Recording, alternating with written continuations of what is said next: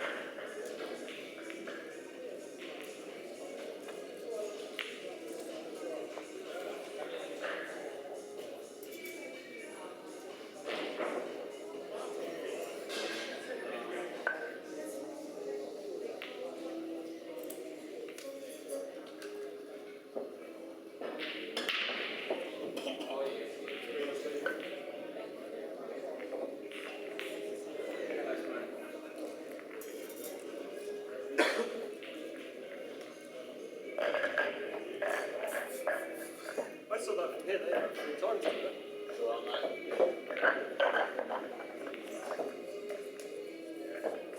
Doesn't matter what. Right, boy.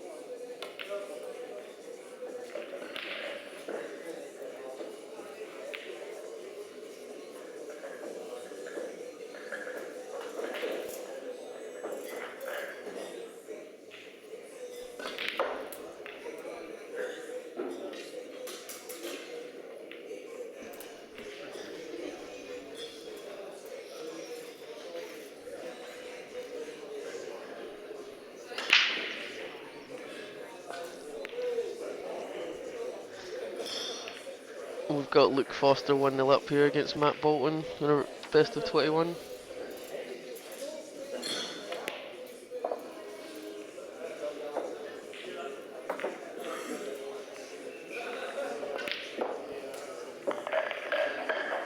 Looks like Luke's going for the out.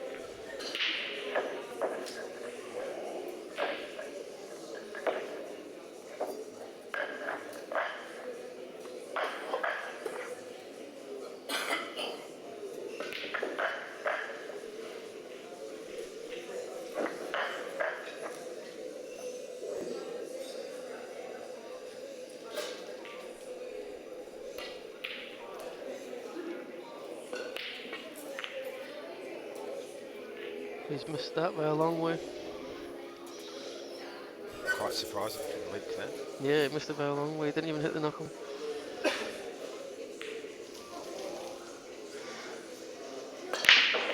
Can't see Matt going out from here, but he is playing well.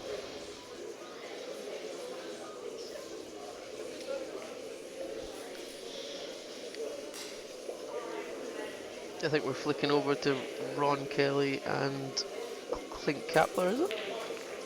I believe so, yes. Ron Kelly and Clint Kepler's match once they get started. Clint having a bit of a rest from his long match there against Paul. What was the final score? What do you know what the final score was between 11-9, I 11-9? think.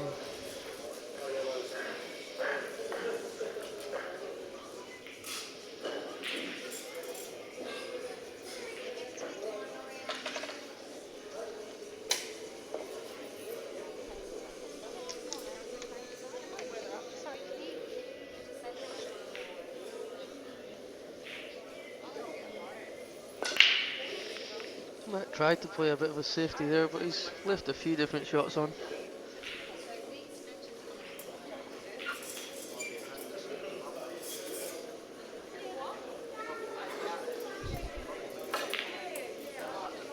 The winner of this match will play the winner of Ron and Clint in the semi-final. Still, both all got double chances still.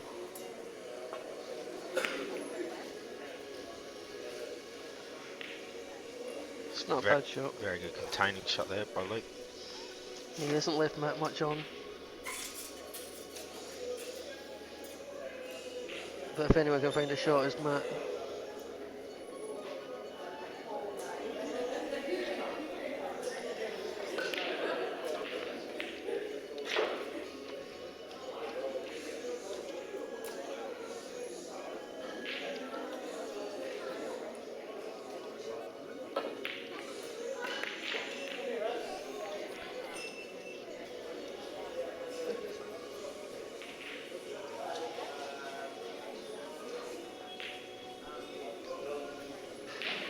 Passes that other sheet over, please.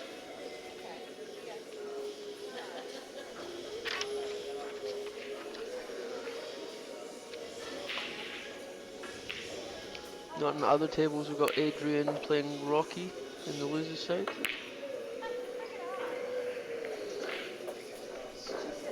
And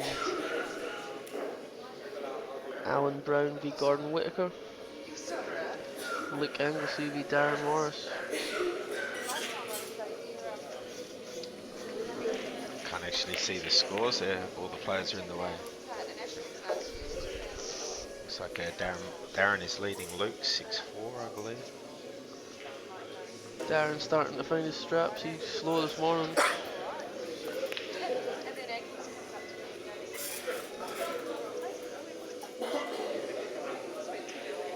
Some quality players in the loser side now.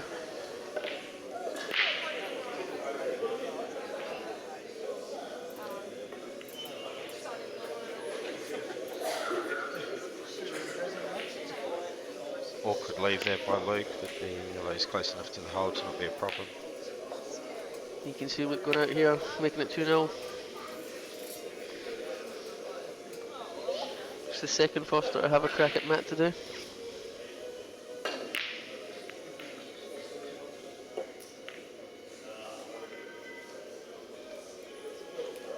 Can't see either player racing up to a 7-0 lead in this one though. Nah.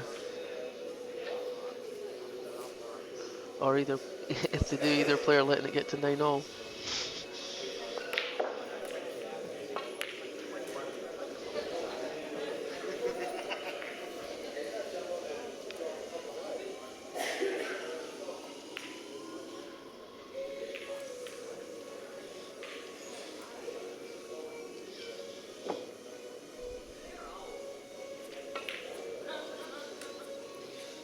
Held the white for an easy shot into the middle. Should be an easy shot into the middle.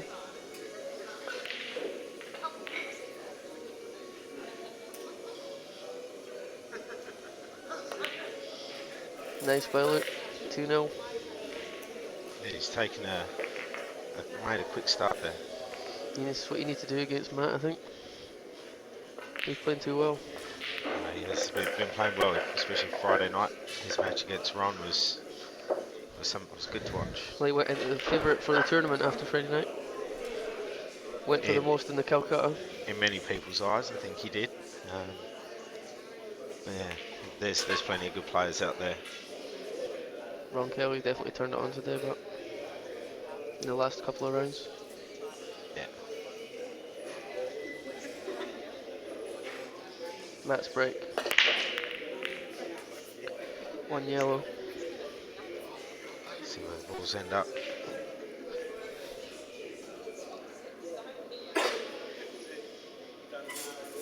Not sure what he'll go here.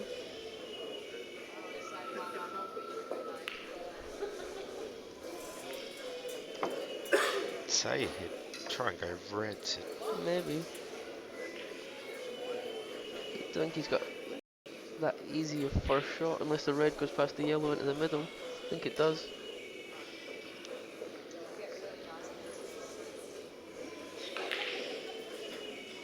And red, you definitely probably want to try and get on reds.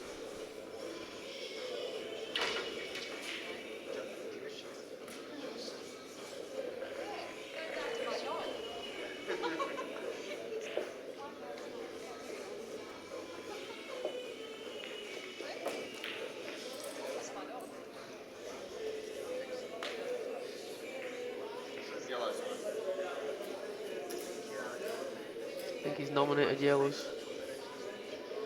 Obviously didn't like a first shot on reds.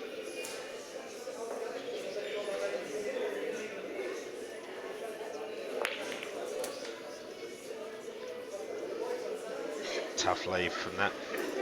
Yeah, he done well cracking the bad yellow out, but hasn't left himself a pot on.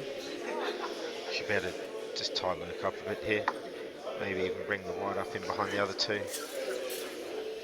I think that's what he attempted there. Yeah.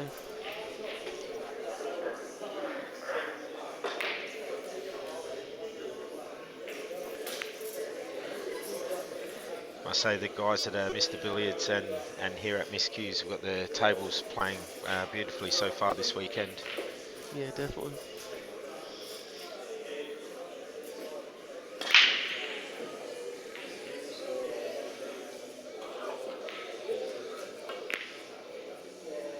That's a great shot by Luke. Again, a bit unlucky on the leave, Yeah. but he's got that pot up the top of the table there. Yeah, a bit unlucky with that other red going so close to that. His other red there. There's still plenty of work to be done in this frame.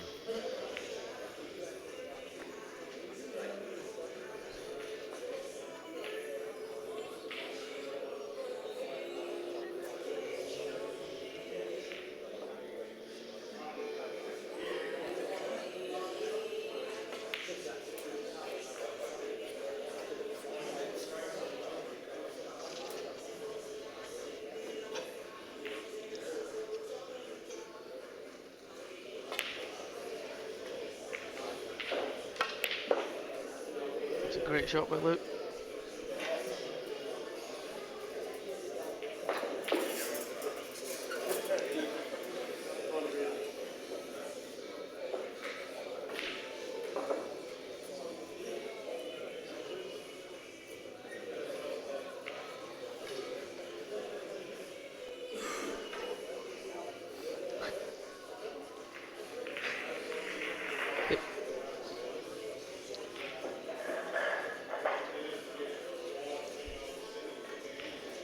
He's got a bit of work to do here, Luke.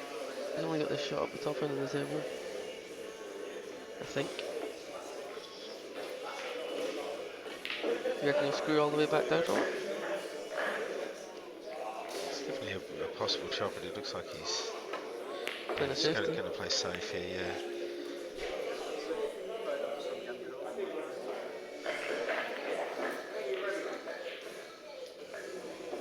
Did he get it? I don't think he did. Yeah, it looks like he's... Left it on? No, I don't think he's left the pot on. Might be able to hit it.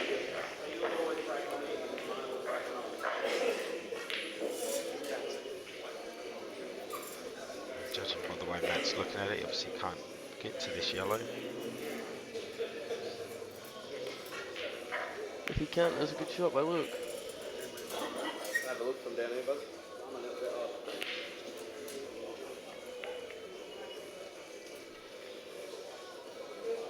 It's to be expected from somebody that's won multiple state championships at every level he's played. Yeah. Obviously now into the senior side, and won't be too long until he steps up and does it again. I don't think he's doing it this year. I think he's having the year Hey, off. Clint. from the stateside. Yeah, we borrow you, please, mate. But next year I think he's coming back in, seeing it's in Melbourne. He's that good, he can pick and choose what years he wants to play.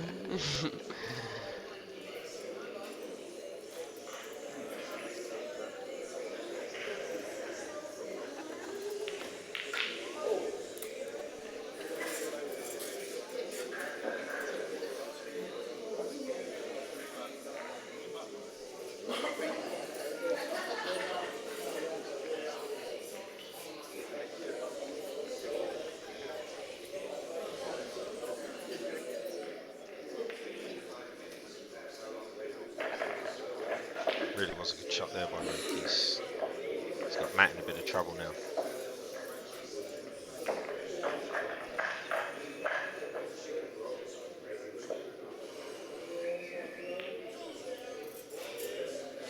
He's taking a bit too long on this shot, Matt is.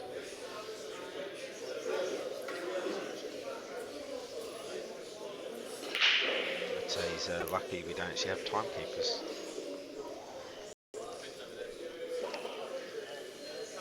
I think.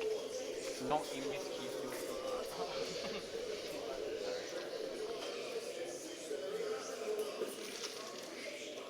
Adrian just won another game against Rocky, but I'm not sure what the score is.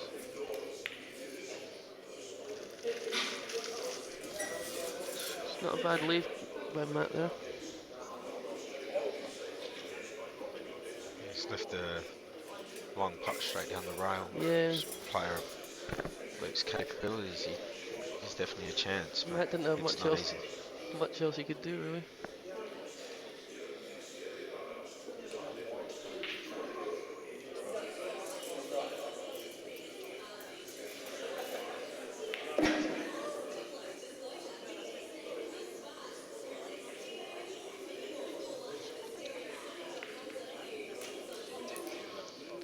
Looks like he's going to be putting the red over this bottom right pocket. He's In going or the over, I'm opposite sure. pocket. He's hit it good pick. Looks like we're getting ready to switch over for Ron and Clint. A bit premature there. It's probably not the first time. We still talking about pool? Of course. That was a good shot by Luke there, covering that pocket from Matt. Matt hasn't played that well enough, I don't think. It's left nothing easy there though. And he's covered the pocket for the black to go in. Maybe. Looks like it from here. Don't think there's such a thing as awkward queuing for Luke Foster.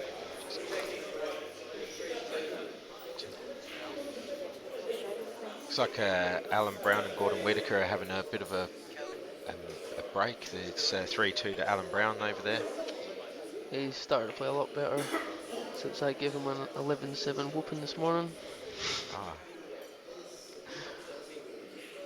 That was a good effort by yourself, I was watching. It's a shame because I bought him in the Calcutta and now I'm out and he's still in. He could have double chance if I didn't beat him.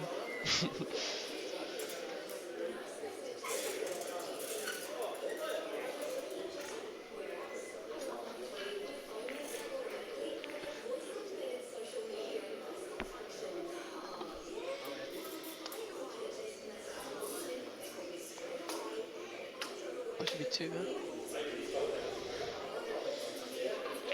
Look should be 2-0 up. Yeah, it's 2.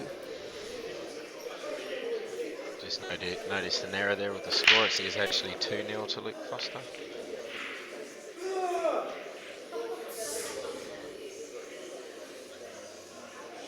Looks like he's going to want to try and get this tight into that pocket there.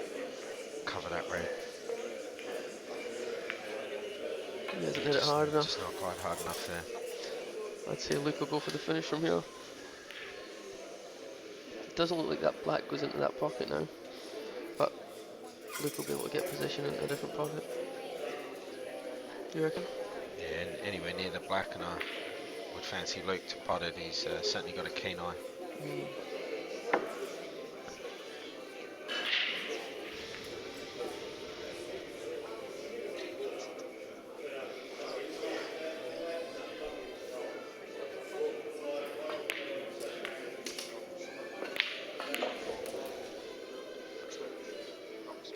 Darren Morris is 6'5" up on Luke Anglesey.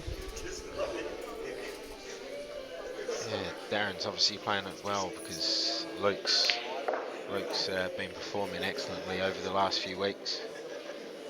He's definitely been the best player at state trials this year. Yeah, well, I think him and Nathan have really pushed each other the whole way, and it's gonna bode Old well Adrian. for the team. Old so. Adrian's been popping in there with a few big numbers. Adrian. Yeah, Adrian's had a very solid season in the state trials. He's also a good player to have around your team. He's a good vocal supporter of the team and gets your players behind each other. So He's qualified for the men's and the masters this year. that's what you get for being old. Yeah. Sorry, I think Adrian. I heard that you have to wait for the fixtures to come out to see if he can play both. He wants to play both, but it depends on the fixtures. Yeah, I suppose if you have too many clashes, Yeah, you'll have to pick one or the other, yeah. and I think he'll pick men's.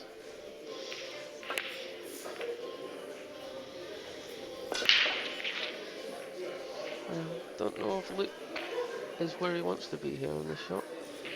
I think he wanted to come across the table a little bit further there. Definitely.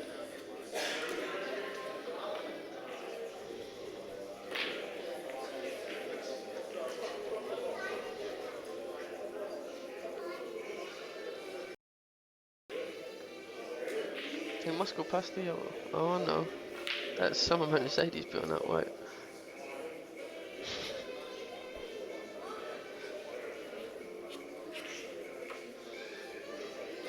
Still back at the potless.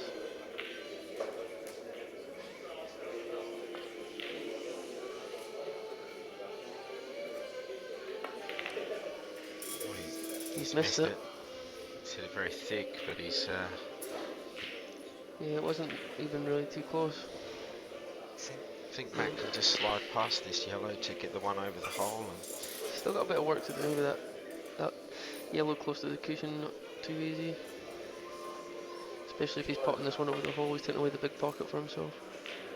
yeah, he should be able to pot it and just run back up past the two yellows.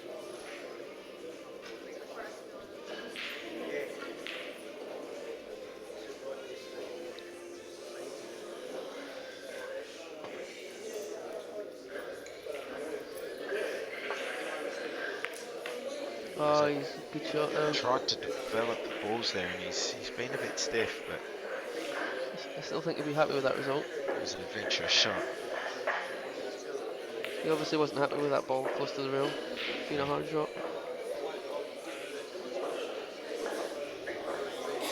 If he plays this shot well, it's quite an easy pot out. This is probably the hardest shot for him.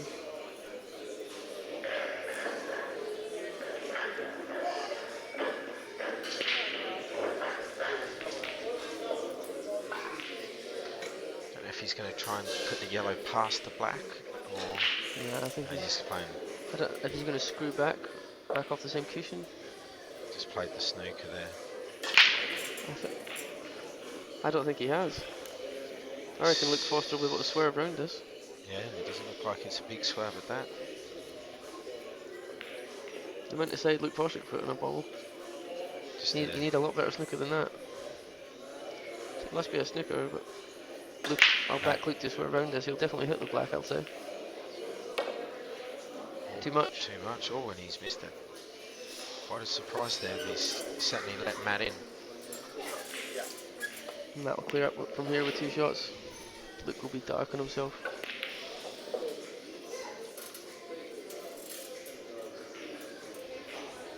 Didn't expect that from Luke. No, I'm sure he'll be able to put that out of his mind for the.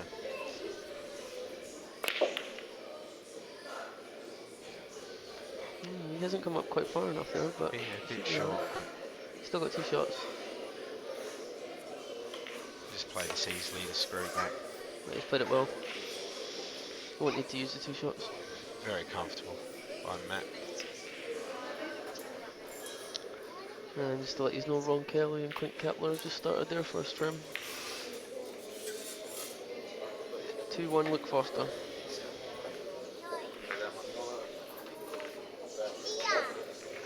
Matt Bolton just won that one, so it's 2-1. And Ron Kelly and Clint just started their first frame.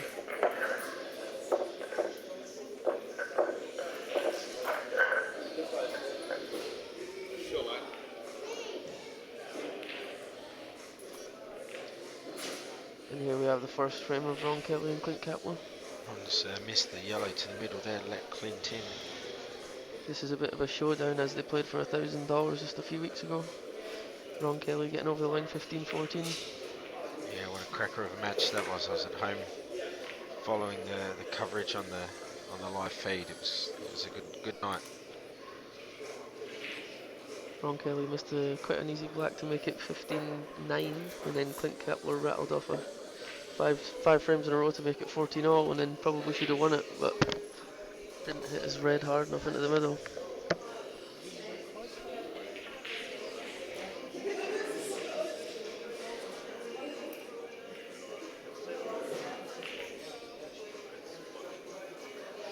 Great shot there by Clint. Clint is so hard to play. I played him earlier on today and he whooped me 11-3. Yeah, I've actually played team competition with Clint since he was about 14 or 15 years old. He certainly played a bit faster then than what he does now. He backs himself so much. Yeah, he wasn't scared of a lot when he was younger.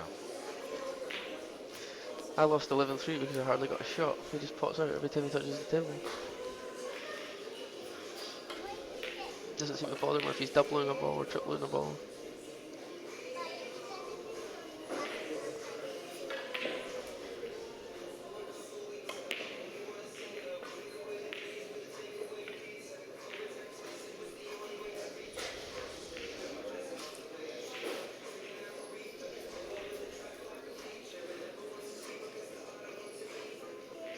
Foster and Matt Bolton just having a couple of minutes rest break.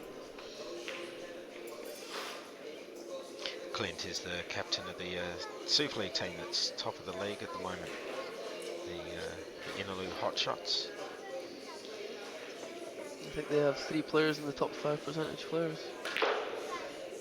Yeah, they're a very good side, but Definitely the strongest side on paper, that's for sure.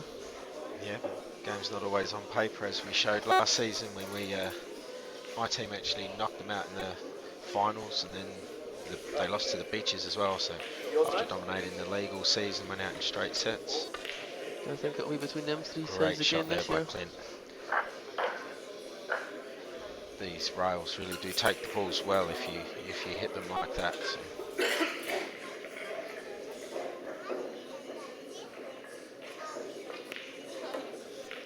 Great by Clint. Looks like Clint's going to go 1-0 up. Yeah, very confident play there.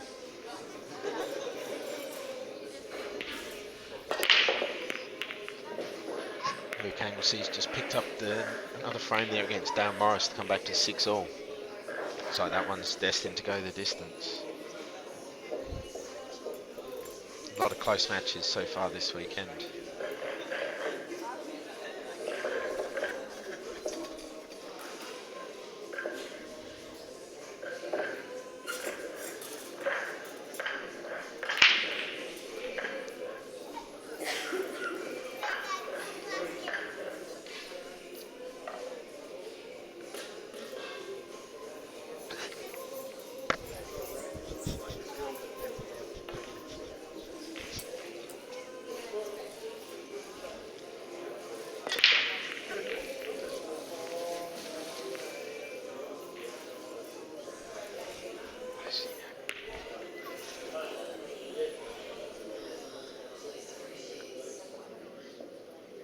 Nice opening yellow there by Matt.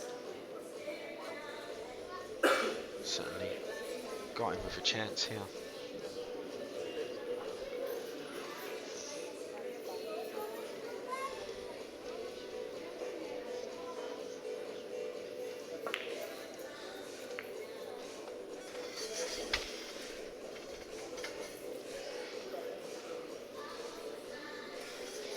Looks like Matt's going to go for the out here.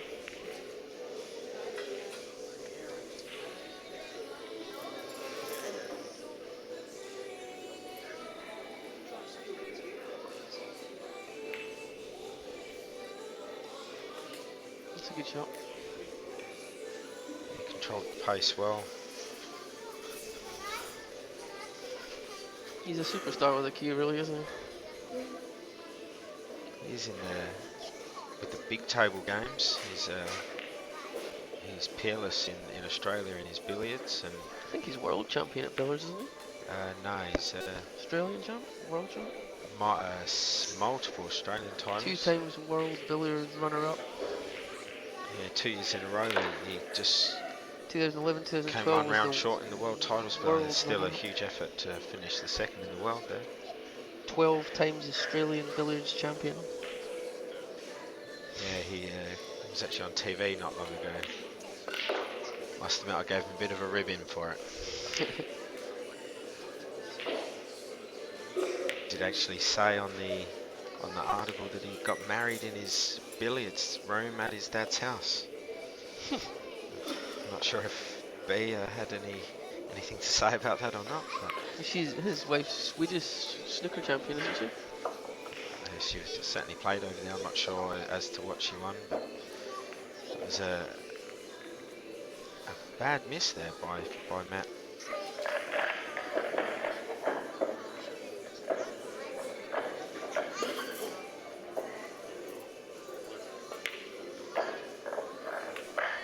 Nice shot there by Luke. Couple of hard shots here, but I think he'll back himself to try and go for that. Might leave himself on a double for that one on the rail.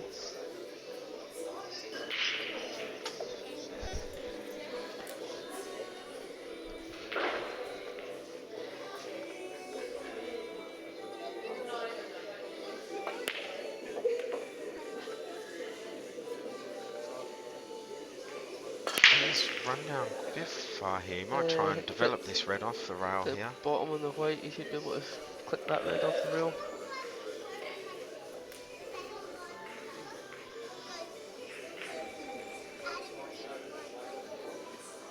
Luke Anglesy's just gone 7-6 up, really finding some form over there against Darren Morris. He's clipped it. Done enough to leave it on in the middle now.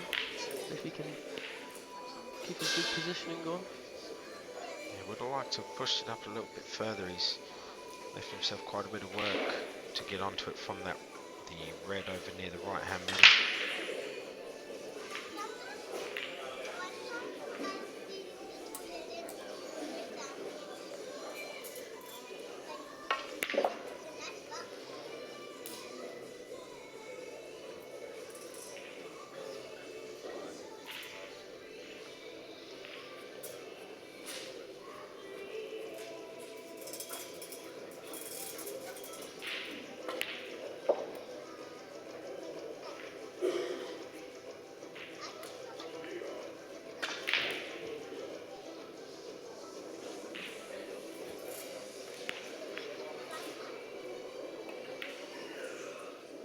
He's missed it. Not very often you see Luke Foster miss them sort of shots. He has, but he's left it. He's left it very tough. I don't think Matt can get past those to the yellow near the bottom pocket, but even if he does, it's not really going anywhere. Very unlike Luke to miss that on an out that wasn't that hard.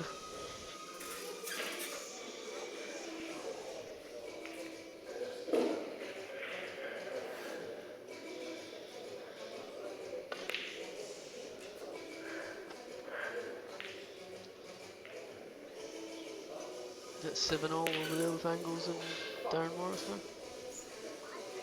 Yep, seems like they've updated the scores.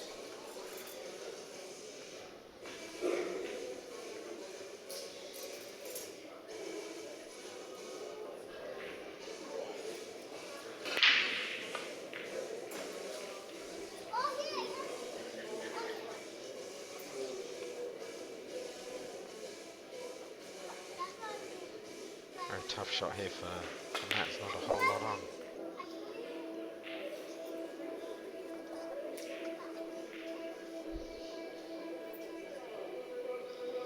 Is he double on? I don't think it is. Unless you plant it into the other yellow. That's a massive shot.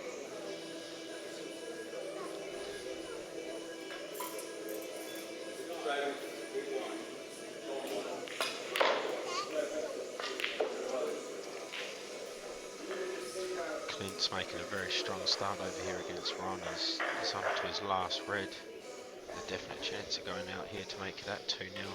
He'll definitely be going for the out. He backs himself to the hill.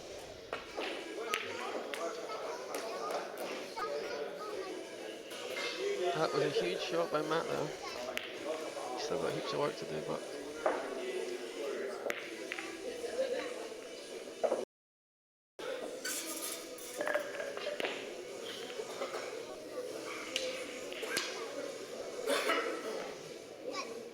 Clint's on the black in the other game. Looks like he's either snooking himself. Yeah, he didn't get the position he wanted. I don't think it's a total snooker, but I don't think he might be can able to cut it back toss into it. the pocket there, but while he's looking at it, he can. It's very tight. Very thin cut. What's Matt Bolton going to do here? That is a massive shot by Matt Bolton. Fantastic shot there by Matt. Huge. This one just past the middle, but I think he'd be able to Still pop not that. easy whatsoever, but He'll come off the 3 rails here and leave for the black at the top left, I believe. thin cut.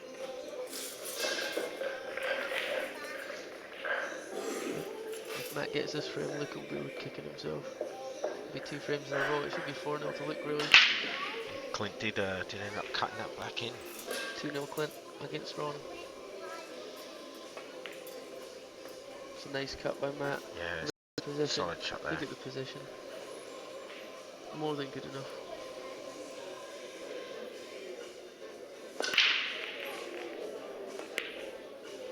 That's a huge frame from Matt Bolton. Luke will be kicking himself big time. That's 2 frames in a row. You'd expect him to win. 2-0 Clint Kepler against Ron Kelly. 2-0 Ron with a Luke Foster. dry break there. There's been a number of dry breaks throughout the play. How did you go? Did you drive break a lot? Yeah, I struggled to get a ball off the break, and I know I wasn't the only one.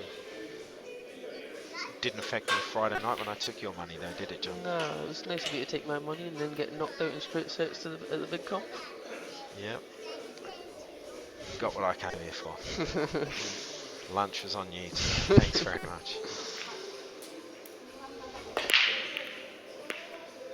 Alan Brown's looking solid here for this frame in what's proving to be a tough match over there against Gordon. A couple of the golden oldies. Don't know what Alan will say about you calling him a golden oldie, but I'll agree. The golden part or the olden part?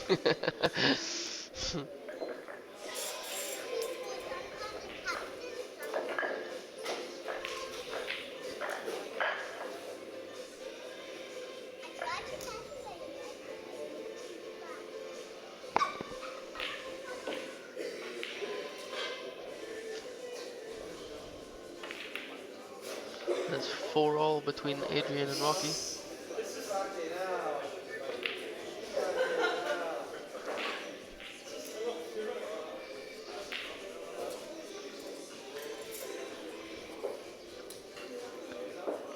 that 4-2 to Brownie against Gordon?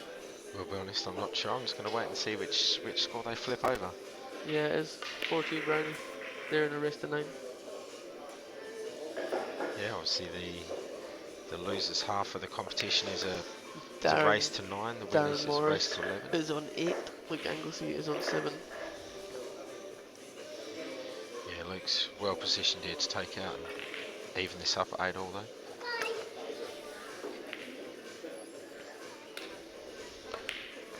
Clint Kepler's going for the out again here to make it 3-0 and 1. Put the pressure right on him. Yeah, quite inviting middles here at miscue, so I'm expecting him to put this in and screw back this other yellow. Oh, he's missed it. I spoke too soon. Commentators curse, so they say. Yeah, I'll have to tell Clint you said that, Lee, and jinxed him. Let's see if Ron can punish him here for this mistake.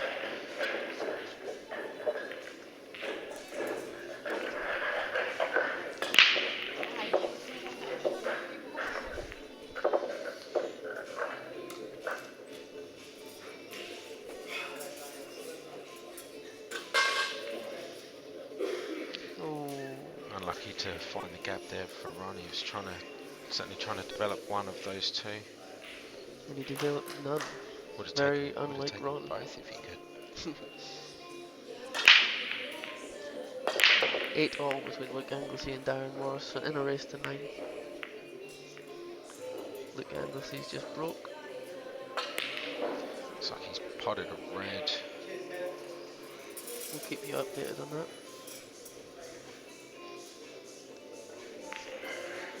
Ron Kelly trying to play safety. He's played it very well, I think. Leaving the white as the top cushion.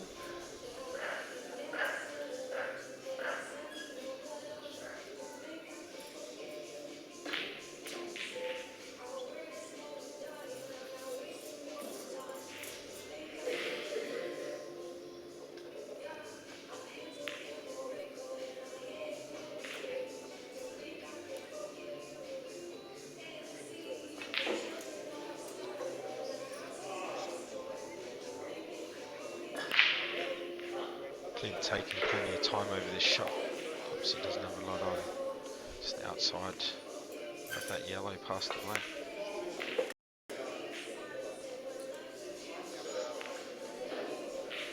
Yeah, he didn't have much on at all. I don't think he. I think he was trying to push the white up and leave it on this bottom rail. Yeah. But he's certainly let Ron in He here. wasn't sure what to do there, I don't think.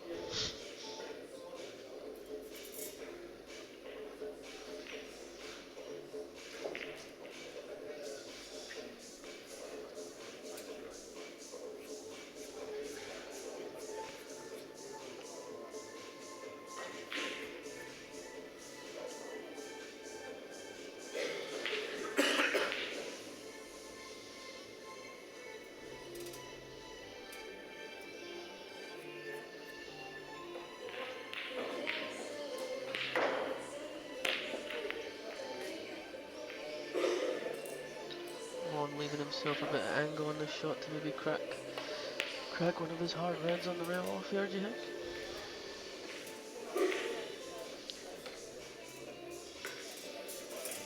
It's certainly possible, but the black's going to make that a little bit harder. Yeah, bridging over the queuing black over now. it, but Hard for most humans, but not hard for Ron Kelly. yeah, I'm not sure that he quite falls under the human category. Yeah, definitely not human. Played the shot. He said, what black?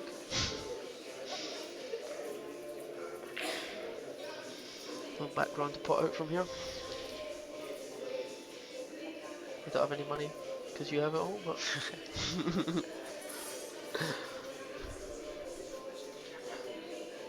Flips himself very straight, but I think he'll just screw back up past it. Great queuing by Ron. Should make it 2-1. Unless he makes a very bad mistake. Just noticed that Ron's there repping the Mr. Billiard shirt. I wonder if he paid for that shirt or whether he's getting paid to wear that shirt. I don't think Ron has to pay for much when it comes to 8-ball pool, mate. I think Ron's going to try and make Clint pay for his earlier mistake though. Yeah. He's played a bad shot there, but... Dropped very short there for Ron. He had a lot of we margin really are for error. jinxing these guys. It's good. Room for an exciting long Yeah, night. if we're not in the comp, we'll jinx everybody.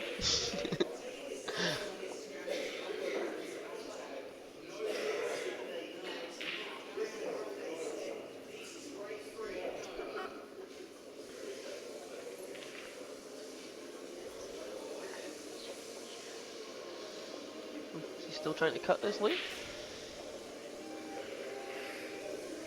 Is he playing a safety or is he trying to cut this? I think he's going to play it safe. Playing Yeah. a safety. He hasn't. He'll be annoyed at himself there for Would getting have out of wanted to have position. left that red He's left it on too. easily potable next time. He's left the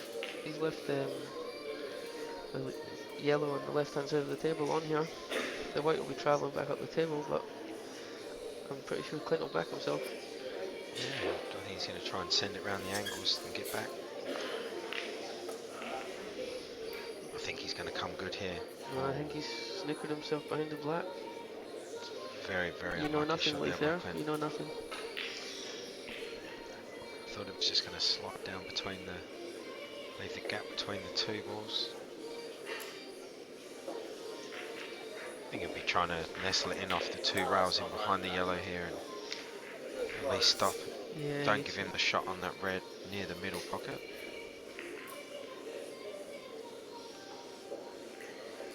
He's played it. Has he got it? Has he left it on? I think he's blocked the ball to the middle. Yeah, I But think he has. Ron will play a safety, snip it behind the black again, leave the white up the other end of the table. yeah, he'll want to push that red somewhere out more into the open.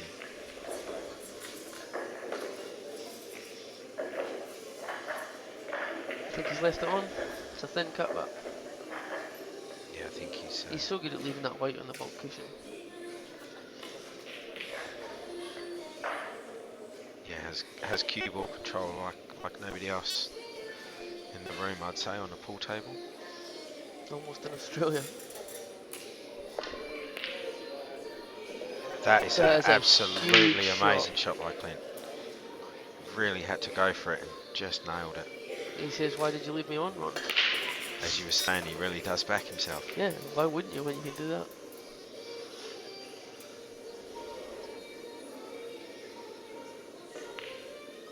That's brilliant by Clint Kepler. 3-0 Clint. I think Ron's just realised he's in for a match here. I think Ron's realised he can't set Clint up like that. Yeah, how dare he leave him on? Yeah, how dare you leave him on a double like that?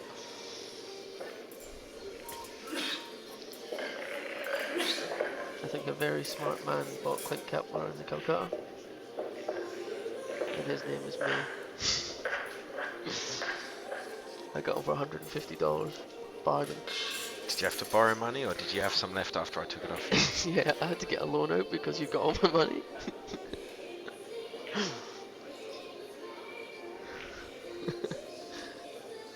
You have my number, I'll be happy to play you for it again one day. Give you the chance. I'm a nice 3-0 guy like Clint that. Yeah.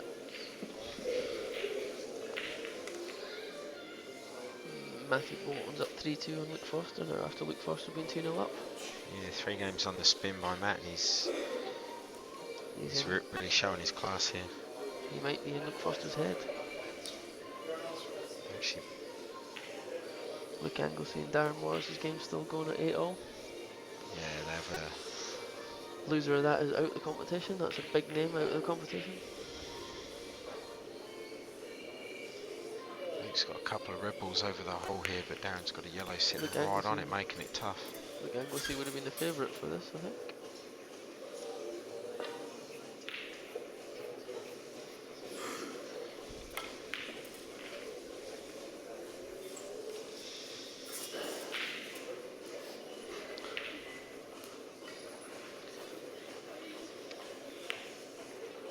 I think Luke's got to be favourite here to tie this up at 3-all. There's Yes, it's not a hard out. 5 balls left, but there's an easy out, as you say. And he's just... That's certainly not going to make it easy, but He'd still say he's definitely in control. He could run this red up onto the other red over the pocket now. I think he'll back himself to put that red down in the bottom right hand pocket. I think he's looking at that shot, as I said.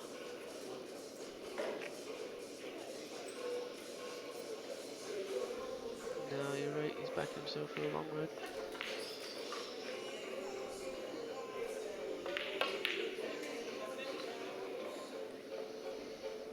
He's taking it now.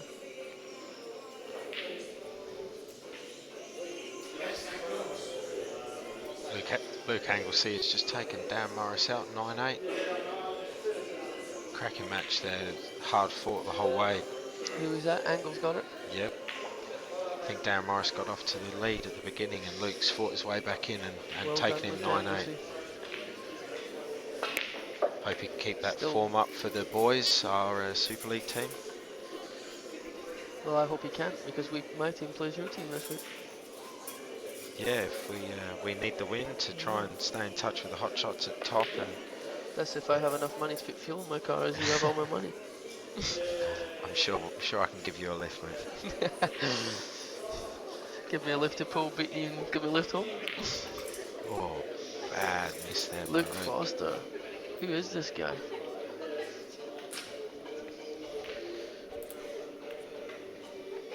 Hasn't left anything easy, but Luke, certainly Luke backed him to Anglesey pop now up. plays Paul Dickinson in the next round.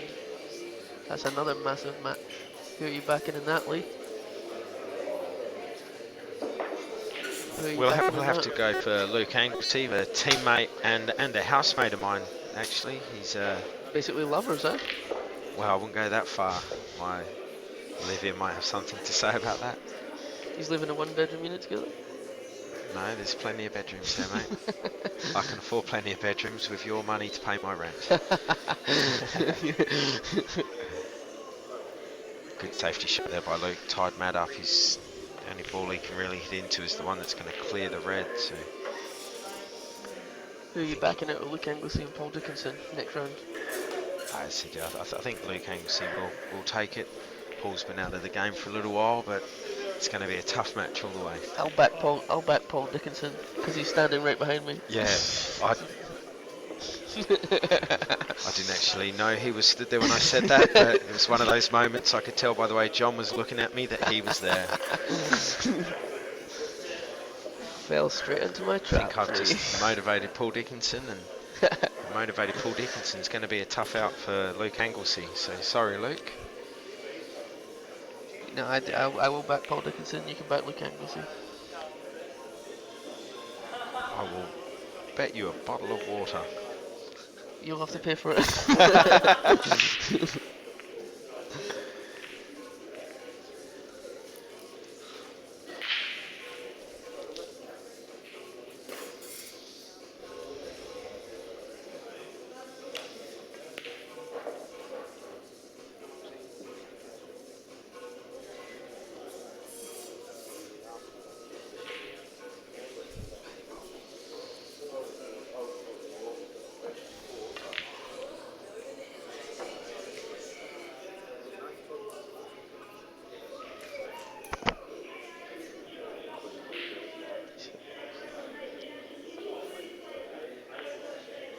Seen on our screen that Clint Kepler's actually 4-0 up against Ron.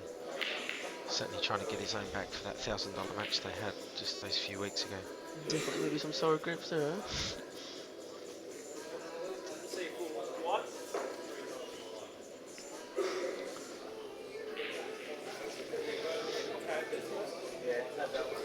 Alan Brown 5-2 up against Gordon Whitaker.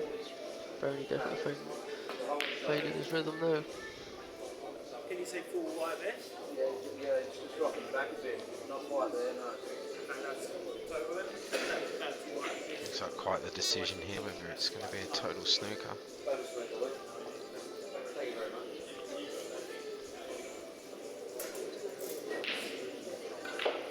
I'm glad I'm just the commentator and not a referee on this one, to be honest.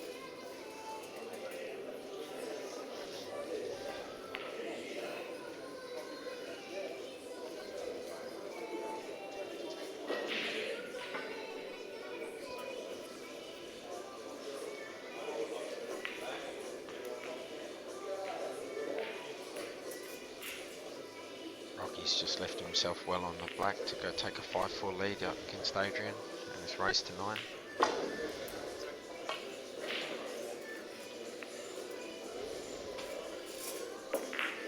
What did Luke Foster just do there?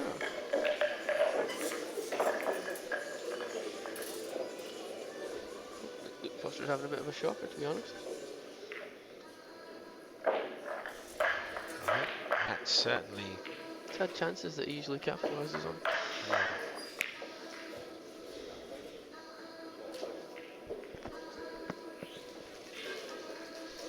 both players known to be a little bit hot heads at the time. Maybe Matt's just inside Luke's head a bit here. It wasn't the best shot there by Matt. Didn't clear that pocket for the yellow, so.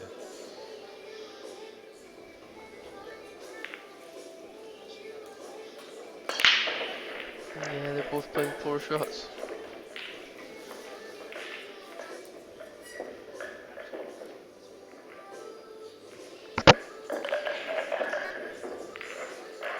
Rocky just broke and potted the black off the brick. I think it's the third time I've seen that this weekend so far. I personally believe that should be a win. But ask me that if somebody does it against me.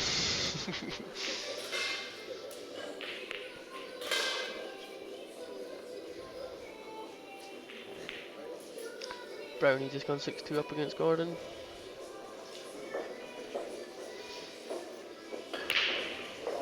If Brownie wins, he'll be playing his old mate Steve Saxon in the next round.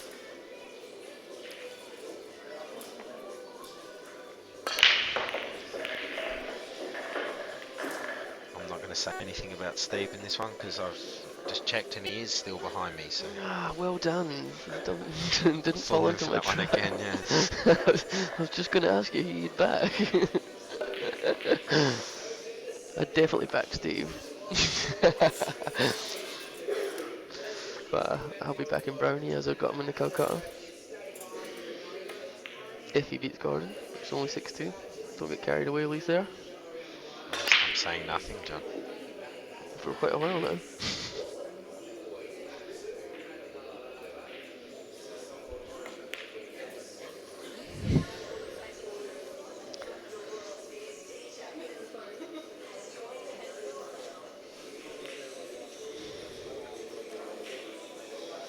The winner of Rocky and Adrian will play Ben Foster in the next round. The younger of the two Foster brothers.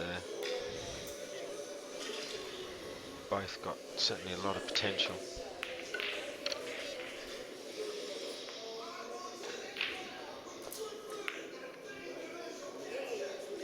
Oh, it's going to fall short there by Matt. Matt is just given away 2 shots to Luke, which was a poor shot, but it's not the easiest of out, so it's not a bad lead really, is it? I wonder if he can get this spread out and with this first shot. I think he'll take it now. He won't go for the double on the other red. You're trying Try and to get leave it out now. open for a bit of luck here. Keeps the left hand side off the back rail. Push the red towards the other middle pocket. Middle, yeah. White. Yeah, it's not bad. It's worked out very well actually. Got to be happy with that. Luke Foster. It's finished really well if you can just run straight through past this black. He's missing shots for a change, but at the moment, maybe feeling the nerves a little bit. Ron Kelly on the board, did I just hear? Ron get his first win now. 4-1. 4-1 to Clint.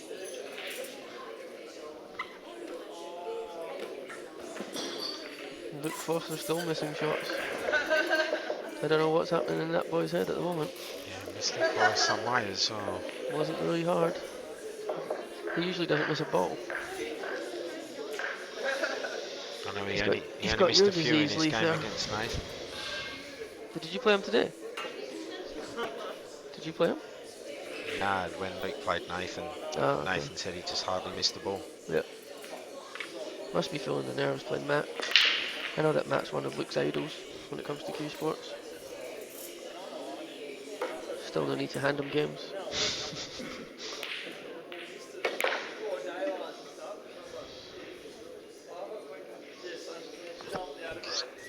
Just run far enough here for Matt to be able to cue past the red and pop this yellow and run through towards this bottom rail.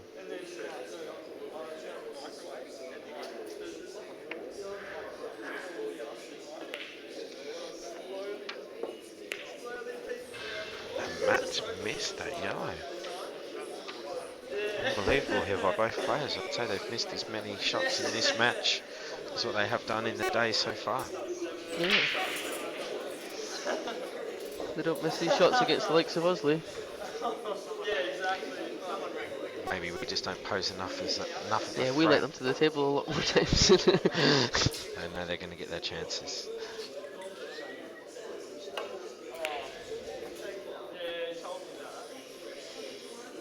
Solid pot there by Luke. He's come out to the middle of the table. I'm not saying I'm backing him anymore because he's missing everything. Probably means he'll pot it now.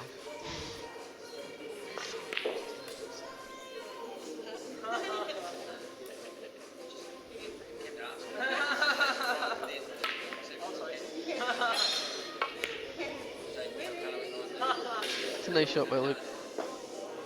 Gonna back himself for this long black to the bottom corner. This is about the same black as Ron Kelly had against Clint Kepler to beat him in 15-9 in that money match.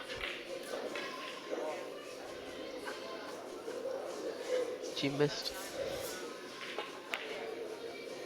Luke doesn't miss. 3-all. Scrappy game. Important frame there for Luke to win. After losing 3 on the spin, gets himself back. Yeah. I think we're just going to flick over to Ron and Clint's game for a bit. As the standard of Matt and Luke's game dropped a fair bit. Not something that's been lacking in this match. Clint going for a pot out for a change.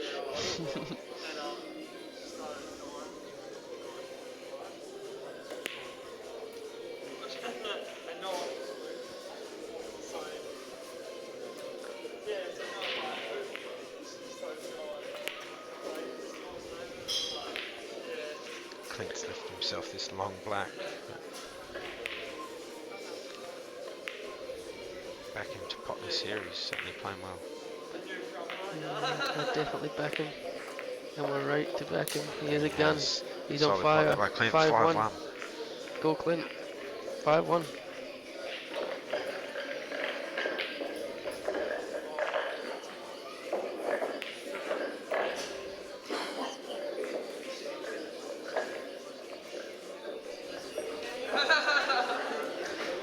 The only other game that's happening we don't know the score of is Steve Ducamp v Michael Ballum. Do we know the score of that? It's 8-2 to somebody. Well, saying that, there's a couple of scorecards over there. 5-2? I can see a 5-2. There's a couple of scoreboards over them, so I'm not sure which one they're Behind using. Steve there is 5-2, but I don't know who's winning. I'd say Steve will beat Michael. We'll be able to tell you in just a second as Steve just potted out.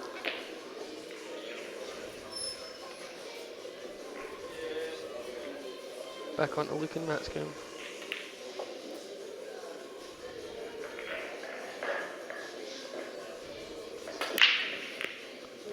Steve Ducamp winning 6-2. Yeah, definitely back Steve to beat Michael. Steve knocked me out just a few hours ago. Beat me 9-6. 9-6. I didn't play the best, to be honest. I actually think the winner of that match will get the highest placed intermediate player for the weekend, which Yes, so do I. comes with a nice $1,000 prize. It's not to be sniffed at. No. You wouldn't expect either of them to be favourites for it before the tournament started. Now you would have thought you were the favourite, John. You'd- But Well, yeah, probably us two losers sitting here, we're probably close to the favourites for the intermediate. the Turns out prize money that comes with a comp like this wouldn't be possible without the sponsors that we've got here. Mr. Billiards, Braden, recently purchased the company, and Code Drop, web design and e-commerce specialists. who are they? Not sure, mate. It just tells me there to say it. Just trying to make sure I get paid. You sound really intelligent then.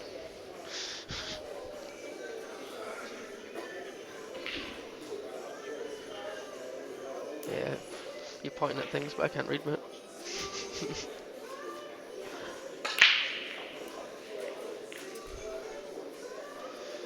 Brownie 7-2 up on Gordon. Yeah, these pool players showing these snooker guys how it's done. Gordon, a snooker player, is he? Certainly a snooker player from long back. Still plays? Yep. Still a very good player as well. Yep. That's true. He's just about to, well, he's 7-2 down.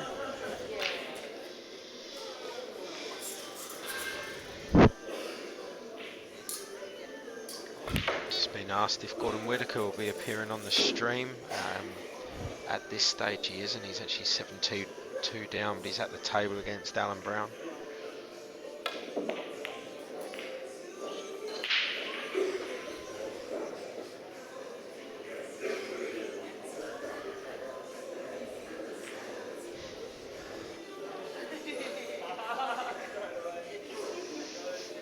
Matt with ball in hand here.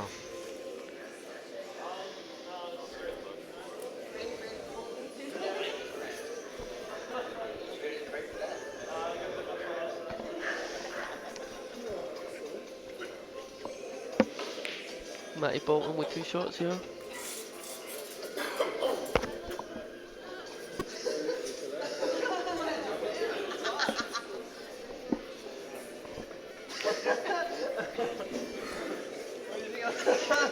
Posing like that. You say no much.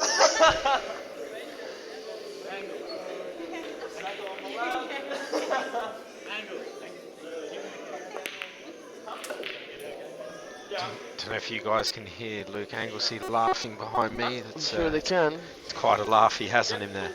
It's not something I would do in public too often. I wouldn't come out in public if I looked like Luke Anglesey, to be honest, too often. He didn't hear me. Excellent. Him and Paul Dickinson are going to get their game underway. Yeah, really looking forward to that match. You're back in Angles, I'm back in Deco.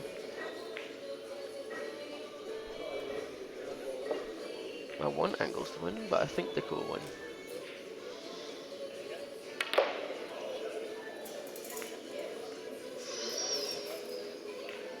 Not quite where Matt wanted that.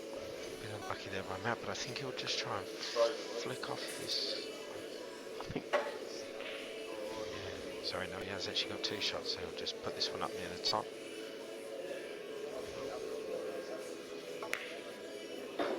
he's nailed it. Solid pot there by Matt. He's confident there, wasn't he?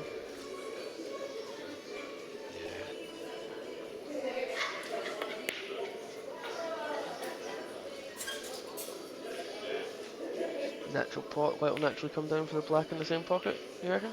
Or the black in at the bottom? Depends if it's a bit bottom on it or not. Yeah, same pocket. Oh, he's come way too far there, hasn't he? He has. He actually ran on a bit far the shot before that, which has led him to do this, but still with 2 shots, Chip. It's a really... Oh yeah, he still has 2. Doesn't really matter, does it? He's missed the pot, but it's going to sit out Yeah, well. I forgot he still had 2. So 4-3, Matt Bolton. 4-3 Matty Bolton.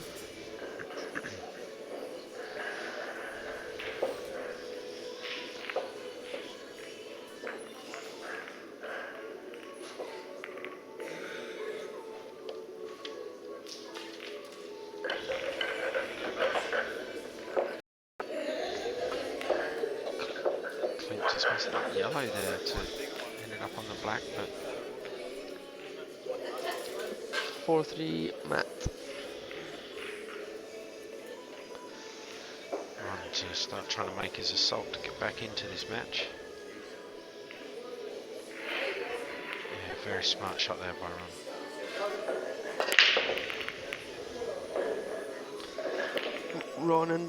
Ron and Matt, the 2 favourites, still in with a double chance.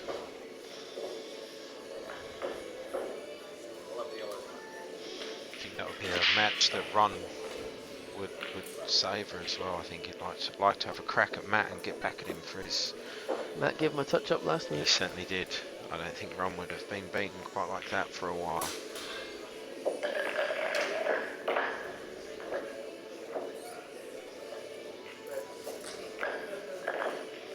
I heard you got lucky last night.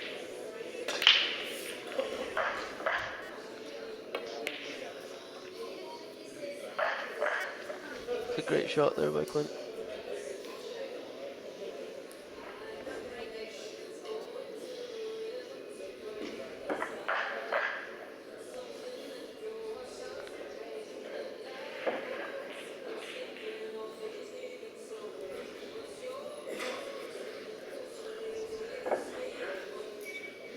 Are you going to take your lovely girlfriend out for dinner with my money, or? I think I might just do that. Be quite a nice dinner as well with the amount.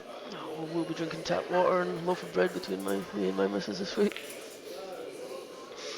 Hope you feel okay about that. It's your fault for not getting to 11, mate. Yeah.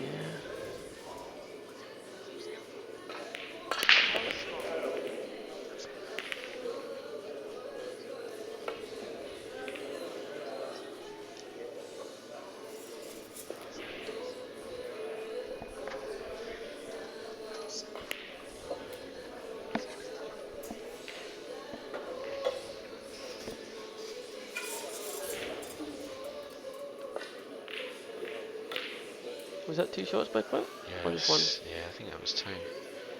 It was 2? Yeah, it looked like they acknowledged there was 2 shots there. Certainly looked to me like I it. didn't see him call it, but...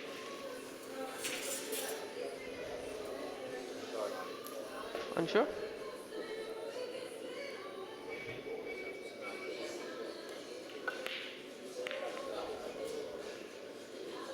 It's a good shot.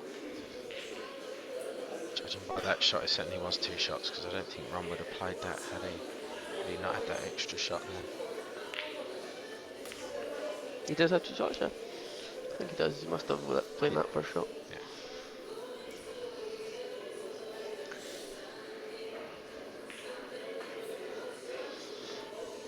Adrian is 6-5 up against Rocky, and Rocky's chest is puffed out big time.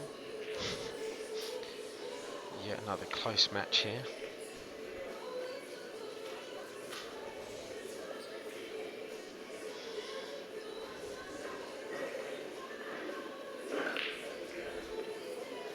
Rocky done well to beat Mark Carroll in the last round. It was 5-all the last time I seen it. Obviously he won because he's here. Mark Carroll been playing very well.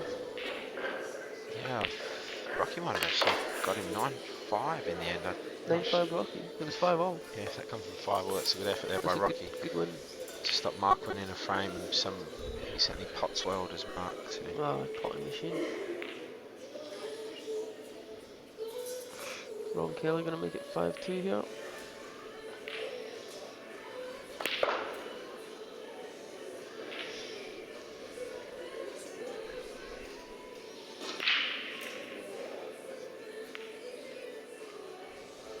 Still got 2. Clint Kepler 5, Ron Kelly 2.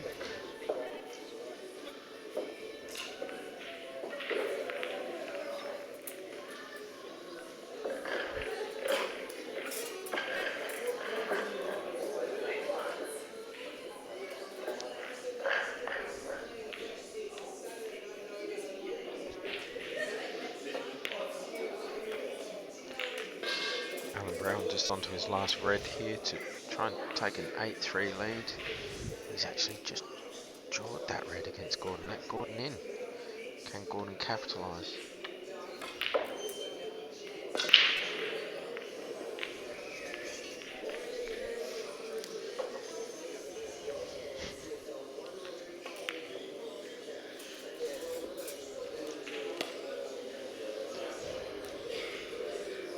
Yet another miss there by Luke. He's left a gap too for that yellow at the fan. Looks like he's looking to the sky, doesn't quite know what's happening. I'm not sure what the sky's got to do with it. Maybe there's something on the roof he likes.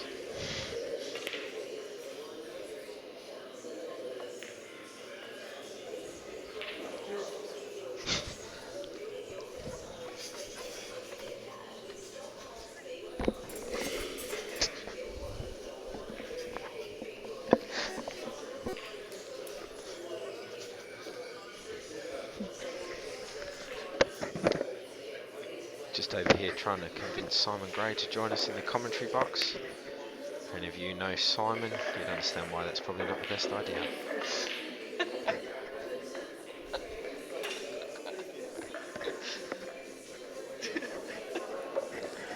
Love you, Simon. Sitting right behind me, listening to everything I say.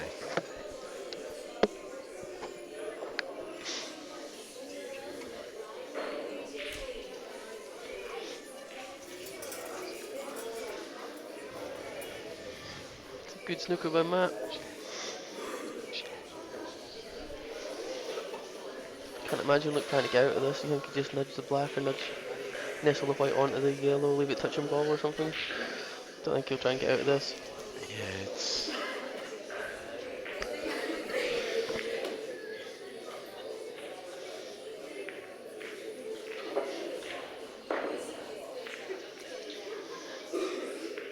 It's not really easy to try and hit one of these reds.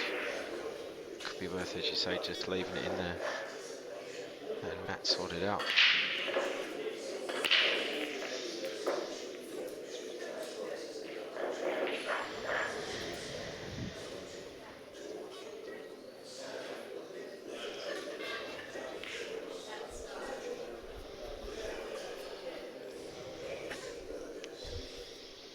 Oh yeah, I'm okay, thanks. I don't want a drink. Please just got a drink. I get nothing because I have no money. Chuck it on my tab, mate. Can you pay for my tab at the end of the weekend as well? Technically, it would still be you paying for it, I suppose. It's a big shot by Matt there.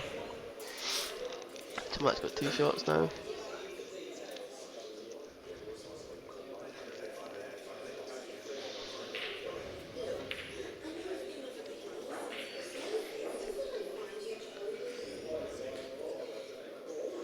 You think Matt will put out from here? 2 shots? He's certainly not easy. He hasn't got a lot of angle here on this yellow to do a lot with it. So And the black kind of dead too. yeah, he can use that red's leaving a big pocket. Looks like he's going to go for the double. Yeah. He's missed it. I had a feeling he was going to miss that. But he's still on this yellow down the rail. See where the gap is, where the red's over the pocket? Punch that yellow in there and knock the red out. He would have liked to have Still had 2. got that double though, so he could still have the 2 shots. But there's only still a chance here, but that black's going to cause some problems. He's there for the double back across to the middle, but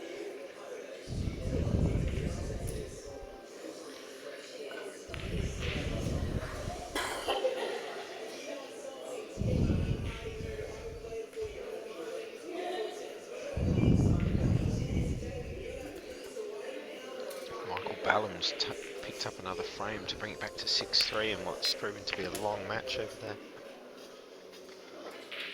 2 intermediate players playing each other still. There's only 2 left in it. Yeah, both performed very well. Michael was hitting the ball very well. Probably some of the best ball I've seen him play.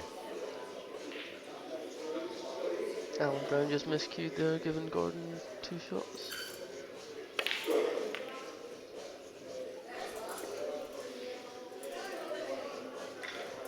Unbelievable leave from Alan though. He did miss cue, but he's not really left Gordon doesn't look too happy about it. Kind of laughing to himself at 8-3 down, and that's the sort of luck that Alan's getting as well. Sometimes when it's not your night, it's not your night. Like last night for me.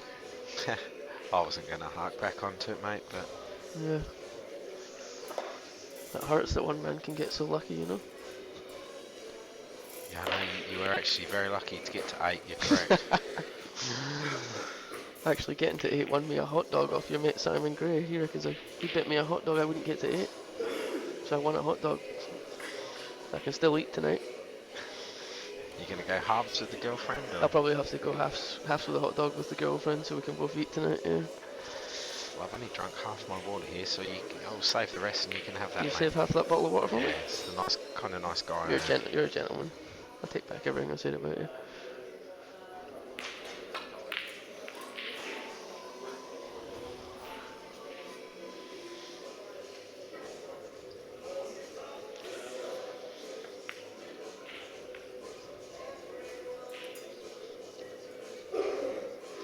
Luke and Matt, you both not getting the perfect position there you usually get.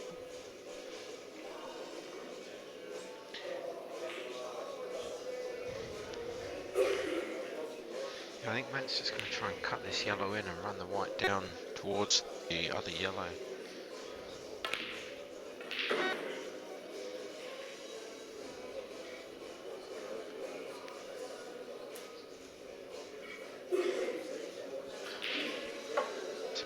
shot here, 'cause if he misses, he's going to leave Luke on. Matty's potted that. Lovely position. Look at that for position. Great shot by Matt. Do you reckon he'll crack that in and hit the black off the cushion, or do you reckon he'll just roll it in and leave the black up the rail for himself? Yeah, I'd say back himself to pot this back down the rail. Somebody who plays as much roll the white snooker as forward. Matt does. Backing himself to pot the black up the rail. Snooker players tend to like their rail shots. You backing him? I am. I think he should not worry about those reds and just worry about potting the black, because I think he's good enough to pot this ball.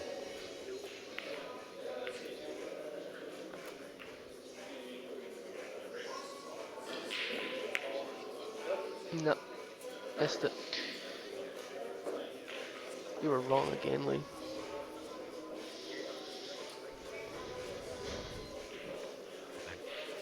Got nothing to say there. Yeah, I seem as though I've cursed Matt again. seems very consistent. You're wrong. Doesn't make it easy for Luke. It's a chance, but he's going to have to play the cannon. I think Luke will have to play a snooker here, off the back rail maybe. Yeah, if he can push one of those off the back rail, push the red over to the side rail, and hopefully sit him behind that other red. And even if Matty goes for the black, there's a chance of might go in off with that gap there.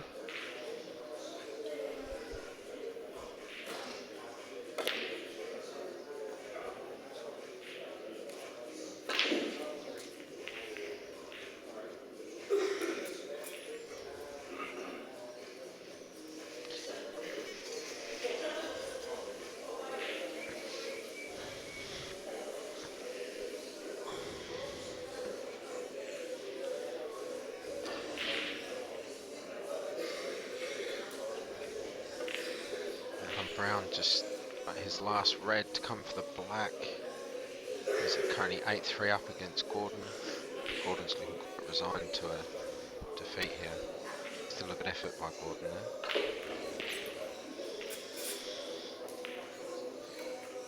Alan Brown's such a solid player. I'm just wondering if do you know the reason that Simon Gray behind us is cuddling a purple teddy bear?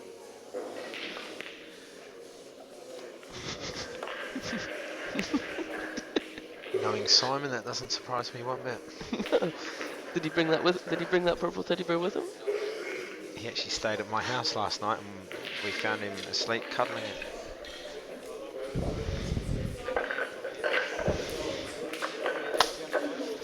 Brownie just polished off Gordon. John just giving Alan Brown a celebratory high five because John brought him in the Calcutta. $110 bargain. Unfortunately for Alan, he drew me in the first round and I made it harder for him. If you beat Alan Brown, it shows just how well I must have played last night to get up against you. Well, I don't want to say it again, but I said it once, I'll say it again. Can't believe how lucky one man can be.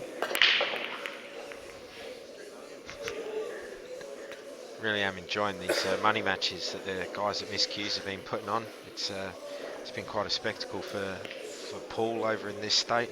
You've played 3-1-3, haven't you? Actually played 4-1-4, so open for Who some have you polished challenges. off? I've got Ben Williams, Adrian Lancaster and Jeremy Bauer, all in money matches at the LPs earlier on in the year, and obviously yourself last night, so perfect record in my money matches. Oh, thanks for bringing that up again. I've obviously been picking my match as well. I'm open for challenges though. I'm sure we'll meet again. It was a very even match last night, so I'm sure we'll meet again. Once I save up $500 maybe. Can't lend me some money?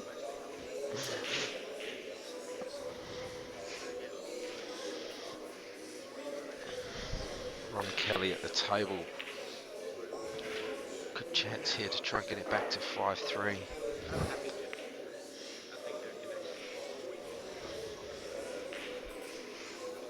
We'll just flick over to that game, will we? That's better than any game.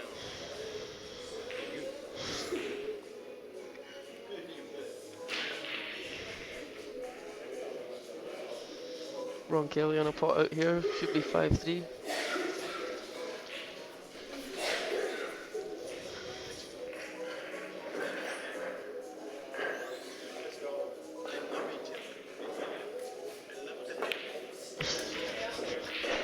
Good shot there by Ron.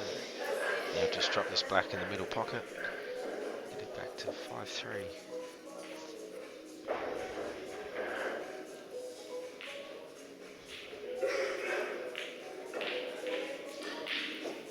5-3 Clint Kepler. Game on. 5-3 Matt Bolton. Luke Foster at the table. What's happening with Adrian and Rocky Lee? Scoreboard says 6-all. I think it's actually 7-6 to somebody. I think it might be Rocky. I don't think they updated the score. Could be wrong. I seen Rocky pot a black just a minute ago. Rocky having his customary toilet break. I'd back Adrian against Rocky, but he must be performing well. I beat Rocky at the state singles on Saturday, 5-4 if you didn't know. You were busy winning as well, weren't you? Yeah, I got up 5-4 against Dax and then 5-4 against Adrian. So Good wins. yeah, come unstuck against Vince Lawson in the semi-final. Just would have been nice to have got up and faced Ron in the final, but It's better that you let Vince go through so Ron has a decent match, probably. now, John. You can only really say comments like that when you win the money matches. You're a money hungry bugger, aren't you? You don't play for trophies, you play for money. Just like rubbing it in. I play for beating Scotsman.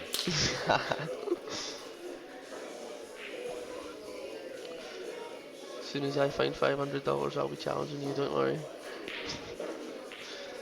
Seems like everyone likes our banter we have with each other as well. Yeah, it's all about creating some interest and That's it. get people talking about the sport. Matt with a chance here with the yellows. Just going to try and come back up the table after this yellow.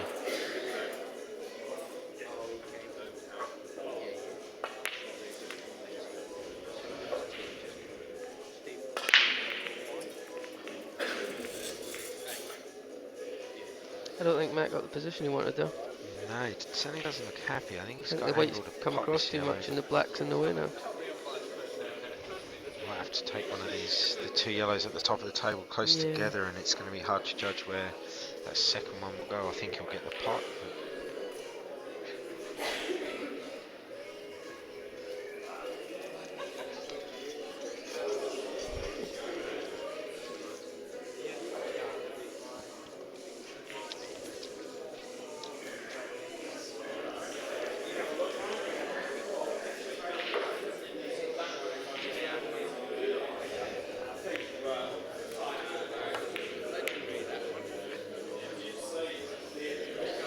Miss there by Matt, but I think he's been quite lucky with the leave. It's got to be quite close to a total snooker.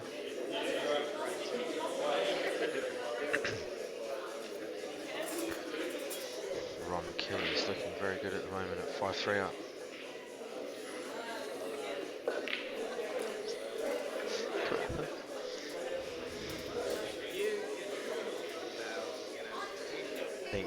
My co-commentator's just had a friendly text asking him if he needs some money put into his bank account.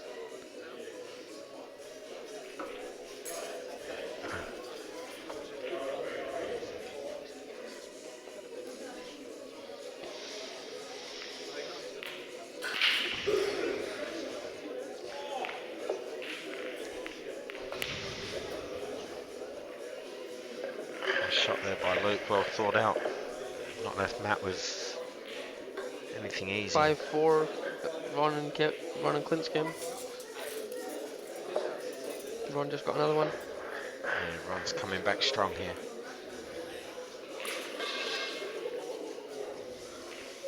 It's important that Clint stay switched on because he's certainly shown the intensity to stay with Ron here, and Ron's charging at him.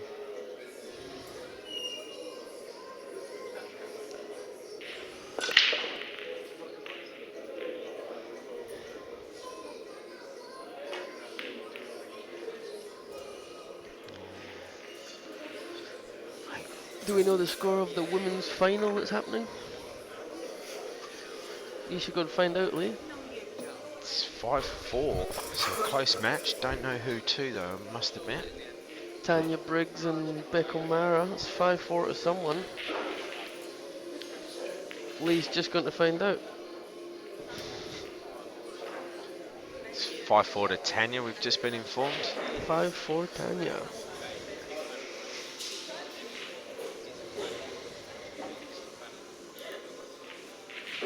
Be a tough fought match there between the two girls, because I often find the girls don't like losing to each other.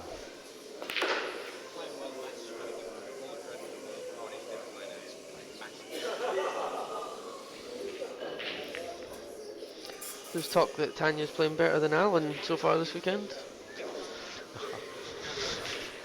Did Alan hear you say that? Or? I don't think Alan heard me, no, but I've just seen there's big talk that Tanya's playing better than you are this weekend so far.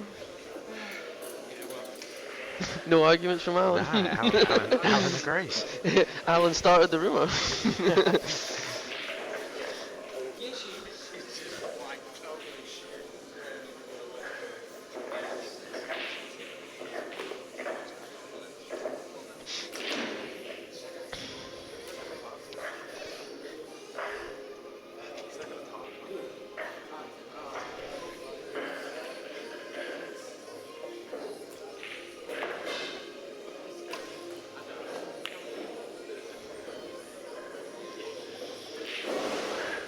It's a big shot. Yeah, good pot there by Matt Bolton. Great shot. He's definitely playing slightly better than Luke. Yeah, he's been a bit unlucky there with the leave though. He's blocked his path to both of those He'll other play the yellows, plant, so yellow onto yellow. I'm sure it's a risky shot because the white's going to just be running up there towards that top. So that's what he's looking at. I think he'll play that. Try and hold the white as much as he can for the yellow at the top of the table. He could do some crazy stuff with a white ball, Matt.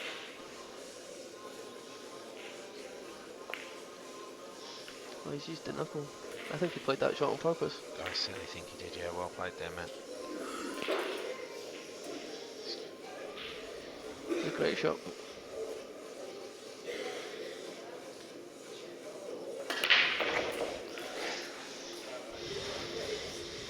Clint Kepler on the pot out on the other table. Yeah, trying to steady the ship and take a 6-4 lead with this.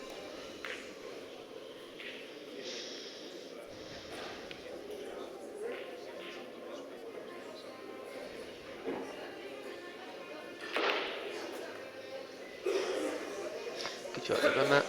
Matt should finish this off, make it 6-3. Yeah, very good pace. I think he's got the angle to just come down off the side rail off the black in the opposite middle. Australian billiards champ. Good shot. 6-3, Matt. Actually read in his newspaper article recently, it's he hasn't lost in a national billiards competition in over a decade. That is crazy. Yeah, I don't care what sport you play, that's quite an achievement. It's quite So freaky. It's only him in it. Nobody else plays billiards, just him. yeah, it's actually just him and his dad. Yeah, just him and his dad, who's 89 years old. It's a payoff for all the hard work that I'm sure Matt's put into Great that shot sport. by Clint so. there, 6-4. He needed that. Go Clint. Bit of an overview of the venue we have here at Miss Q's. Fantastic venue to come and play pool. Been a while since we played on these tables.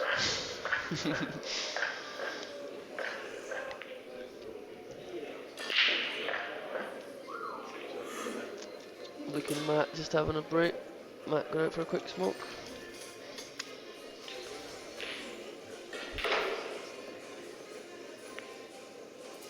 Yeah, I don't think Luke Foster will mind the break there to try and regroup, but back over to the Clint and Ron game here. Big break, but nothing's gone in, so he's let Ron at the table. Try blade. Think he'll try and go these yellows here. And Yeah, definitely. I think the out's definitely going to be on for him. I know me and you would go out on yellows, Lee. Don't know about these guys. Well, I'd have a go at it, mate. Safety game's not the biggest, not the best part of my game. Top balls win games. Yeah, I safely beat you, so I was happy. Safety games for when you're over 40, mate. I'm actually not that far off.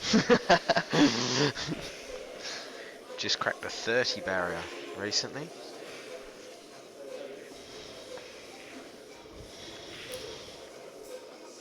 You cracked the 30, did you? Yeah, Wow, certainly did. that is old. You don't look it. Are you saying I look 20 or did I look 40? Well, you decide. That big beard makes you look about 47. Yeah, but I take it your girlfriend loves it. I don't know, you can ask her, mate. We're mates now, are we?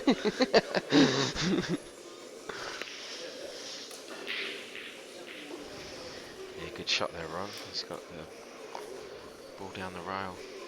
No dead balls here. Should finish it. Yeah, I think he'll pop the yellow up near the red and just stun into the red and push it out the way and leave himself sitting there for the yellow. Steve Ducamp and Michael Ballum still playing. 6-4 now. 6-4, more Slow stars, games. isn't it? They're both Actually, over 50, but there you go. That's the reason.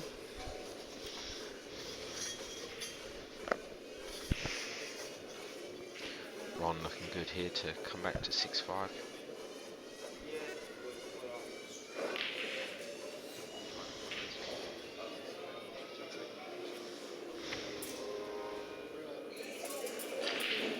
Didn't really want to finish on the rail there, but I still fancy to just drop this into the middle.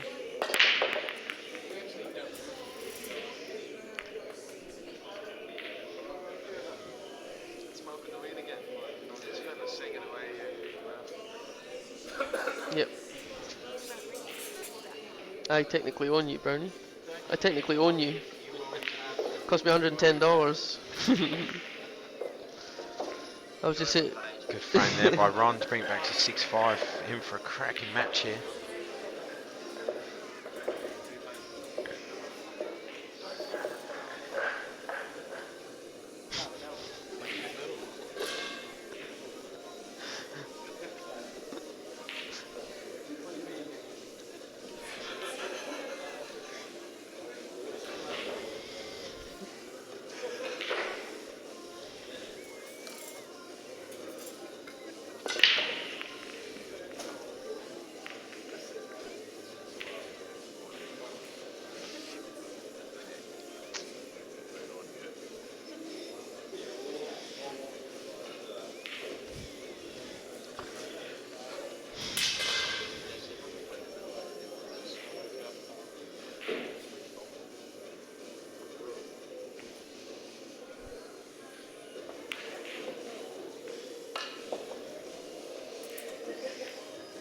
Yellows aren't looking too bad at all for Matty here. 7-3 lead, that'll be huge against Luke Foster. Yeah, I mean, Luke's certainly got the capability to come back into the match, but Matt's playing so well. He had a bit of a sticky patch, but he's hitting the ball well again now these last few frames. So.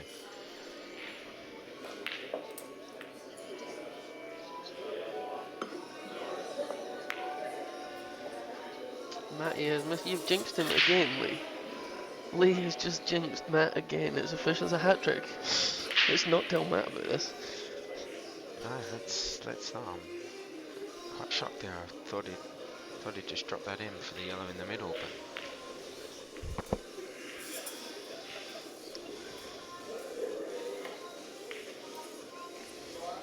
Luke's got a bit of work to do here, but it's not impossible.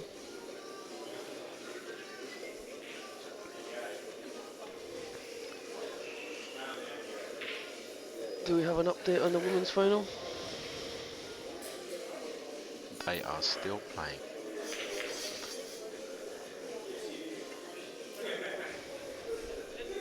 It's still 5-4 Still 5-4 to Tanya. to Yes. Tanya? Still 5-4 to Tanya, that's a long frame. Yeah, neither girl's wanting to give an inch here. But Beck's So got Tanya's obviously missed the black, it's over the pocket, and Beck's on a finish. She's left herself a couple of yellows here to even this up at 5-all.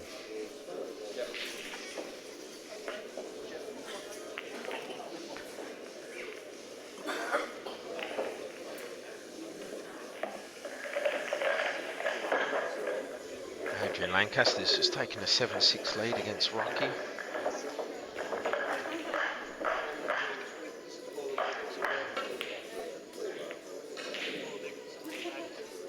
I just had an update on Paul Dickinson and Luke Anglesey, and it's 2-all there, so a tight match as we both suspected. That'll go break for break that game for quite a while, I'd say. Both are great at potting out. Yeah, Both have got massive breaks too. Luke certainly only knows one way, and that's attack. He knows the defensive side, but he prefers to use the attacking side of the game. So Because he's not over 30.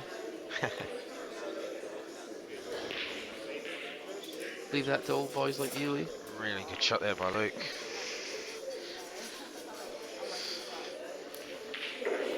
Stop Matt from getting to the ball over near the hole, and he's put his red there to maybe be able to get in behind that other yellow.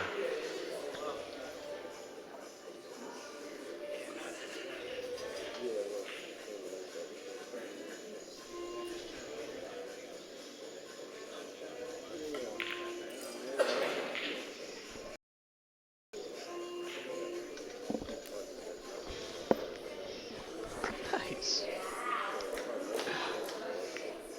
I think Beck O'Mara just won a frame there. Is that 5-all, is it? Yeah, it is. Beck definitely just won that frame. 5-all in the women's final. Race to 7? Best of 13? Yeah, race to 7. 5-all in the final. I was frantically looking around trying to find the answer to your question there, John, because I must admit I didn't know.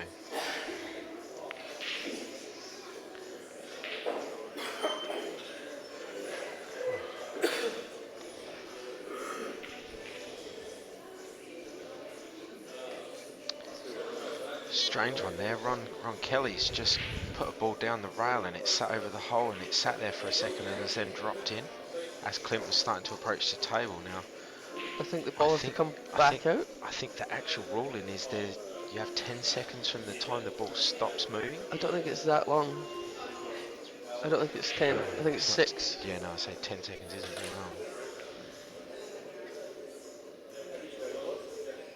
Yeah, the ball come back on the table because it was more than 5 or 6 seconds, I think it is. Yeah.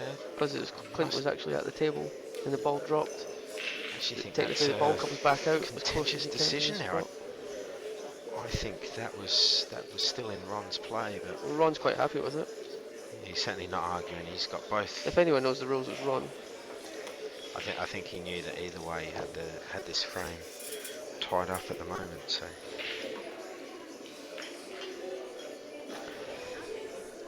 Who did you say is up over there? Adrian's up 7-6 on Rocky. yeah, Adrian is. Yes.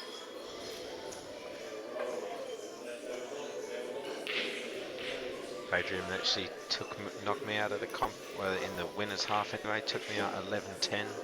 Who did, Adrian? Yeah, earlier this morning. It was, So he would have been delighted at that because he struggles to beat you. It has been a while since he's beaten me, and now he's broken the seal. I hope to get my. I like to keep the wood over him. Thanks. It's funny how you get them players that just, even if he's ranked as a better player than you, you just have the wood over him.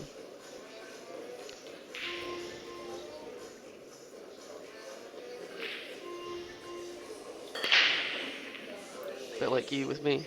Yeah, but I think I'm ranked higher though anyway.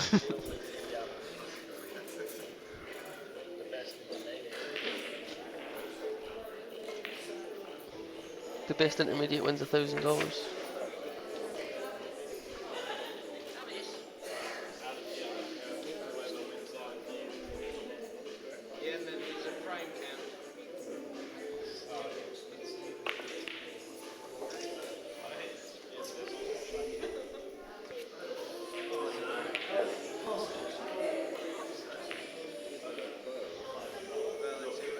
So I think Luke's going to try and pot this this red and spin off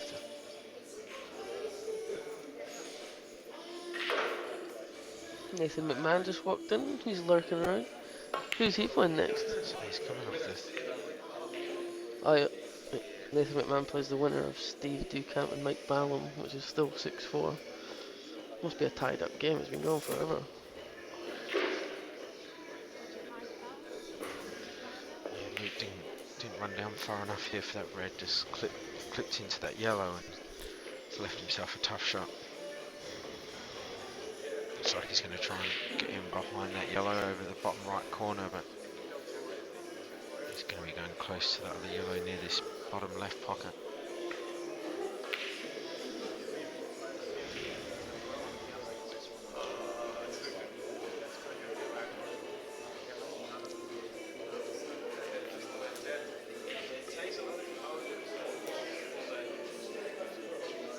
What's Luke Foster looking at here? To cut that over.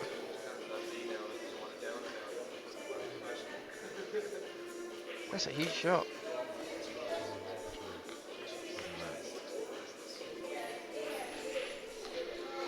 He's going to have to put some action on this white ball to keep it away from the yellow, but It's very thin cut too, isn't it? It's a big hit. It's a good big effort shot. there by Luke. Great shot. Very, very good shot.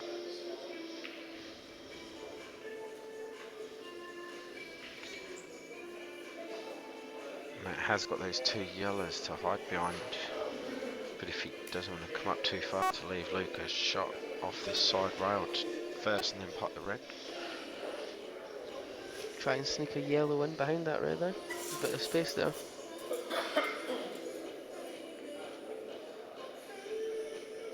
Can do that, but I just don't see how he can You'd have to pot. play the plant, wouldn't you? You could put this yellow into the middle. Don't know. That's ideally the ball you'd want to put in there though. Yeah, that's right.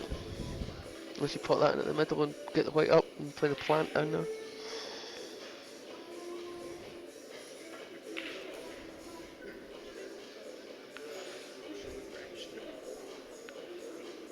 He's going He's going to play a snooker here. just stand back.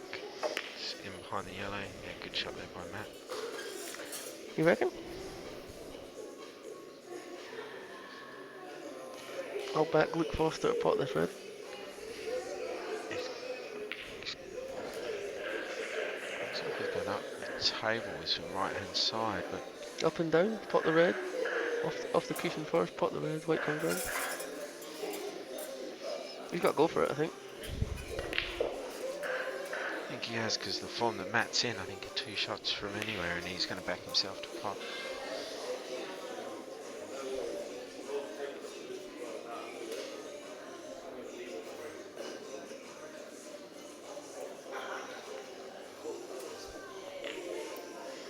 He's not going to go for it. He's going to hit the yellow onto the red, I think. But he doesn't want to pot this red. I think he'll try and get as close to it as he can. It's a great shot. What do you think about that lead there? I think Luke's just shown us why we're sitting in the commentary box and he's still playing. Yeah.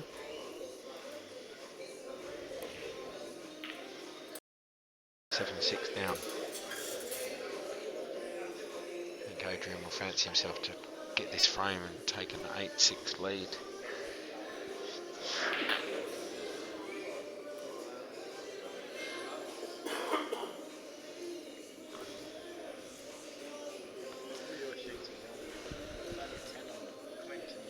Well, add one on.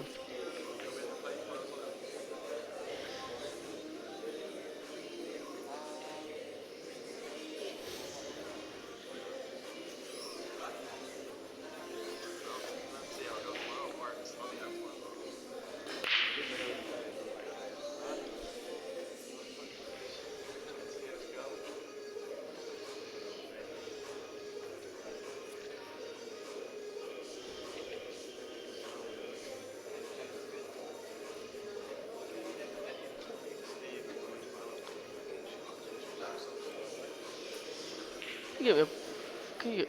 Can you get me up here? Yeah, cider, please.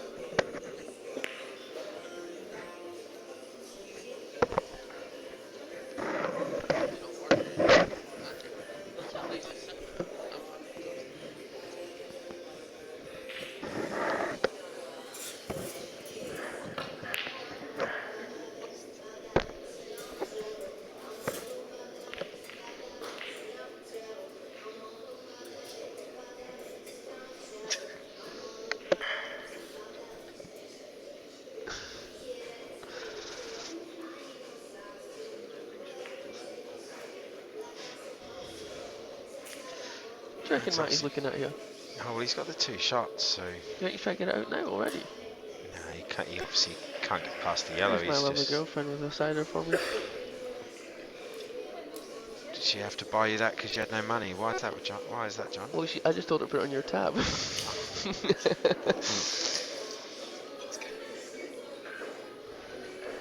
Anything you want, Andrew, just put it on Lee's tab. He's got all our money.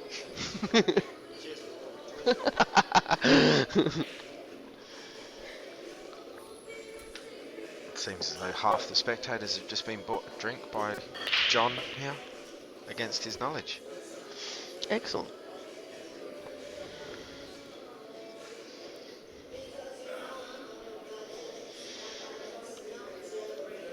Matty Bolton taking at least 2.5 minutes on this shot. Time foul? It's, as I said earlier, lucky that we're not having timekeepers in this competition. I think a few players would have been found out so far. It hasn't been as bad as usual, to be honest, but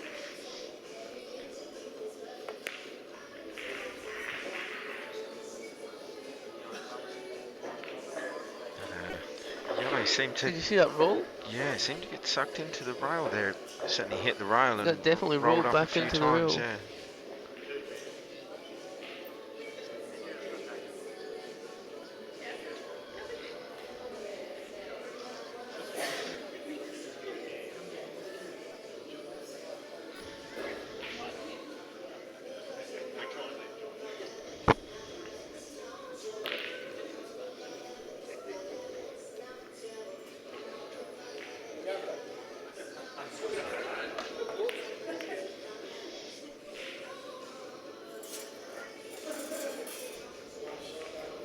Great shot there by Matt.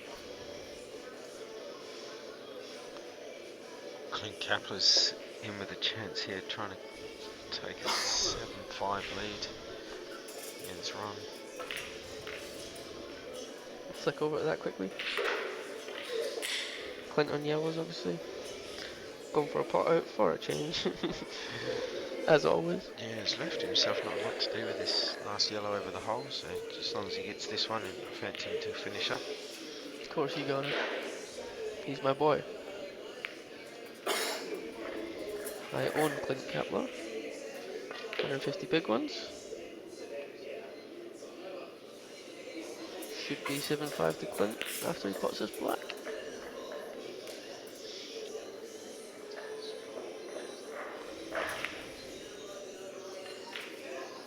Well done, Clint. 7-5.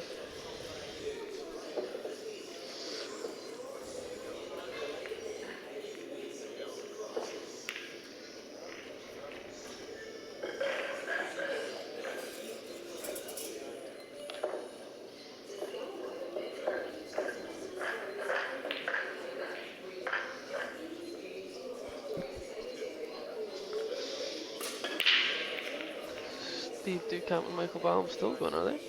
Yes, 7-4 to Steve, I believe. 7-4 Steve. Rocky's just done very well to fight his way back into this frame from Adrian hang the black, did he? He missed that black and he hung it right over the pocket, and Rocky got the snooker, got the 2 shots and has made him pay. Tied this game up at 7-all. Rocky's going to win that. It'll be 7-all. Race to 9. Some really, really good match play here today. Some really hard fought Do we know games the between all the women's final players. score? I believe it's still 5-all, mate.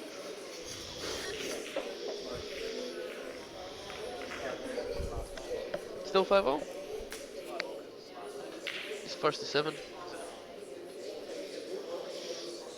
The women's final.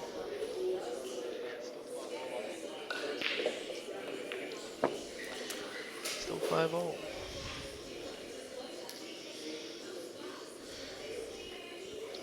It's a good shot there by Luke Very good Foster's shot giving by him, Luke. potted the ball, giving him the 2 shots and left it for him to deal with.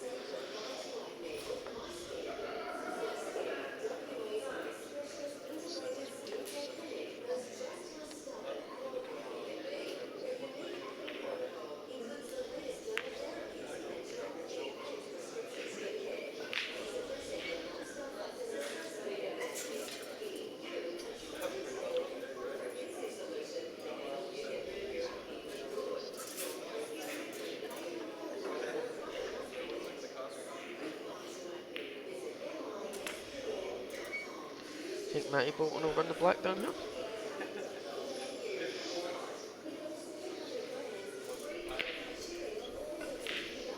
Pot the red, run the black down, leave the black sitting on the yellow. Looks like what he's going to do, but it's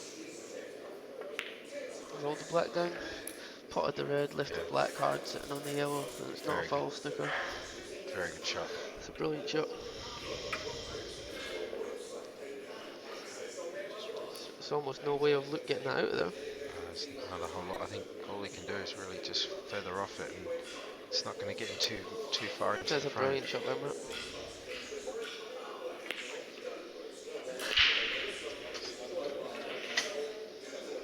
I don't think you, even if you come off the back rail with Peeps' side, I don't think you'll be able to get the black out enough. Nathan's just asked Lee what he'd do here. Lee has no idea whatsoever.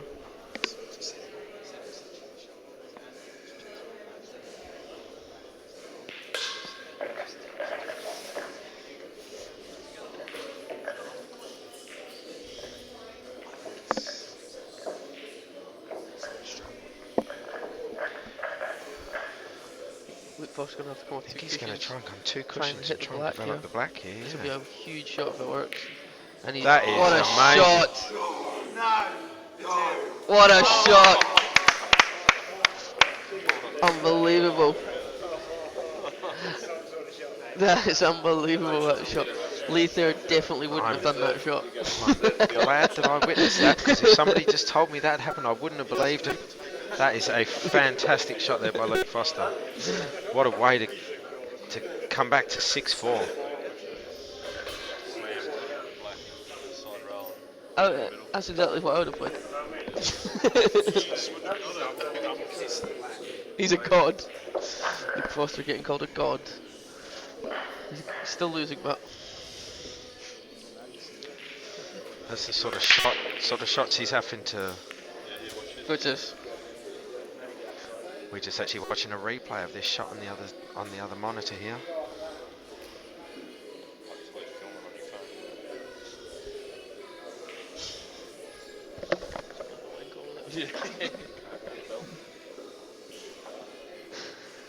just watching the replay of that shot that Luke just played.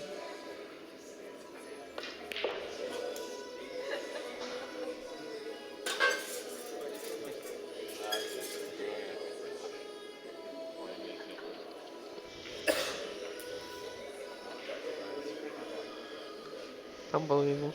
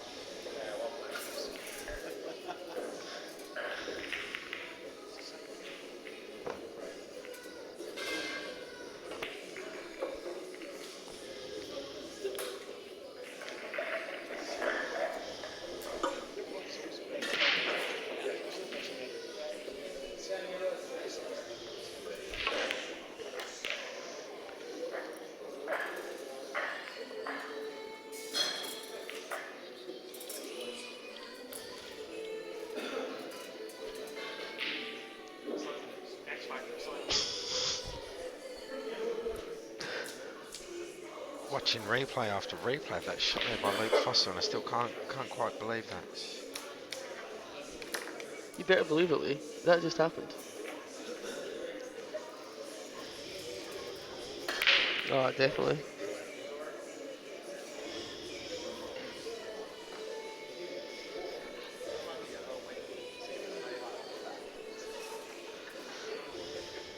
Alan Brown and Steve Saxon just got underway. They're playing their first frame. It's another one that's destined to go all the way, I think. I'm going to put out an early call and think that Steve Saxon will get Alan maybe 9-6. You think that who will win? Sacco. You think Sacco will beat Brownie 9-6? Yeah. I'll say Brownie will beat Sacco 9-8. It's gonna go all the way to the wire. But I hope Brownie wins.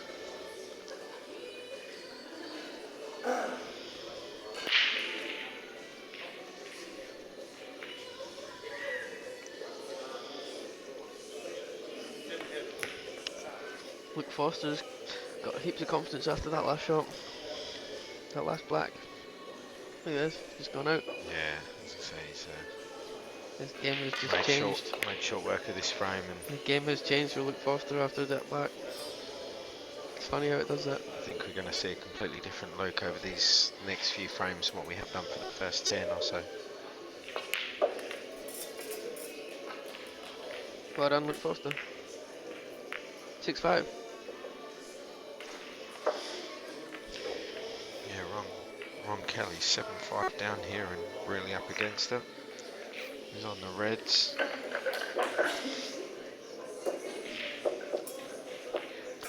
No, sorry. Steve Ducamp 7, Michael Ballum 5 now. Tell a lie. Do we have a Luke Anglesey Dicko update? Lee Thair's just off to see what the score is. 4-all. 4-all. Going break for break. Yeah.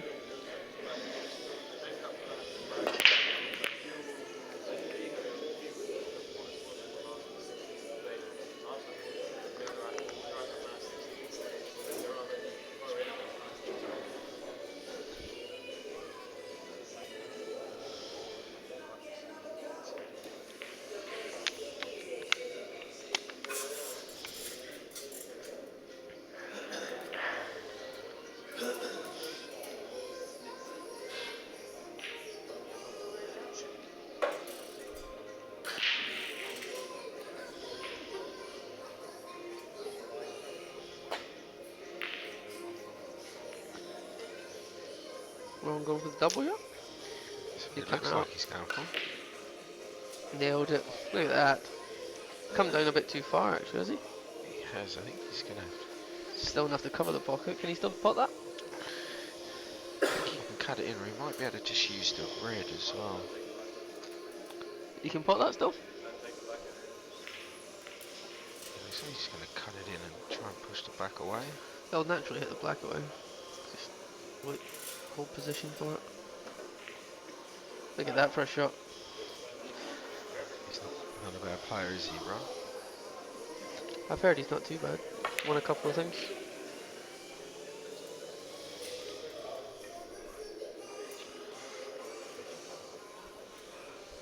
Won a couple of things like 5 WA singles championships, 3 WA doubles championships,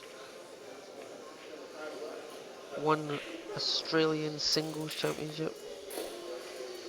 Reading something there, John, or is this just how you spend your weekends, mate? Just reading something. He's been picked for. Missed the double there though. He's been and has picked left for Clint a 6 chance. Australian teams. The man's probably only 30 years old. He's a bit older than that, but he's been playing since he was very young. 33 years old. It tells me right here in front of me. I had the pleasure of being in Blackpool at the World Titles and watching Ron play there a few years ago. Watching where you Lee? I certainly was just watching, mate. They're well beyond me, buddy. It was good to watch, though.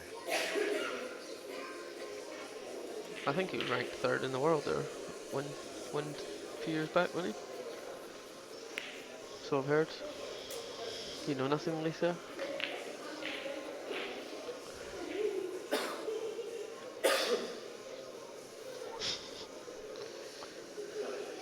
Clint of rare shot there at the red. Someone swears and beeping it.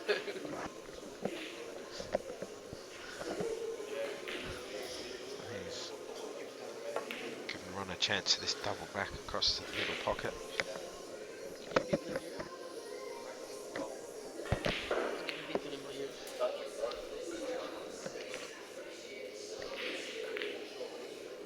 Oh, he's cut it back. What a shot by Ron.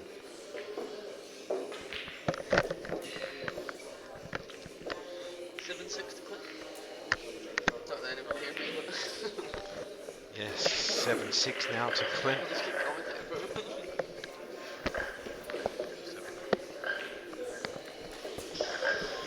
heard that before. I've heard that before.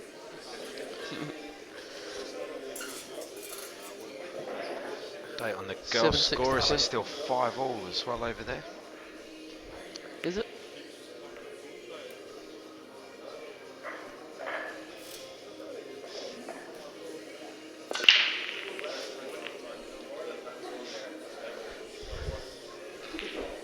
Rob Kelly's just gone in off on the break.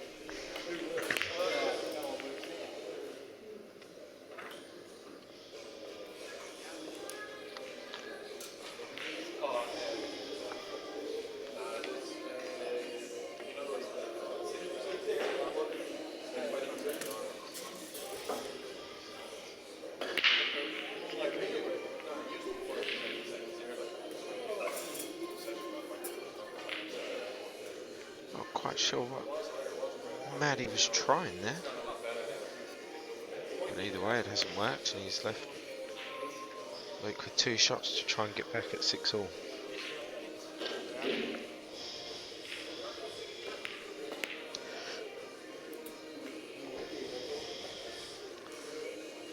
Steve Saxon just about to go 1-0 up on Alan Brown.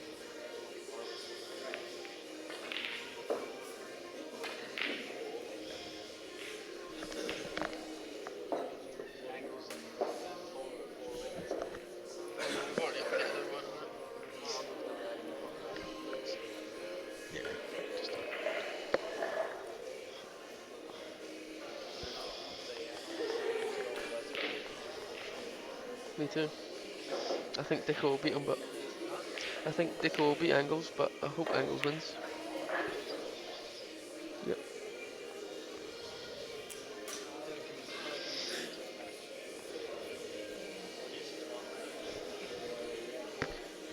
Bit of a debate going on here over whether Luke Anglesey or Paul Dickinson's going to get up. John's still going for Dicko. I still think Luke's going to get up, and it's 4-all, very tight match over there. I want Angles to win, but I think Dicko will win. 5-4 to Dicko. He's just taken another back.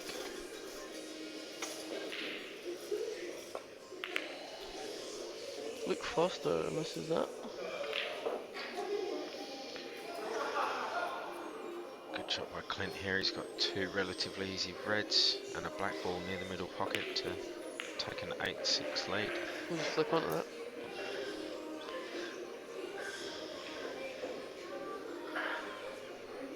Clint should finish this.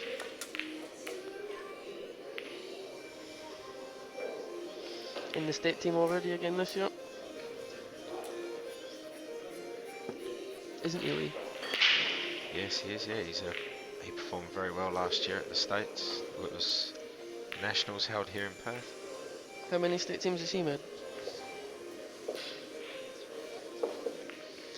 I don't know, mate. The bit of paper in front of you doesn't say anything. It says he's 24th in Perth. I think this is his 6th, I've heard. That was with a year's ban as well.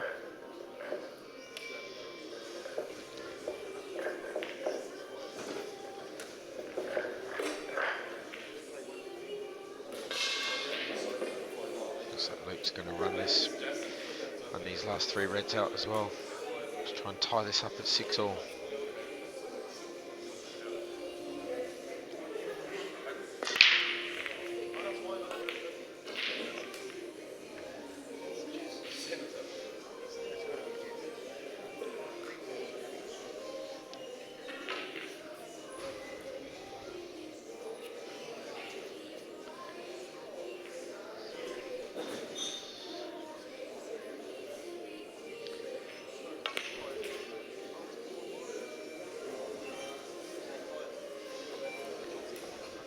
Luke Foster just finishing off the table here.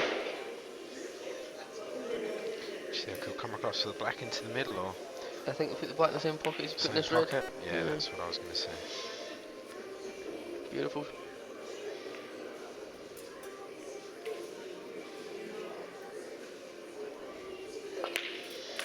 Six all. As you said, completely different player from after that relatively lucky black that he got. So, Brilliant but lucky. yeah, shot he could go for another 100 times and not pot it. Did well to get it out, let alone to get it near the middle pocket, and then it went in.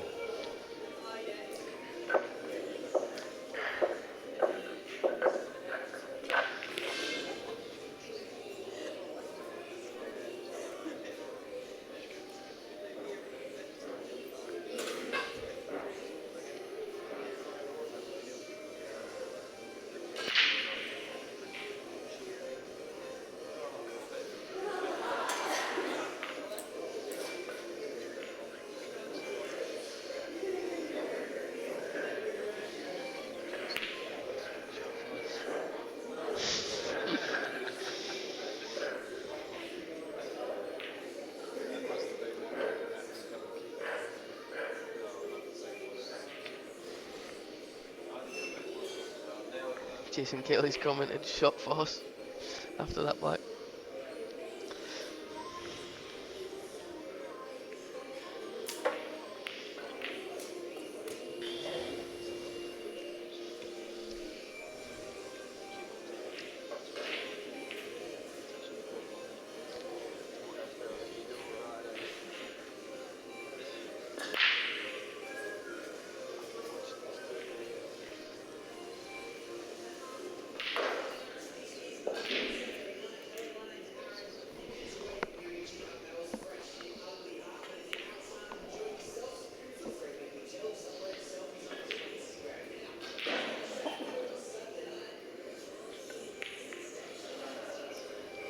Great shot by Ron though.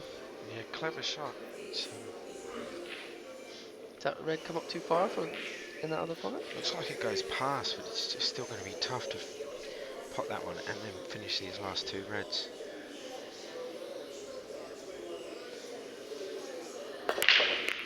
Wonder whether he'd be tempted to try and just push this red in behind that yellow.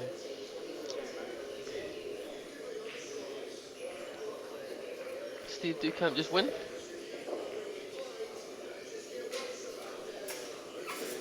Nice Jimmy.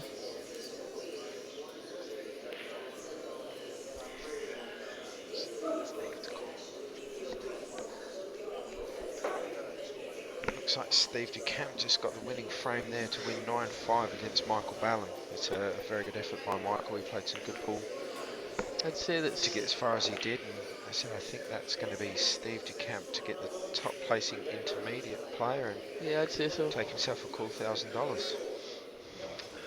There'll be a count back on frames, but I'd say he'd get it.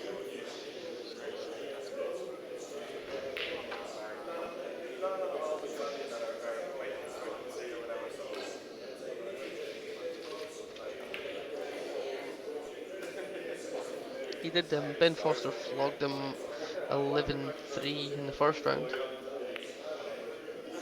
but then he's won a few. Great shooting here by Ron. He's making what I thought was a tough situation out to be relatively easy.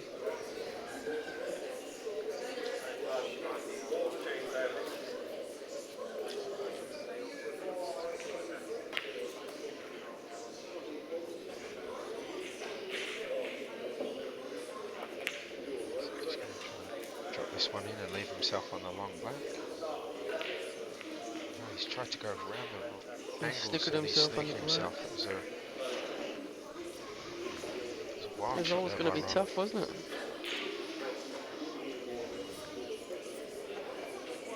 You got an update on the women's final, Lee? 6-5 to someone. It is 6-5 to somebody. I think that's Tanya Briggs' way from memory. Just looking by which way around the scores are.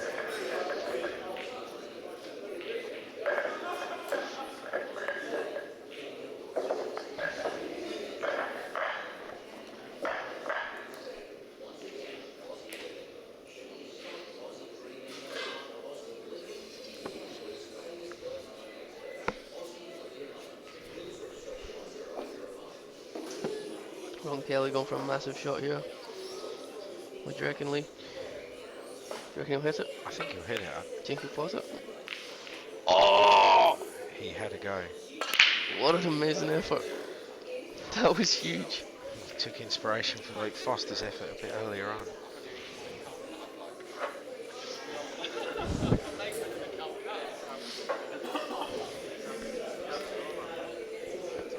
Steve, I bought Alan Brown and Clint in the Calcutta, and the first round I played Alan Brown, the second round I played Clint Kepler. Yeah.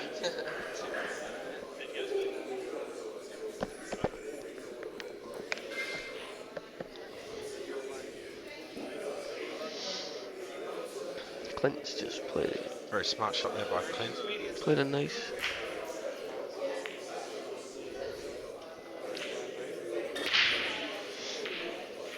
Steve Ducamp, the only intermediate left in the competition. Now that Michael Ballum and Gordon Whitaker are out.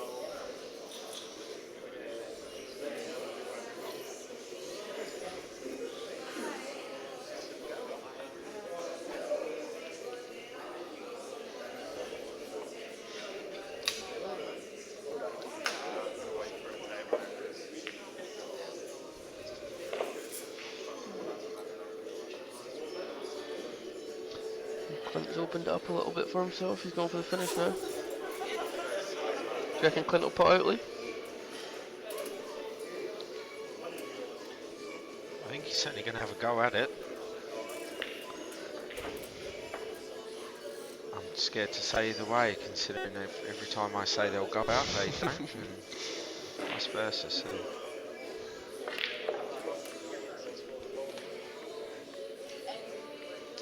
6-4 to Paul Dickinson against Luke Anglesey.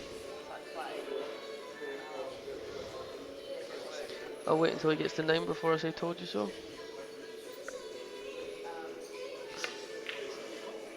Told you so.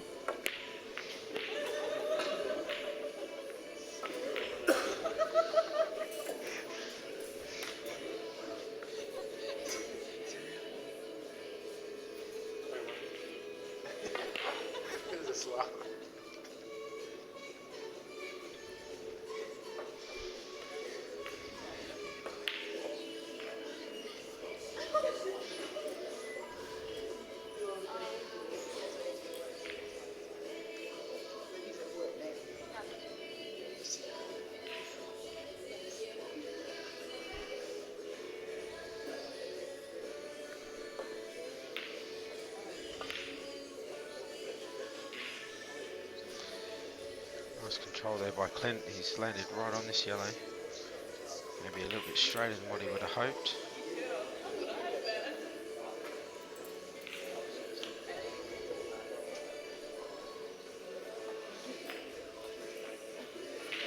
I don't think he's going to be able to get this white over as close as he would have liked to this second yellow, but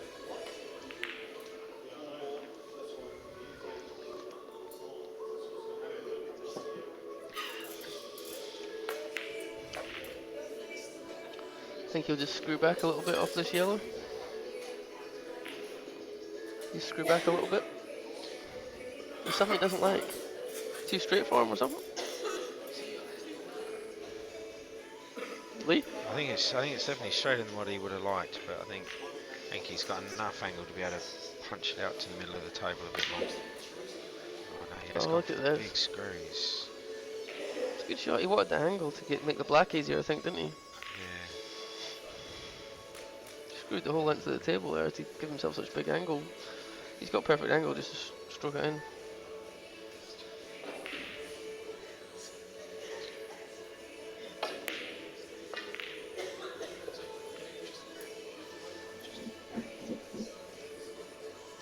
Clint poised to take a 9-6 lead against Ron Kelly.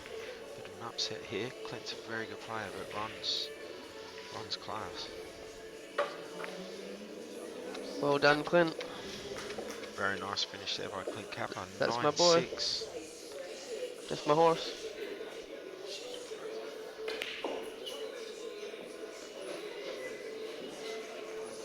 I bought Clint Kepler for $150 in the Calcutta. And I got Brownie for 110. I didn't knock him out, he's still in. Yeah.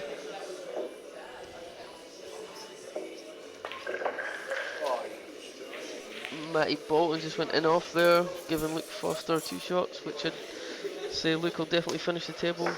Go 7-6 up. Not happy with himself, Matt Bolton. Now the tide certainly changed in this match from 6-3 down. Yeah, ever since that Luke's shot. got this to come back to 7-6. As you said, it's much to do with that black. Lee does know who's on 8, who's on 7, Rocky and Adrian. And Lee doesn't know. Lee doesn't know anything. Sorry, Gears. Lee is useless. So useless that I won 11-8, in case you guys had forgotten. Oh god, he always brings this up. No need to reminisce. No need to reminisce. Lee just lives in the past, that guy. Such a reminiscer.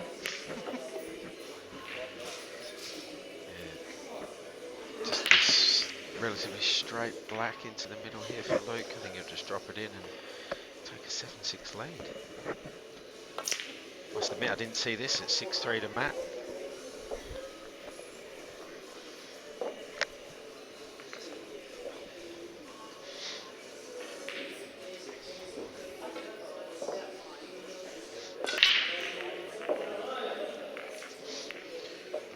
What are you saying, Jeremy? To who? It's Yeah, a yeah. couple of times Luke Ron's Foster, gone in off on the 7-6 break up. now. I think It's not Clint's usually got like him him. rattled. No. He's usually got a break that he always pots off and the white never goes in. It certainly shows the pressure that Clint's putting him under. I didn't know Ron Kelly felt pressure, Lee. He's not human, remember? Oh, sorry, how could I forget?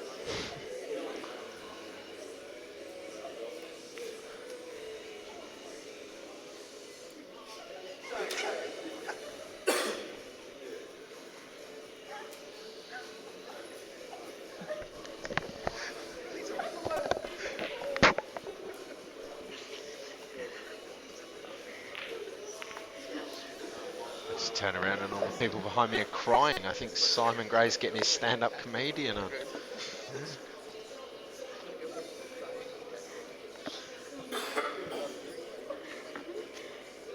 Simon's been sniffing too many wine gums.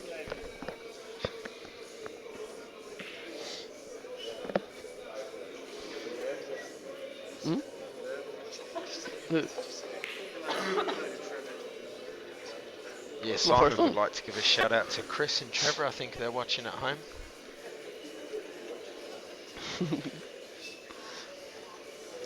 Making the most of your time with the house to yourself.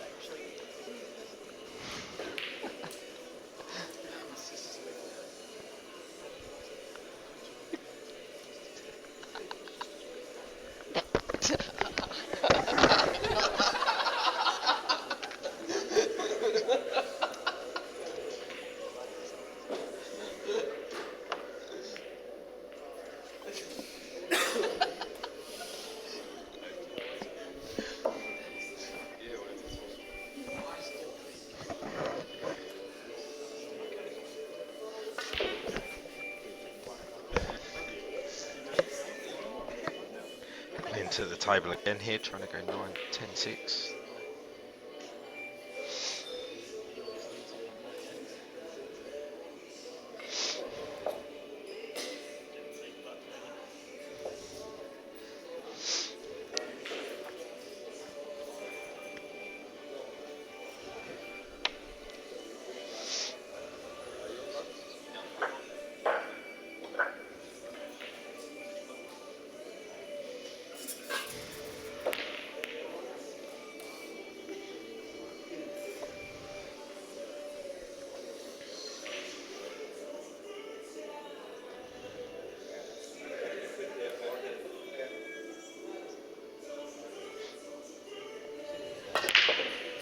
Luke Foster just breaks.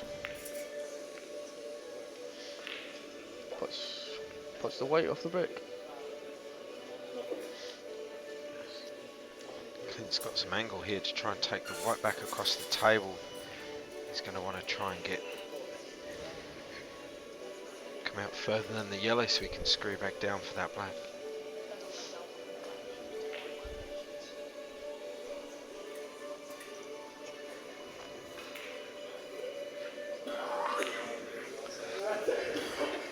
That's a great shot by Clint. Needs it to bounce. Oh, it's a bit of angle. If he was straight, he could screw all the way back down, but I think he's got a bit of angle now, Leo. Yeah, he's going to be coming back towards those reds, but he might be able to Cheat the steal some pocket. pocket and bring it back. Or I he think might there's have to try screwing across the table across and the coming table. off the side to the bottom rail, but that'll be some shot.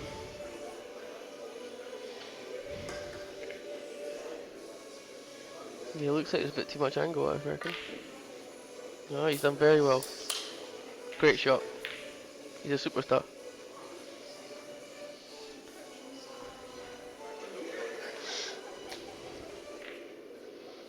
That's my boy.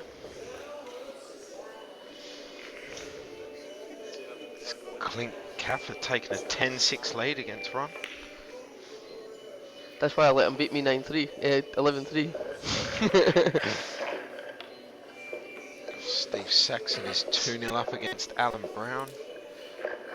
And in the ladies' game match, it's still 6-5.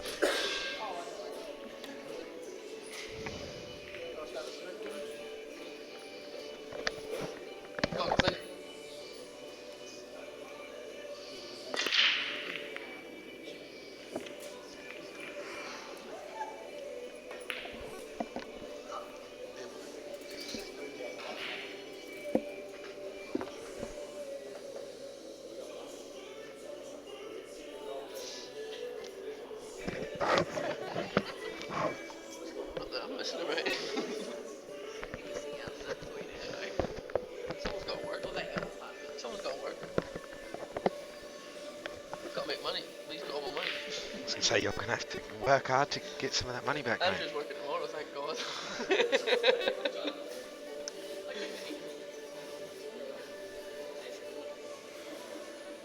Hey, we need the money.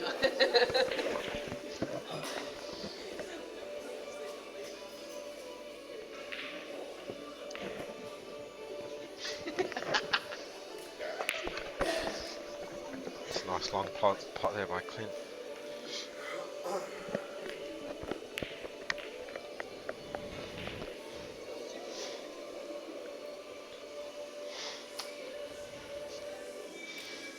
Do we know who's up 8-7 out of Adrian and Rocky?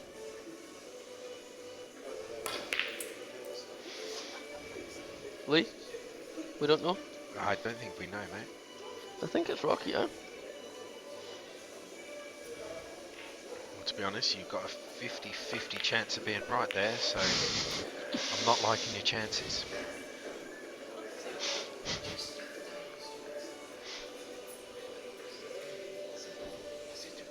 7-4 to Dicko. Paul Dickinson 7-4 up against Luke Anglesey. Tried to tell everybody that Paul Dickinson would win, but nobody wanted to listen.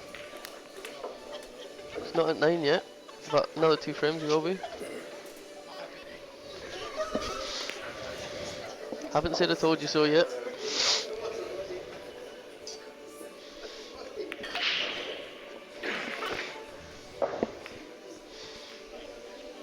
Shake hands.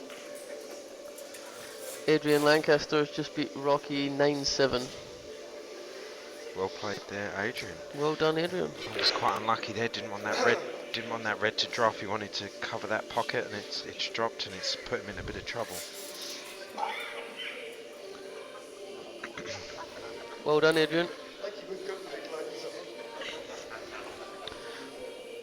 Adrian now plays Ben Foster in the next round. A couple of local Geraldton boys there. Adrian's yelling he doesn't want to play him.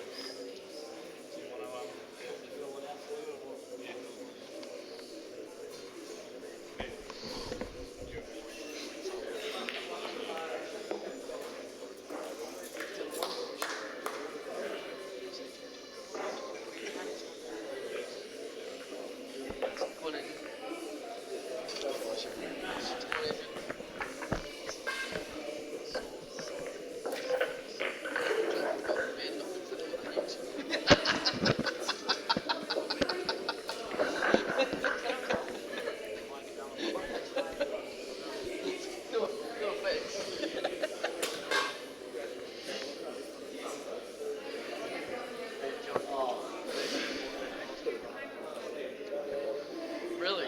Adrian got Ben in the Calcutta.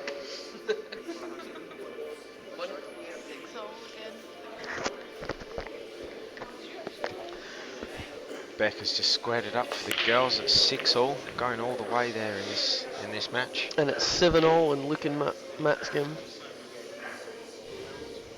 Yeah, Matt's got himself back on the board after losing the couple on the spin.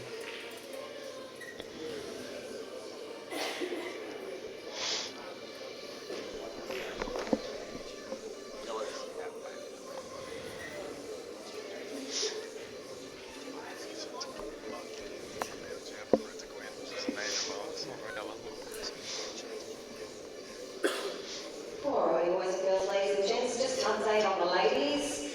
We're into our deciding frame of the grand final, as finals should be 6-all to Beck and to Tanya. Good luck, girls. This one is the one that decides the dollars. 6-all in the final. So the girls, Tanya's just broken in the deciding frame in the ladies' final over there at 6-all. Clint's on 10, Ron Kelly's on 6 here. And Clint is looking at a pot out.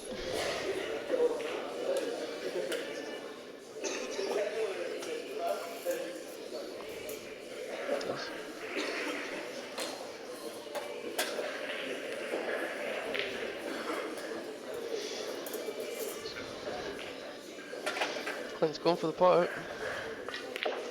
Something new.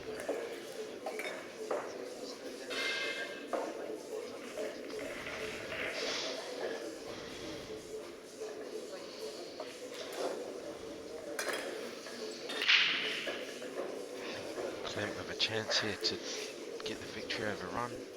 He just wants to try and use, just use that little kiss off that red nice to run round. He's got enough angle here to come out for that other yellow. Certainly, there's a chance here. I think he's going to take it as well. Yes. Excellent. Looks like Clint will be one of 3 players left with a double chance.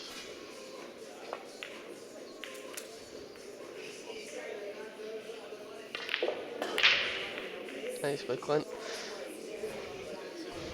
Means that Clint will play the winner of Luke and Matt, and Ron will play. Who will Ron play? Shot, Clint. Clint's through. Well played, Clint Kepler. 11-6. Yes, Clint. That's my boy. It's the wrong way to go.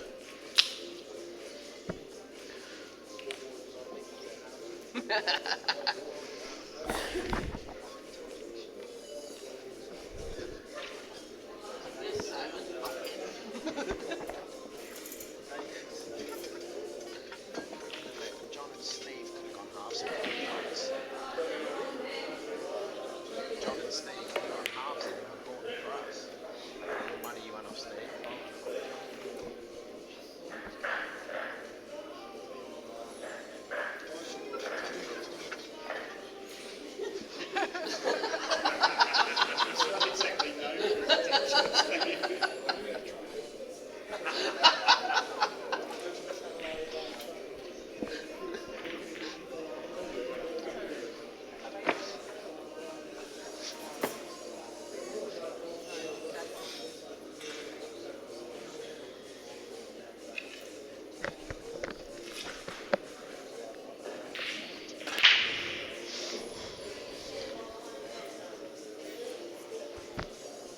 Is that Clint done for the day? Stepping up, practicing here. Is that Clint done for the day? Clint can go home. Who's Nathan playing? Nathan's playing Steve Ducamp. Oh, Nathan's got Steve DeCamp. I think Nathan's got quite the following back home in Ireland here listening to the coverage, so he's actually been waiting to get the TV table so he can try and show off in front of you guys. Yeah. They'll be early back home. What would it be in Ireland? I don't know, but 7 you hours guys in behind. Ireland, top of the morning to you. Yeah, top of the morning to you. Diddly dee potatoes.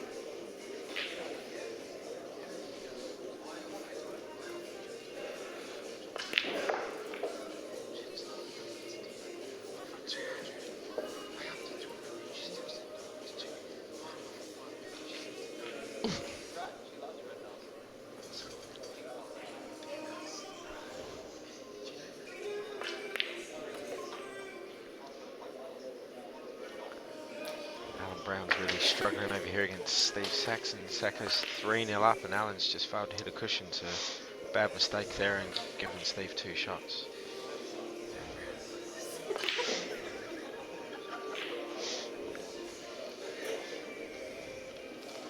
Really tense here in this match at 7-0.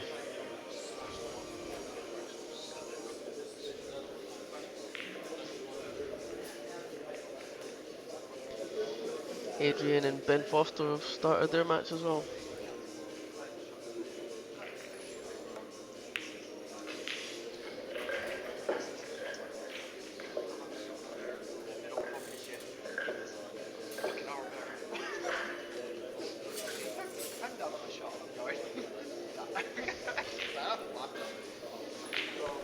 Who do you play next, Mark?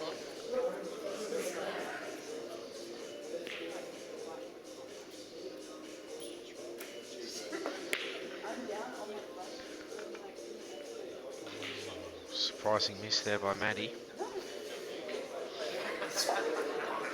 Looks like Luke can just come past this red to the red below the black and cut that in.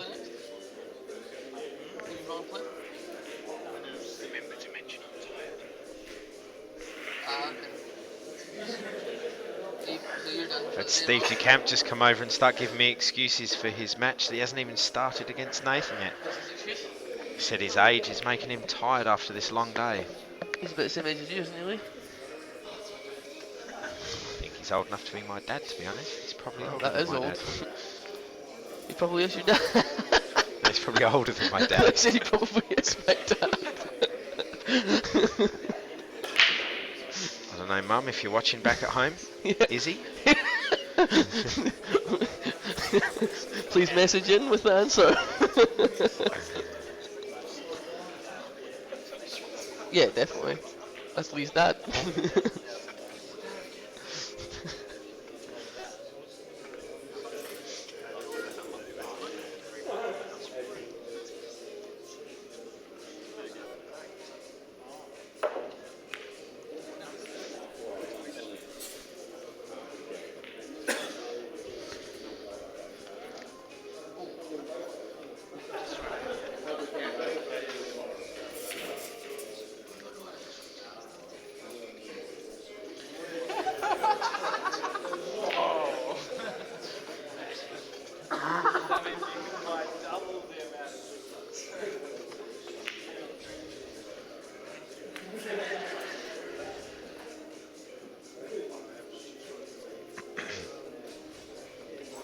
Foster going to play a snooker on Matt here. And Nathan McMahon's just about to break the first game against Steve Ducamp. It's a good snooker by Luke.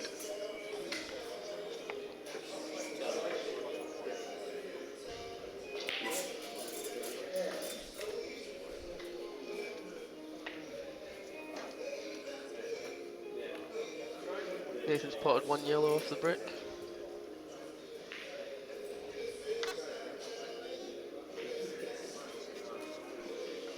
Nathan's a player who's come over from Ireland and forced his way into the state team very quickly.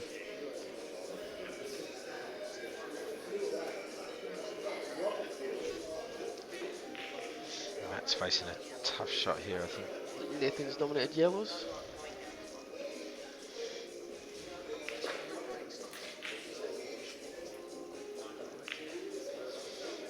And he's missed his first yellow. Nathan's definitely the favourite here against Steve Ducamp.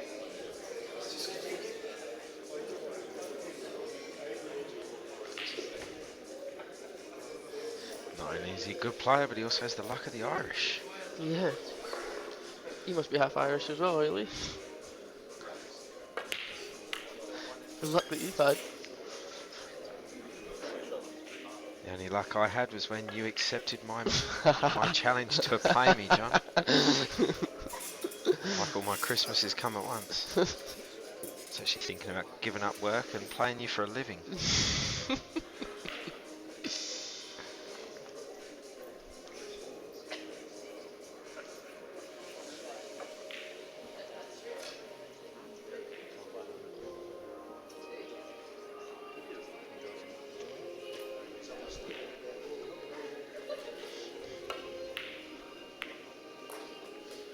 Good double by Foss. Good face double.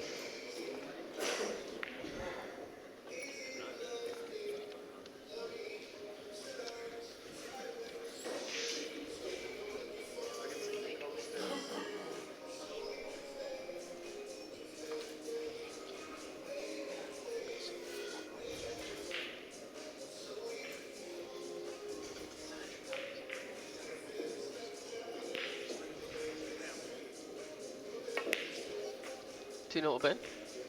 2-0 to Ben Foster against Adrian.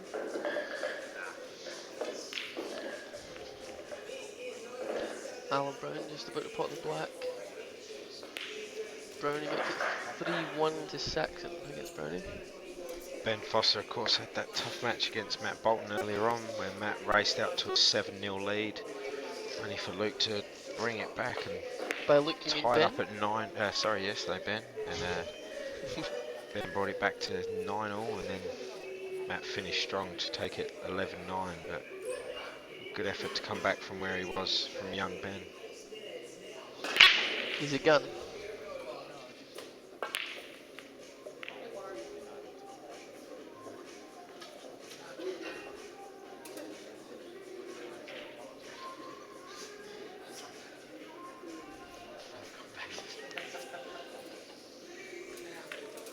Luke Foster makes it 8-7.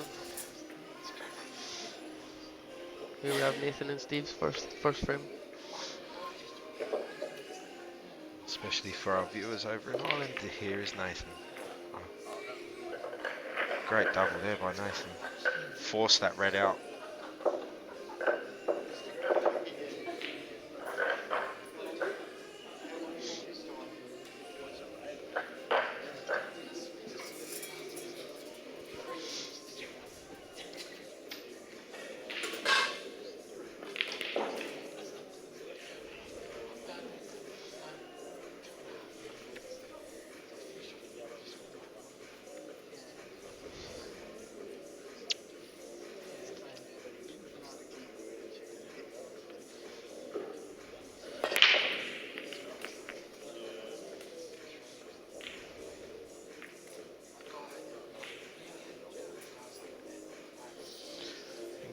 Just run far enough for the yellow past the black. He backs himself a lot, Nathan. He's going to want to leave himself on the yellow near the red at the top. He's got a nice angle to just run through, I think.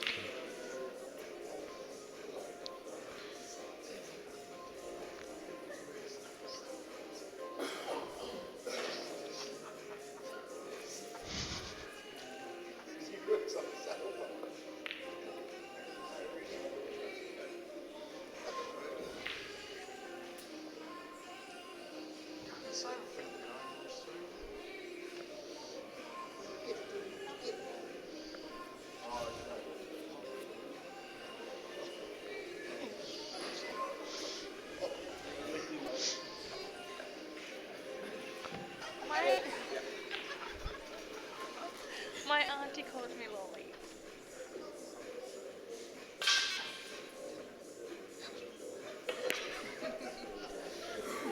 Nathan's just going to screw back a touch, leave himself on longest short of black. He's going to back himself to pot this black, and very pressure on him. exact player is Nathan. Will he get it, Lee? Expect him to pot this Will too. he get it? He hasn't. He's missed it. Could not be any further in the hole, and He shakes his head. certainly put some pressure on Steve to fight his way into this frame. Irish viewers will be jumping up and down at home. Is that jumping up and down to go to the bar, or?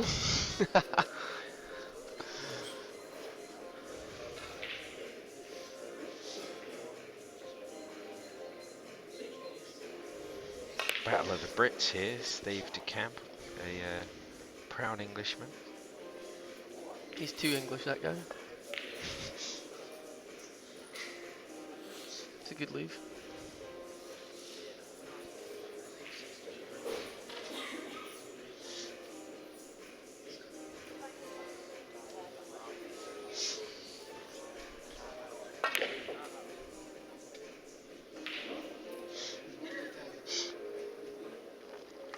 Luke's looking good to take a 9-7 lead over against Matt. Yeah, the game's turned since he played that massive black.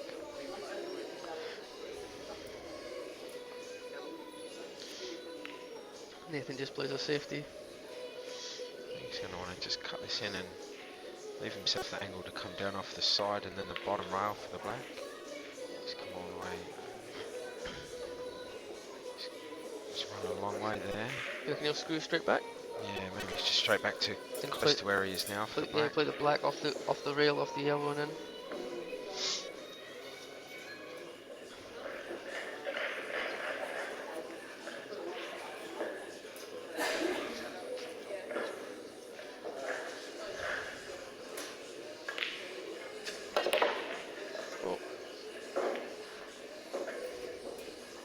We know nothing. Wouldn't be the shot I would have played. No, but you certainly haven't got the Q power that Luke possesses, so Yeah, I still think the shot that we would have done is a lot easier. Easy is not in the vocabulary, but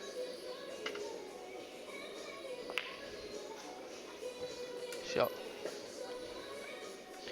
and again that's why we are commentating and they are still in the competition. That's why people call us losers, and they're still playing. Especially you.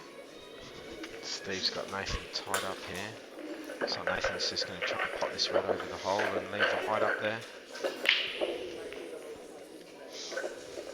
I think that's Nathan's way of saying you're not going to pot out from here.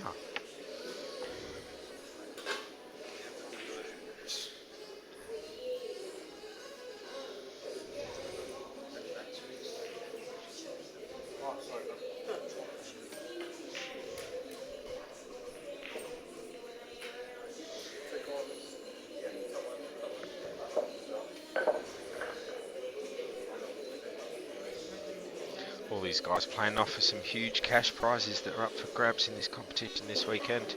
Really is exciting to be a part of it. Can we get an update on Deco and angles?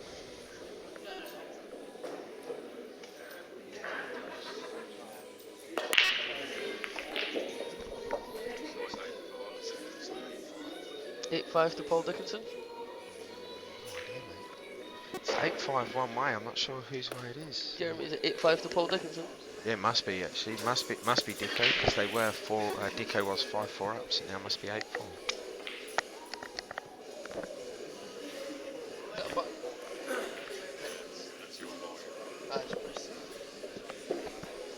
Nathan with a simple black there to take a 1-0 lead. It's obvious. It was obvious. Pretty sure I just heard the cheers coming all the way from Sword in Ireland.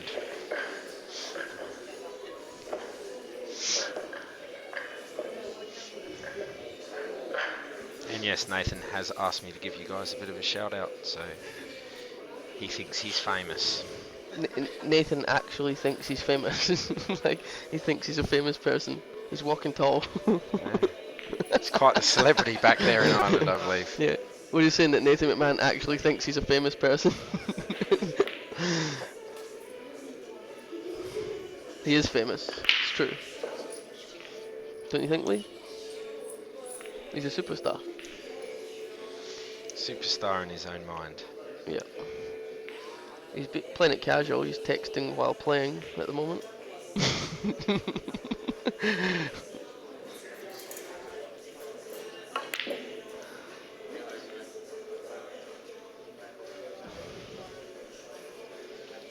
Been unlucky there by Matt not to force a way through that red, but he's left himself a fine cut here. But Luke's certainly putting the pressure on all of his shots at 9-7. Matt can't afford to make too many more mistakes.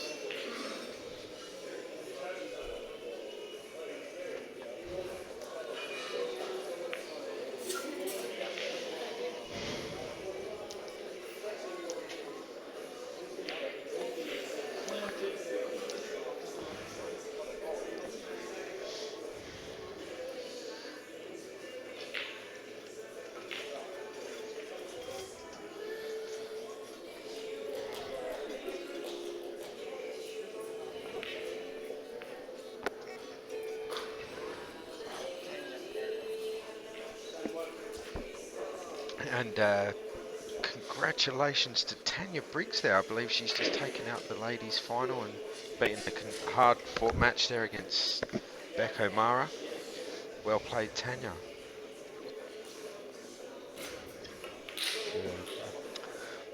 I heard that Tanya hasn't really been playing much since the LPQs, so that's a outstanding effort to make it that far and not only make the final but take it out. We have a result in the ladies. Went down to the very, very last ball. And congratulations to Tanya Briggs, 7-6 winner over Rebecca O'Mara. Well done. We're going to give the girls 2 minutes to get their hair and makeup done so that we can do the formalities with photos and trophy and money presentation. We have our first, second and third place getters here to be presented. So in 5 minutes, we'll gather back here and do the presentation. Congratulations. That's Tanya's way of putting a bit of pressure there on Alan.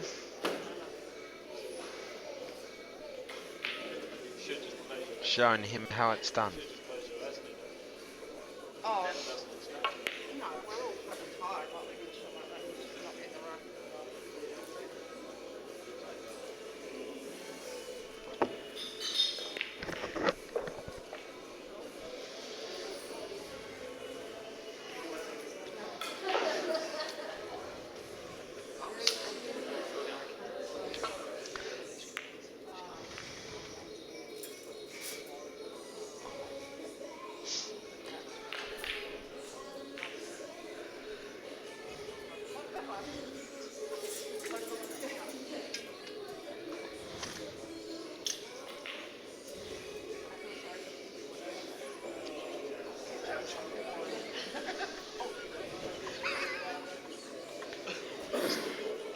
Tanya giving us an honest assessment of her match there. Bit of colour commentary. I won't quite repeat that for the viewers at home.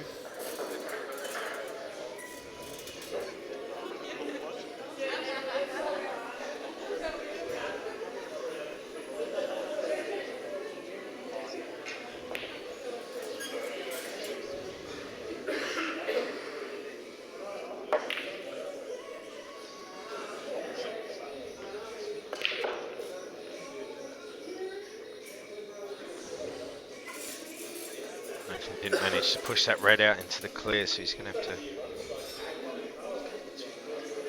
work this out from here.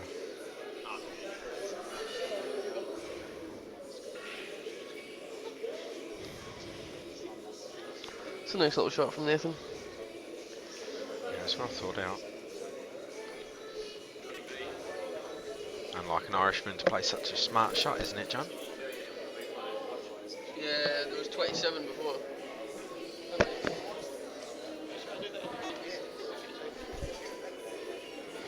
30.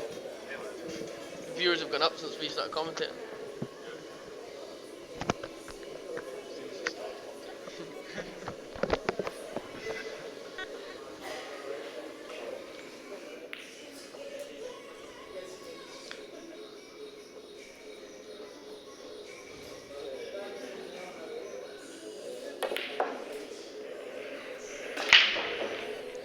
It's a good shot again by Nathan.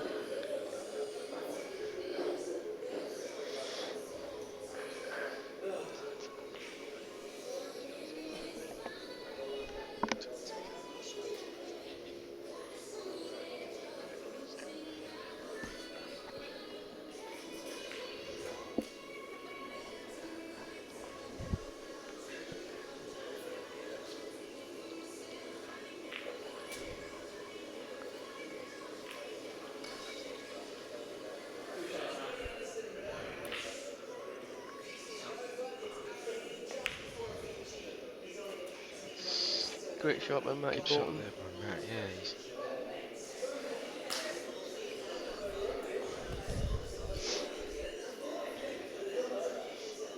It goes in the other pocket as well.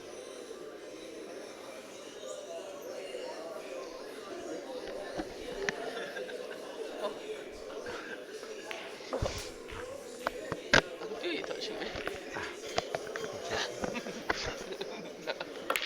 No, you can't. It's an unexpected miss there by Matt. I think he's really feeling the pressure that Luke's putting him under.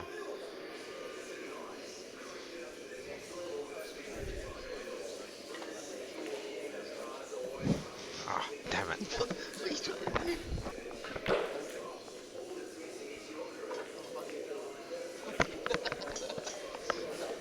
I'm your buddy.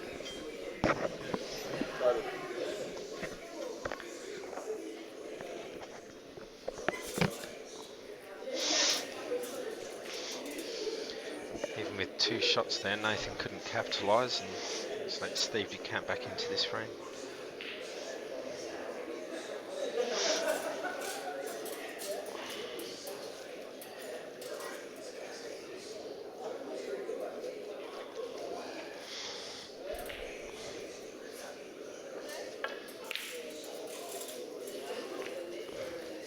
What's the score? Still 8-5. Paul Dickinson's 8-5 up against Luke Anglesey. He's Looks got an like out as well. He's got a chance now to go out. Doesn't which surprise me. Would prove to be a huge win for Dicko. And he has missed that one, but he obviously had 2 shots.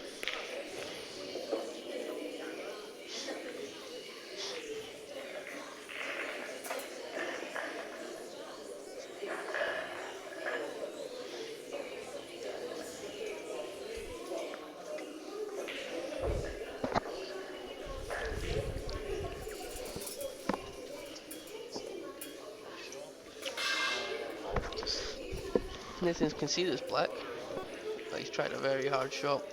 He's potted the white. It's a danger playing a thin cut like that. Don't know where the white's gone.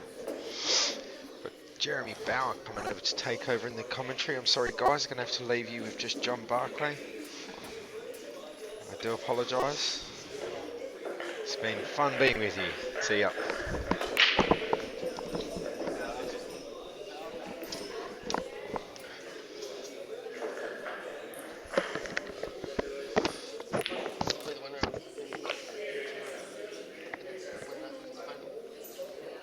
G'day guys, sorry Luke, Lee had to go and I've had to take over. Hopefully I can do as good as Johnny here.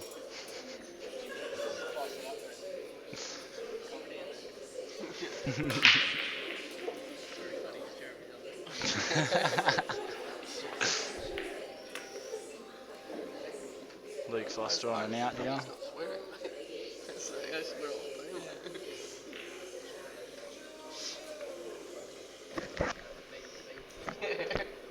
That's just be consistent. Just one more bit. It's like a dead person. Yeah, John's coming in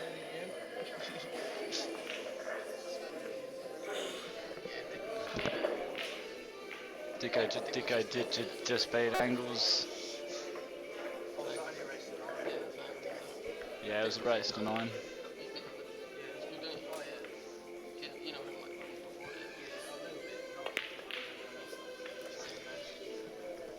Oh, that's a great red. Steve Ducamp's just cleared the table there, 1-all against Nathan.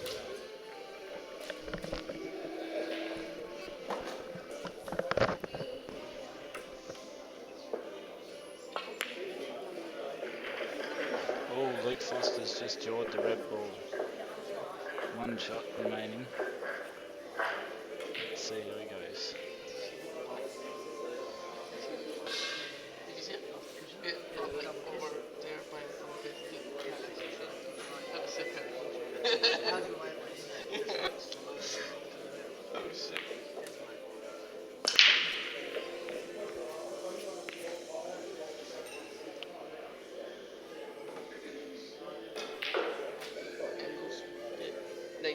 Nine 5. 10-7 to Luke Foster. That's on the hill. Yep, great putting.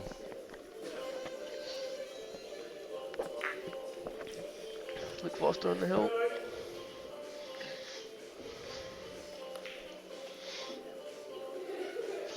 Nathan's on the reds, or is he done?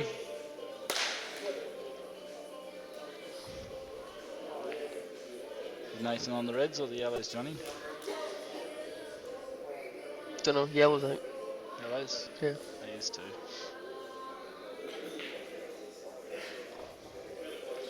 Nathan will be massive favourite against Steve Ducamp. What do you reckon the prediction of the score will be, Don? I reckon Nathan will win 11-7? his first in 9, so definitely not. There you go. This is a loser. No, I reckon it'll be 9-5. 9-5? I'd be very surprised if Steve beats Nathan. Sure. When Nathan loses it, he does get pretty bad, but he's good enough to beat Steve. The way he's queuing here, he looks like he's... He's a very nice hero.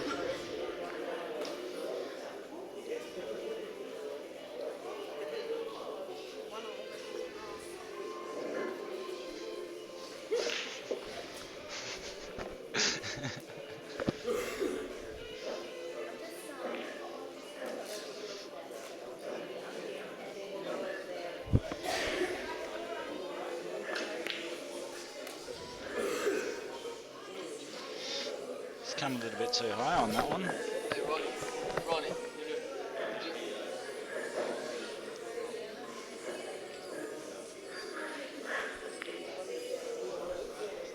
Oh, that's a great recovery shot. Brilliant.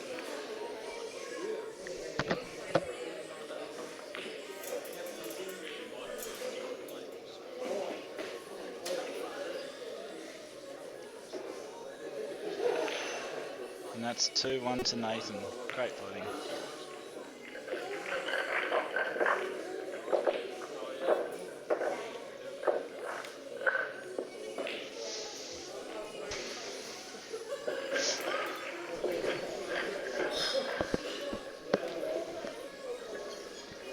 Is that 2-1 to Nathan? It's 2-1 to Nathan, Matt.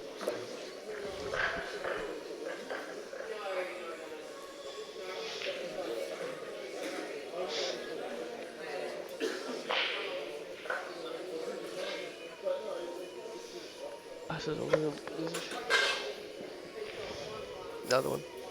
Is that 4-1 to Ben? Yep. We've got 4-1 to Ben Foster versus Adrian, and it looks like 4-1 to Alan Brown against Steve Saxon.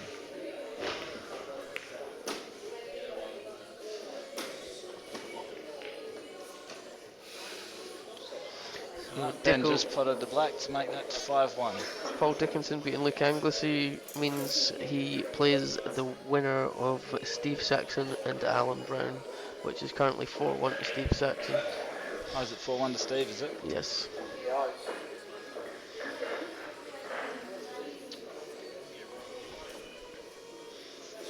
Dick was going to be very hard to beat. He's playing well. He just beat Luke Anglesey 9-5. Luke Anglesey's out now. One of the favourites. I think he's probably sitting third favourite or something. Yeah, the runner-up of the LPQs. Yep. First name in the state team this year. Yep, played really well. Ben Foster's just broke and potted the white. 5-1 to Ben Foster. Adrian at the table.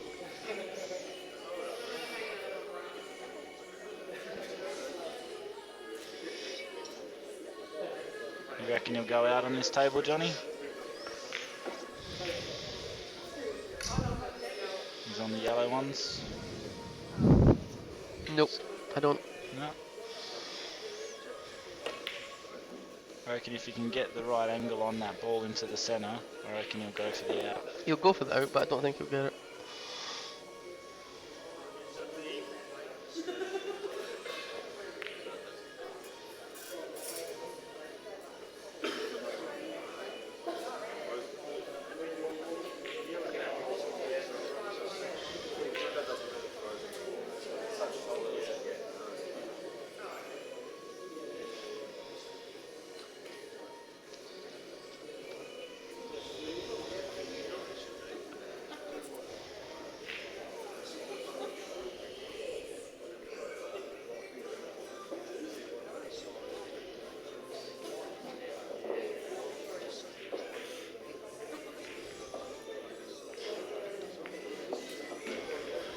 That's a growing shot. He's definitely backing himself here. He's going to try and wrap it all up. Oh yeah. Which means he's on the hill. He's definitely going for the out. Big game tomorrow morning. If Luke wins this, will be Luke v Clint. Winner of that will go into the grand final. On the winner's side, eh? With a double chance still. That's it. So they'd have to lose twice, wouldn't they, in the final? Yep.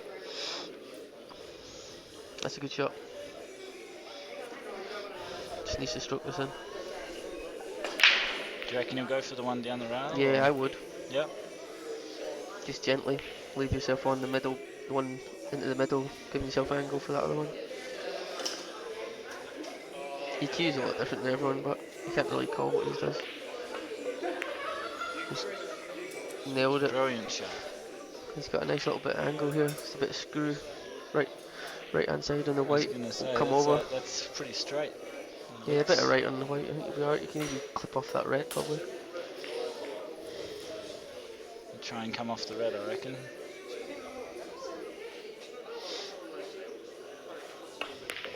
Yeah. He snookered himself? Yeah, he snookered himself, it looks like it.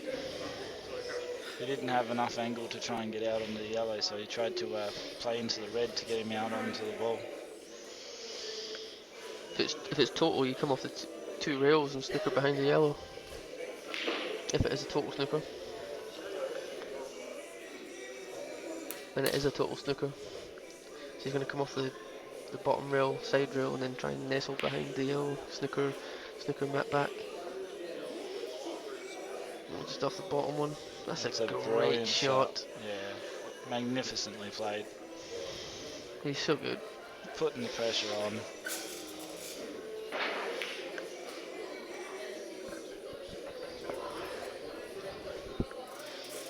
Great touch by Luke.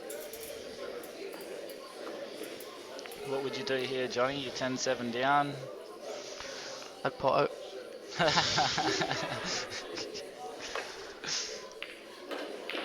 That's a great shot as well. There you go. Very good shot.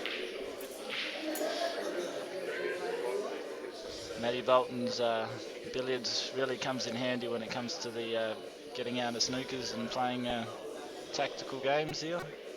He's played a brilliant shot and snookered Luke from his yellow.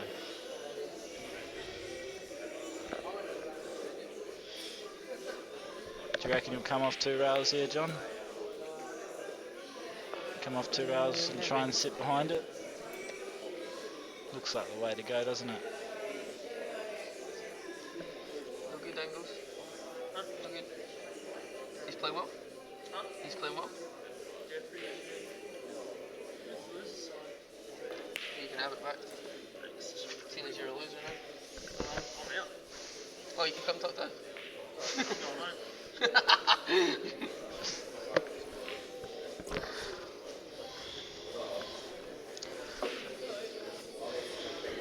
It's a lot of frames, isn't it, Luke? I was never got the arm from the start. If I was playing well, I reckon Who'd you play before Paul? And what'd you get, Darren? 9-8. 9-8. Yeah, so you've had a marathon of frames all day. Yeah, 11-9 and Yeah, but if you're playing well, it doesn't come down to 9-8. yeah, I know. Depends on who you're playing. Yeah, when if you're you playing a guy of If you choose Darren to go Morris's holiday middle calibre. of the year, that's your problem.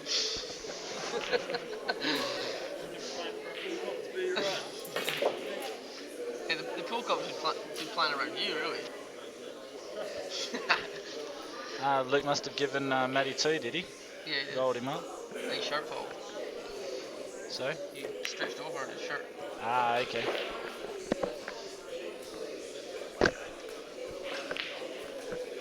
I think Matty will clear this up pretty easy. Should be 10-8, bit of pressure back on Luke. Run off the side rail and out onto his two reds. Bread and butter from it. Yep. Nathan's on a finish there on the other table. Left himself on a... Should pot the black. Pretty easy. Matty will just roll this one in and then roll the one into the centre and the black in the corner. See how Nathan's nerves are potting this black on the other table. Brilliant. No worries at all. 3-1 Nathan.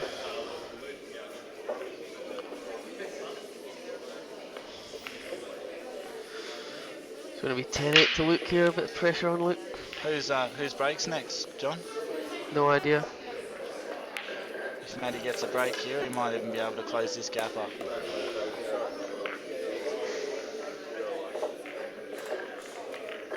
It looks like it is Matty's break.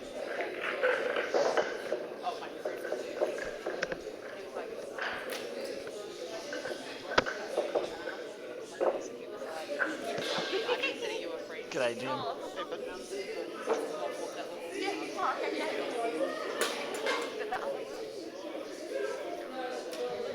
You're alright, I don't care.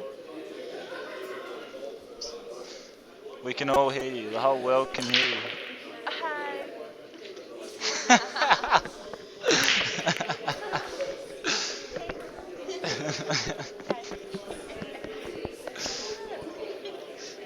Okay, all right. The whole 30 people can hear you.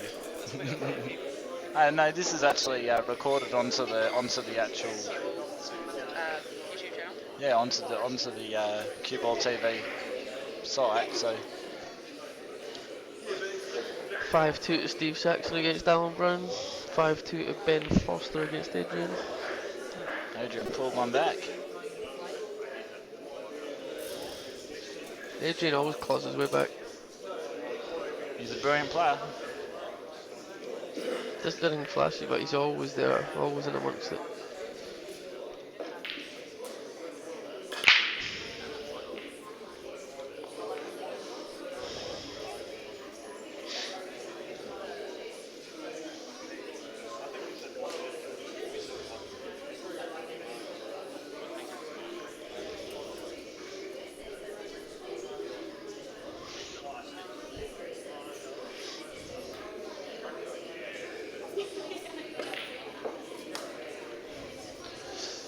Nathan looks like he's going for an out here on the other table.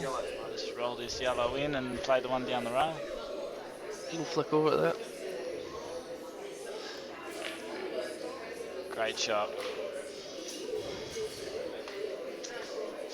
I reckon I'll back Nathan for this, to roll this one down the rail and get himself nicely on the top one. Brilliant shot. And just drift down the table and put the black back in the center. Was this a master break? Don't know. Don't know, mate. I was watching Maddie's game. Same.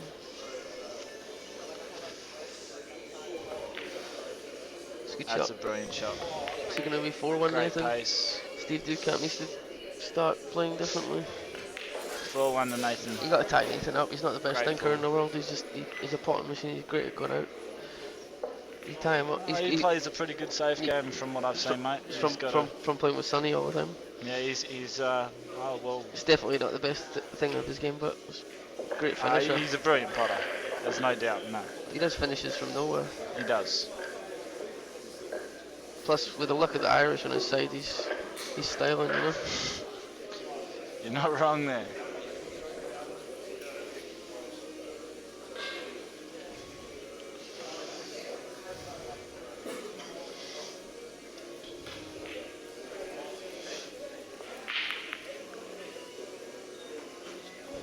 Luke Foster's played a containing shot there, trying to tie out Maddie's ball. He's got a lot of dead balls in that there, so he's just trying to keep himself in the game there.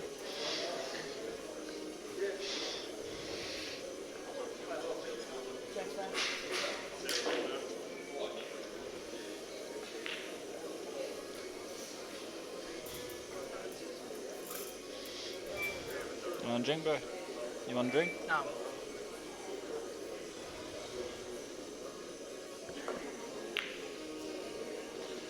Oh, that's a brilliant shot by Matt. Squeeze the two balls, pop the yellow into the centre.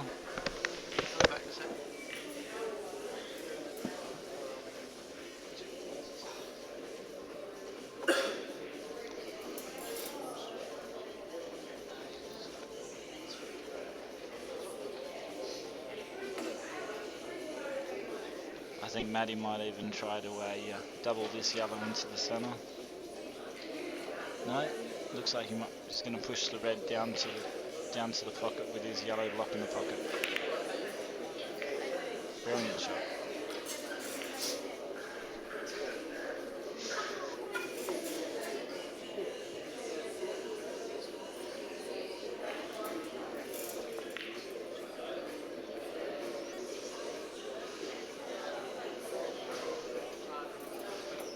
Lee roped me into it.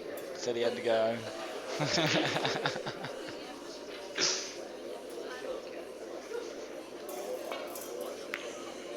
No worries, buddy. Looks like we got Ron Kelly joining us in the commentary box here.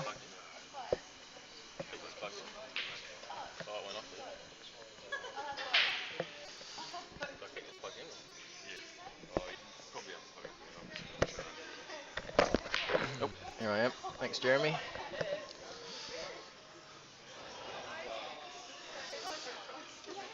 It's going to be a long day tomorrow, Ron. It's a long day today. You're not wrong there. It's been some marathons of some matches. And this is a ripper. Luke Foster and Matt Bolton. Yep.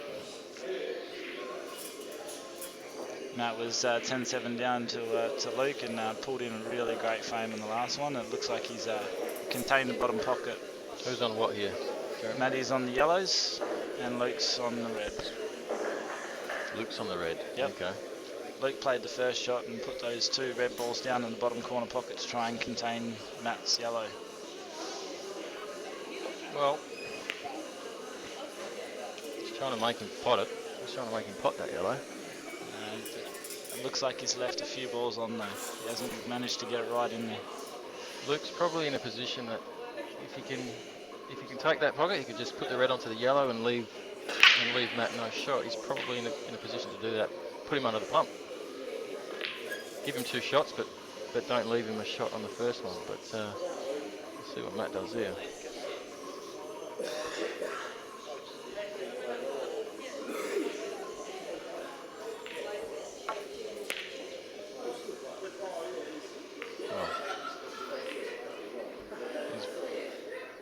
He's brought one of his balls out, but I still think what you said there, Ron, it's a great idea. I reckon if he hits that red down the rail and pots the yellow, you've got a dead black and a dead yellow on the side rail there. He might be able to give him 2 shots and he might not go out off of it, and brings him back into the game.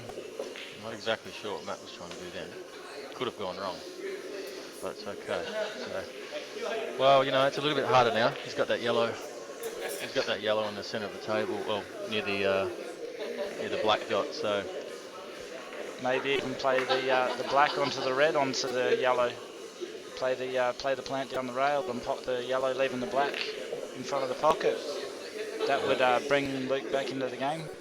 It'd be a really good shot if he executed it okay, but it's not an easy shot to play, is it? Not easy. Let's see what he does.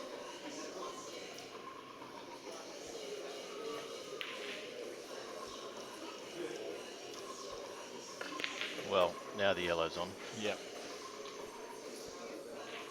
If he wants to attack this,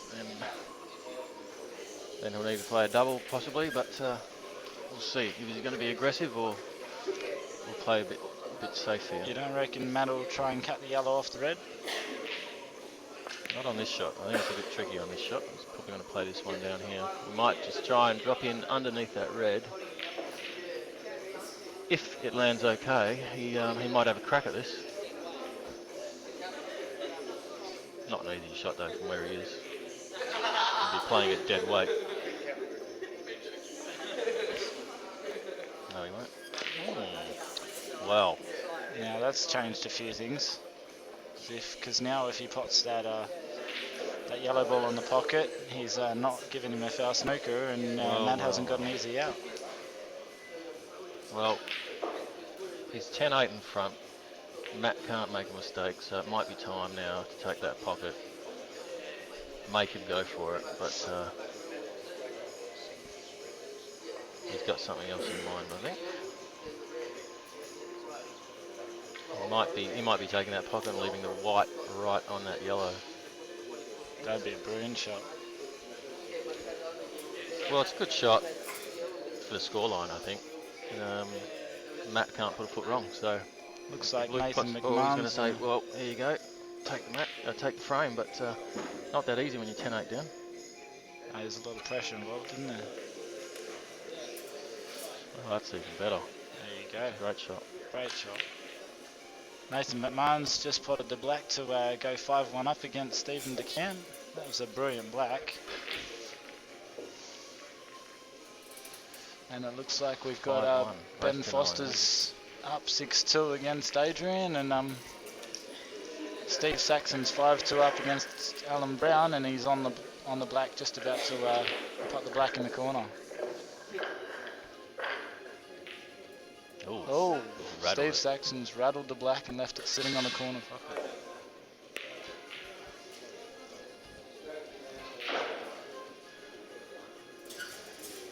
Well, Matt's in a bit of trouble, as long as Luke plays it out properly.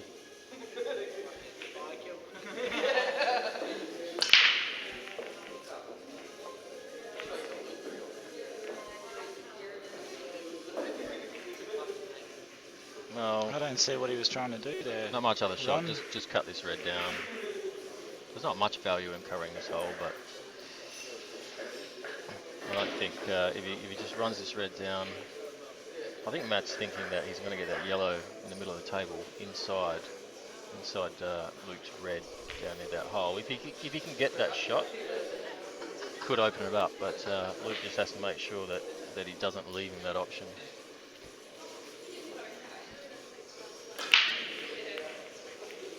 Which he didn't. I don't think that'll go in now. So pretty good shot.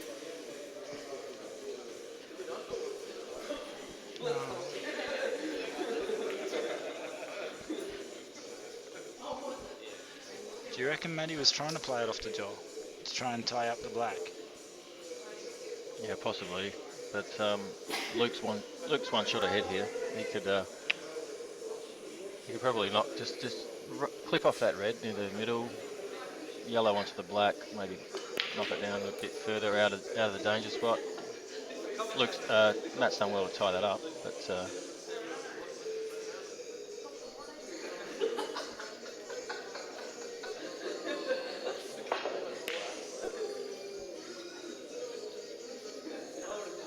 That wasn't a very good shot. well, that's okay. He's making Matt play those yellows and move them around, so. To open up the black, I see.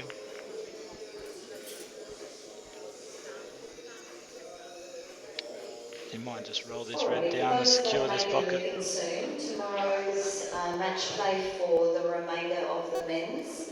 9:30 a.m. for the main draw. The venue will be open at 8:45 for practice. Then at 1 p.m. the repechage comp or the plate. So everybody that never made the top 6 of the main event can come and play in the plate. And your entry has included that. So do come along 1 p.m. tomorrow. Alrighty guys, if everyone heard that, come down tomorrow and see all the finals getting played off. Matt's done okay here. The right shot here would probably be just to pot the red and leave the yellow blocking his other red. He's got the black in a good spot. If Luke wants to go for it, then he's going to take a little bit of a risk. He's going to need a little bit of luck developing balls, but and he's got one on the top rail, so he's looking at potting the red. It's probably the right shot. Yeah, just got to try and make sure you, what do you reckon, push the yellow to the rail to cover the one on the rail, but then the other one goes underneath it. Absolutely. Don't worry about that. If he tries to double it back, then you still need a good result. So this is the right shot, 100%. That's a brilliant shot.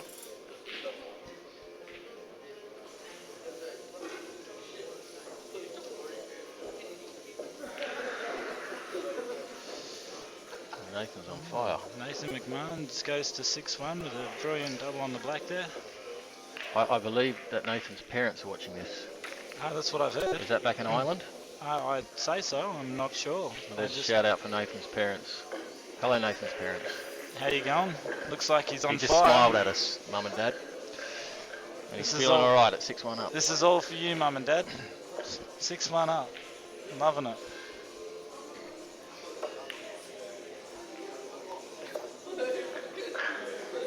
Nice shot. He's played a brilliant shot there, hasn't he? You reckon he'll just pull out his dead ball off the top rail now? Let's get that ball off. Probably just bump it down towards the middle. Or we could just bump it out.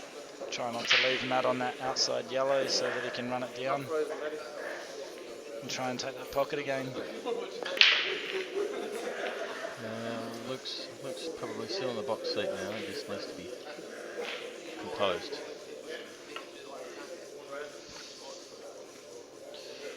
Probably not he's gone in off.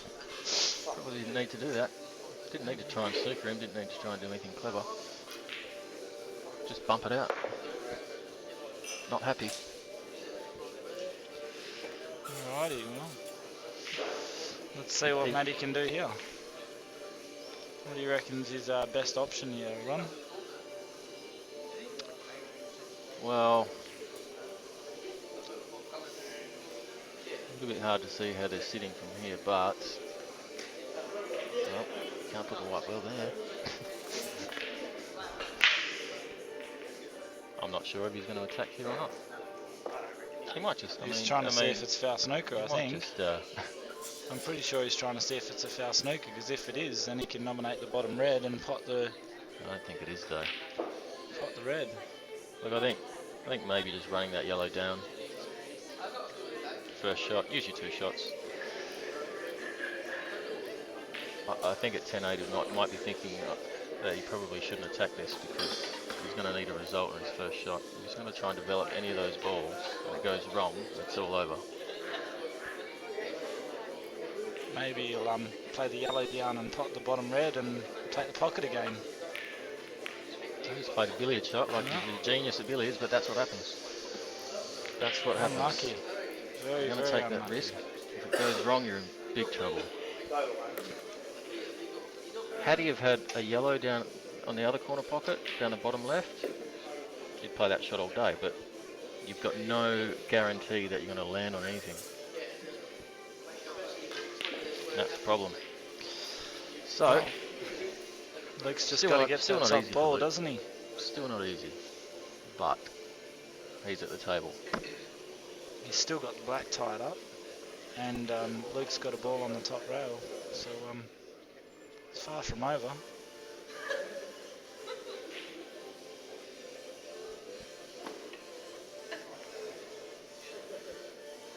And that's a brilliant shot, isn't it? I don't think he's got the snooker. It's hard to see. I can't even see the. He might be on. Oh, okay. He may have left it.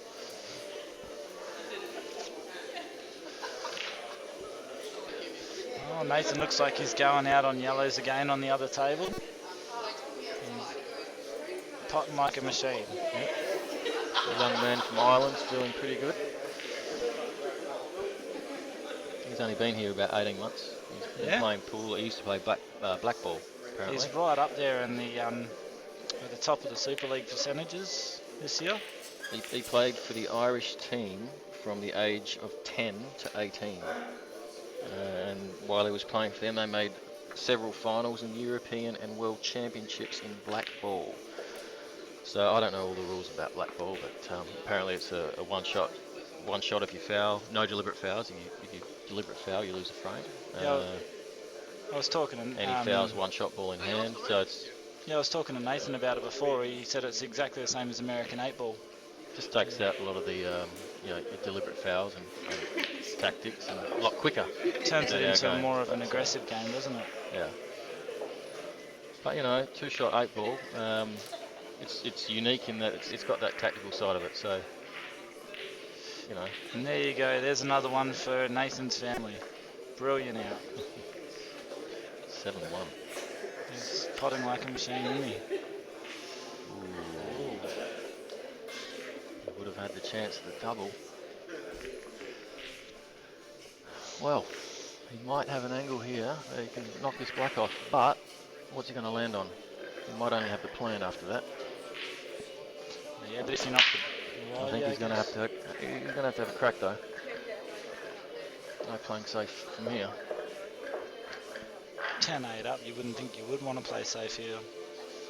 Well, let's just hope for a result if you're Luke. And and another billiard shot gone wrong. Jesus. Well, what would you do here, Ron? probably come off the bottom rail and hit that red and try and snooker him on that yellow in the middle, on the left-hand side of the table. If you can prevent him from hitting that ball, he's in a good spot. But if he leaves that on, he could be in trouble. He wouldn't really play the top one. The top red's a difficult shot no matter what he does. So he'll be looking at bumping this red up and not leaving him at a shot. Just another result come through. Ben Foster beat Adrian Lancaster 9-2. Brilliant pull by Ben Foster there. Young gun, Ben Foster. Great shot there by Luke Foster. He's actually, it looks like he has got the snooker on that yellow that you're talking about there, Ron. Yeah, He's tied his own he won't be balls up. entirely happy with that. But yeah, he's kept himself in the game for now.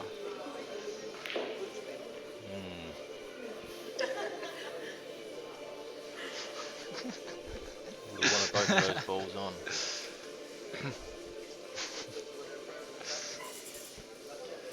Well, if that's a total snooker, then Matt will probably just try and hit one of it. No, he's not total snooker. Looks like he can pot it. Yeah. Might be. Yeah, he can pot it. I don't think he can pot it.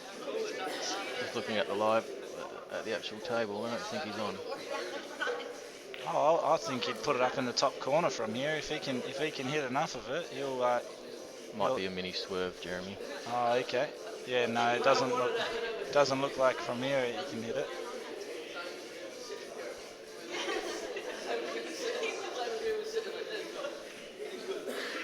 Not sure if it's a total, but if it is a total, he can probably just touch it. Just make sure he hits that yellow. It'll be tough for Luke. Might not have been a total. Oh, look at this. That's not a bad result. But he left a white ball down this end, so that makes it easier for Luke. So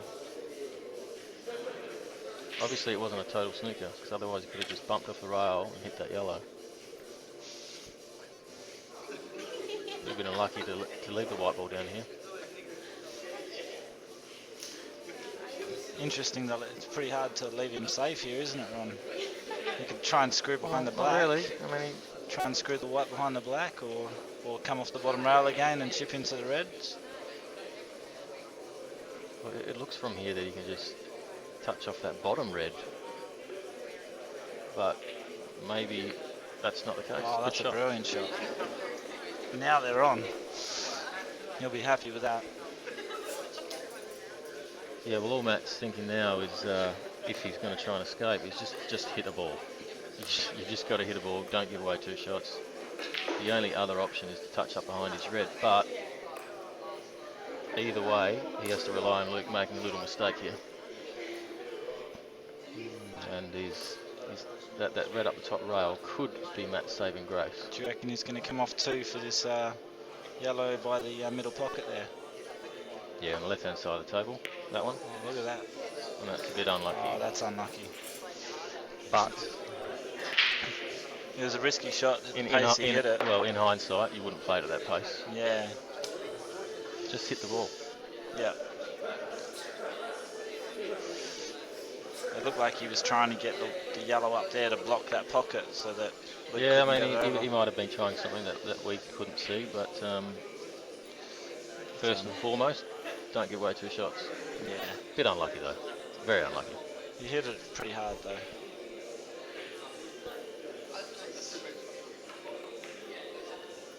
And that's the ball. That's a great shot. Well, Luke looks pretty comfortable. Wouldn't expect him to put a foot wrong from here. He's cueing well.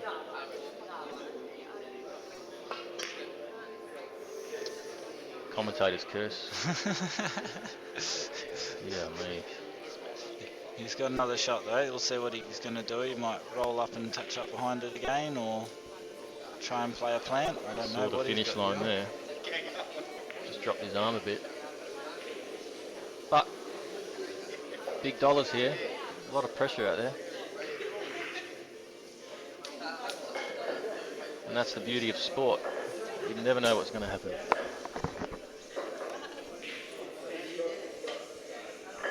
So now, Matt has actually got an opportunity to lay a snooker back here. If he can hit that top yellow, he's in a good spot. Matt, with all his billiards experience, I'd back him for getting this.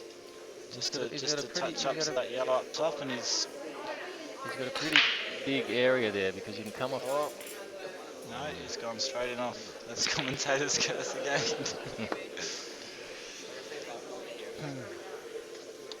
Well, if Luke can hold his nerve here, he should be able to clean this up and take this frame. Yep, just needs to put that last shot out of his mind.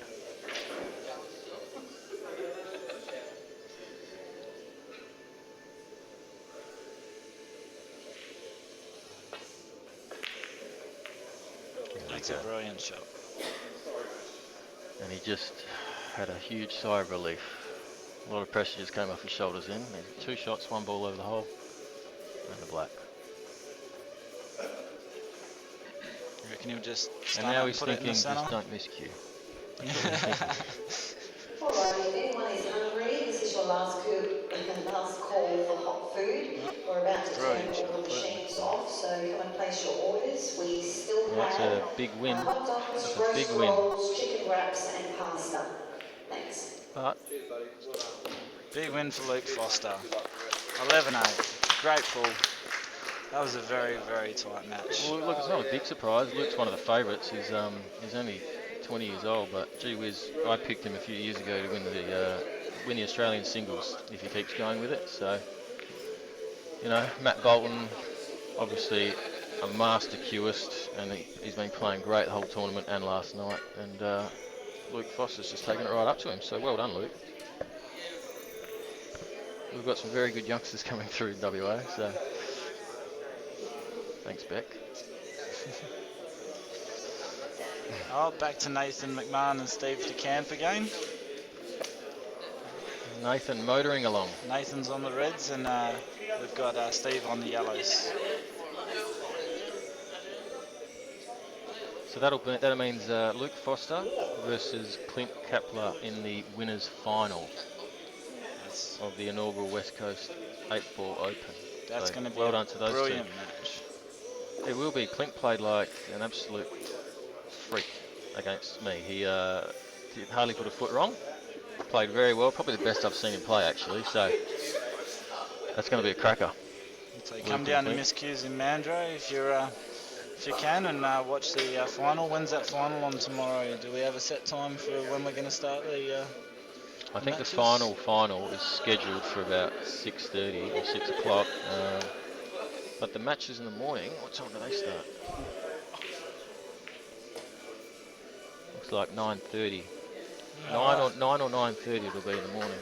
All right, all the matches commence at 9:30 tomorrow at Reserve Drive in Mandurah at Miss Q's Pool Entertainment Centre. Come on down and support the guys. This is a brilliant event and we'd like to see a lot more of these. Absolutely. It looks like Steve's got a chance here. 8-ball in WA's got a lot more interesting now, Jeremy. Sure has. I haven't been playing for that long, but from what I've seen, it's changed a lot.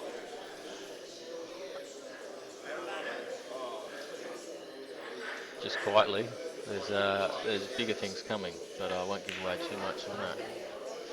Ronnie and his secrets. We'll just leave everyone with that thought. Oh yeah. Don't stop playing. Bring all these big guns to Western Australia, mate. Bring them down and...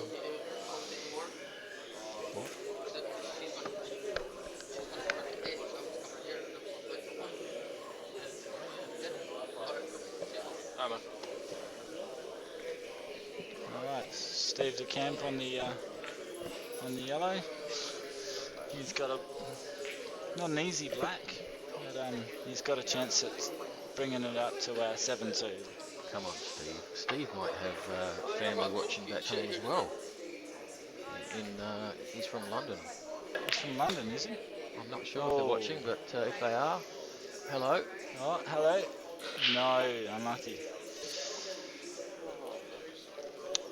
Steve's not too flattering, but he's done well. Steve DeCamp's another one who's done quite well this year in the state rankings. Well, I can tell you, yeah, he's done well this year. He played snooker when he was a boy, and he played a lot of that when he was a teenager, but he stopped playing about 20 years ago. So only for the last 4 years he's been playing pool in WA. He's topped the averages in second division a couple of years in a row. So he's obviously got the idea of pool pretty quickly. He's the current captain of the Byford Pool Club. So. Yep, that's a new club that's recently started up, the Byford one. It's good to see. The more pool, the better. So this he's in the running to make the state team this year.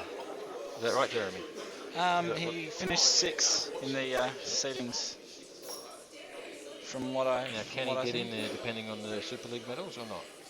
I'm not sure. I've been out of it for a while, so I'm not No, really sure he's how not it up works. in the Super League medals. You've got Sonny Lister and Nathan McMahon and Clint Kepler up at the top there, and those, and it depends on whether they decide they're going to play in the state teams or not. Okay. Adrian, does he? Where's Steve DeCamp Steve at? Papalier is in the gold medal He's position. We've 8th, just isn't he? finished. 7th or 8th, or? Okay. Oh well, he's been playing well anyway. He's been playing very well. He's but not as well as this man, Nathan McMahon. He's playing absolutely brilliantly, not putting a foot wrong. He's got 2 shots here too, Jeremy, so you wouldn't expect him to slip up from here. Not the 2 way on the he's black. queuing, mate. Not the way he's queuing.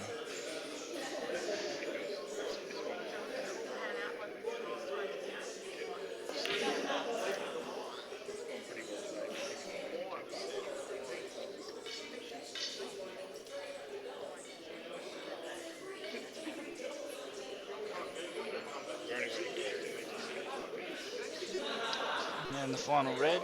Should be all she wrote. Now, this is the black that a lot of people can screw up here. Do you reckon he should chip it out and play it into the centre, or play it down the rail and put it in the corner? What do you reckon, Ron? Down the rail? Down the rail, but a little bit of angle would have been nicer for him. There's always a problem when you're playing a straight black down the rail. Yeah, Hits the jaws if you go across the top. That's it. I've seen it happen many times. Well, he's jawed the black, and Steve DeCamp comes back to the table. Yeah, just needed to think that through just a little bit better and get that white out towards the middle of the table. We've had some angle on the black. The black goes up, the white comes out. You don't have any problems. Yeah, so the white comes into the middle of the table, so even if it does come across, you've still got a shot on it. Yeah. Just those little things that we all do from time to time. Here we go, Steve Saxon and Alan Brown, 6-4. So Steve Saxon. And we've got Alan Brown at the table.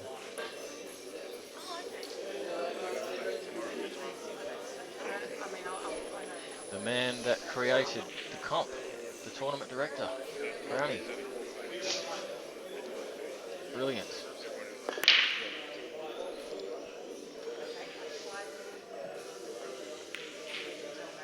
This man's no stranger to anyone. He's played in plenty of state teams for WA. So is Steve, by the way. Current captain, I think. He's been captain the last couple of years.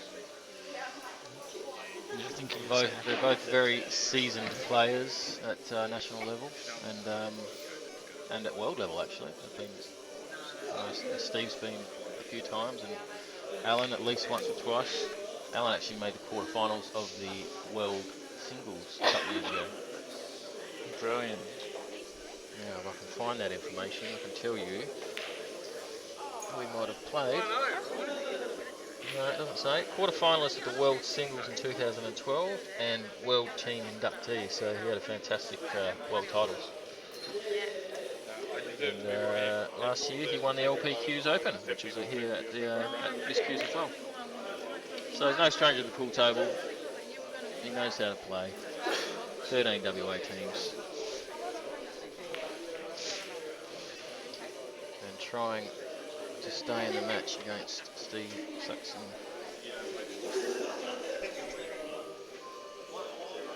And Steve goes all the way back to 1989, Jeremy.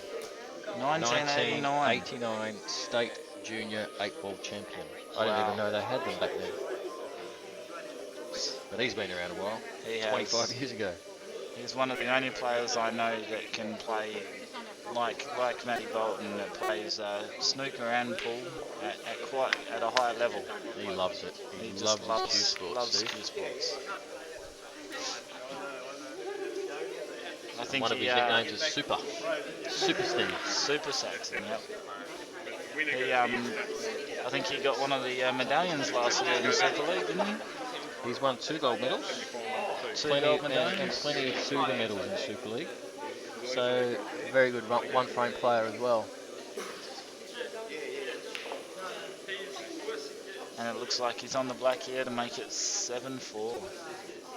And just talking about snooker, a few weeks ago he played in the West Coast International at North Perth, and he knocked in I think it was a 133 clearance, 132 or 133. So Brilliant. he's queuing nicely.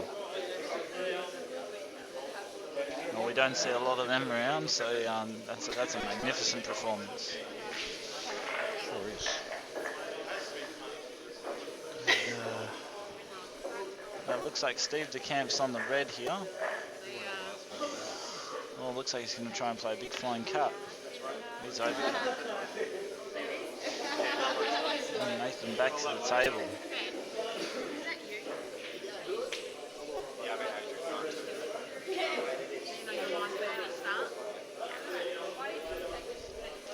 See if we can make amends for the last frame. Sorry? Will he go for it, or will he play safe? He could lay a snooker here. Okay, just to let everyone know what's happening. I reckon Nathan will go for it. He's queuing really well. Thursday in the morning at 9:30, which will be the winner of Alan and Steve playing Paul Dickinson, and Ben Foster playing the winner of Steve and Nathan. The next match will start around 12 o'clock. Be here by 11:30 just in case it's early. Great shot. And that's Matt and Ron, and the winner of those two matches. And the other semi-final will start around 1 o'clock. Clint and Luke Foster. Thanks. I think he'll go for it, Ron. I think he's He will queuing now. really well. And No, he's not. oh no, he's going to lay it up. There you go. He's making sure. Making sure, not a bad move. That's okay. Make your opponent work, mate. Doesn't look like there's any easy way of getting out of this either, does it, Ron? There's He might be able to. looks like that yellow's in the road for the straight double.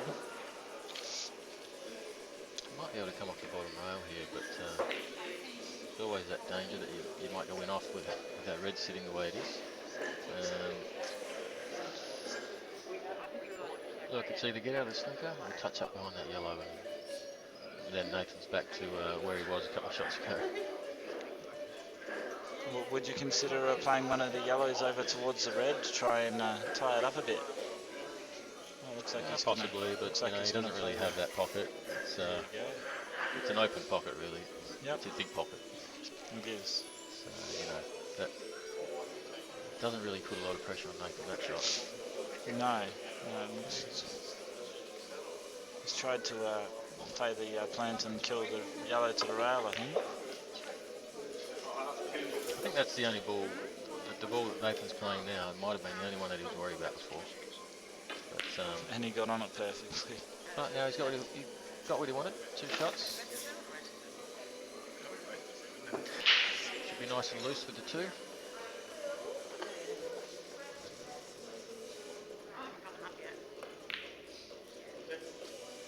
Rolled in. Wiped its feet, didn't it? A little bit jumpy.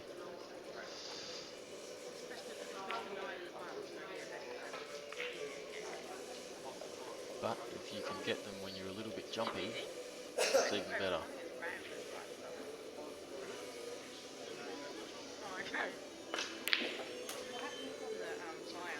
Beautiful. That's a brilliant shot. Roll the black into the corner to make it 8-2. He's not putting much of a foot wrong here, is he? Ireland 8, London 2, England 2.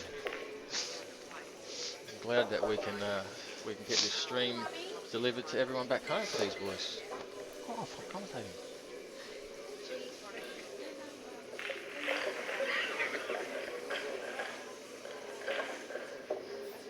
Yeah, back to Saxon and Brownie. Brownie's on the yellows.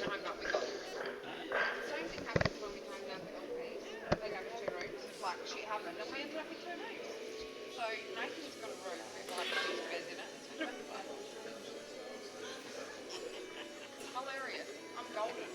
I do the accommodation for pictures. You can do one next time. Oh, honestly, we stayed at the place you stayed at last time. It's $150 a night. Yeah. So I think we Nathan's on the hill, and that's a cracking break. That's Beautiful. a brilliant break, isn't it? What would you take here, Ron? The yellows are looking pretty good, aren't they? Probably reds. I mean, you got a yellow over the hole, but that doesn't really matter. There's nothing around there, so probably reds now. He's only got one sort of tricky one. That's the one near the yellow at the left, near the left middle pocket. But he can get on that nicely. He'll back himself home, I think. That might not have turned out the way he wanted. No, he's on it. He's on it. Okay. You can't tell looking at the screen, can you? But once you look at the table, he's on the back of that red, so he can easily hit the other one. Can be deceiving, yeah. And that's a little bit fortunate, but I'd be happy that he's landed there. I don't know whether that goes, Ron. I don't think it does. I think he just chipped that yellow over enough that it doesn't go now. Well, so go or not, he has might to have to play put it up on the top pocket. In or over. In or over.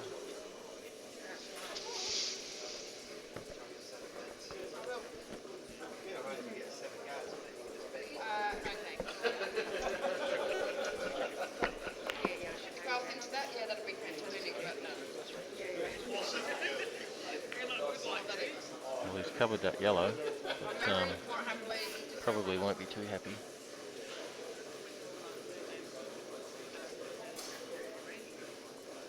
I think Steve will just run this yellow down and control that top pocket, Ron.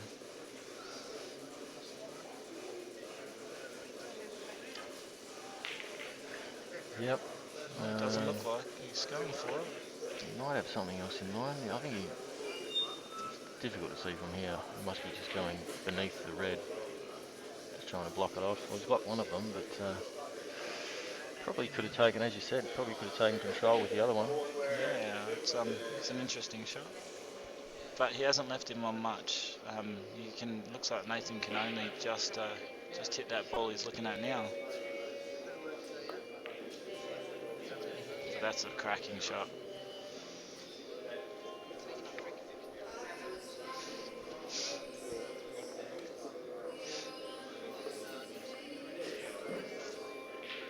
Well, I think he's got the option here to just get that yellow inside.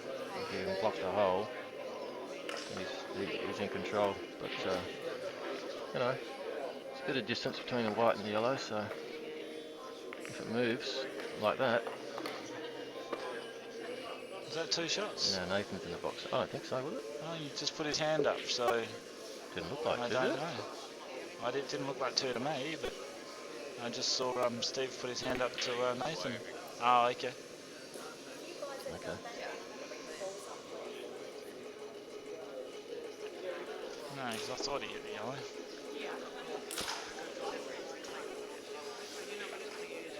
Well, Nathan's got control of that pocket completely now. So Steve has to do some serious business here to stay in the game.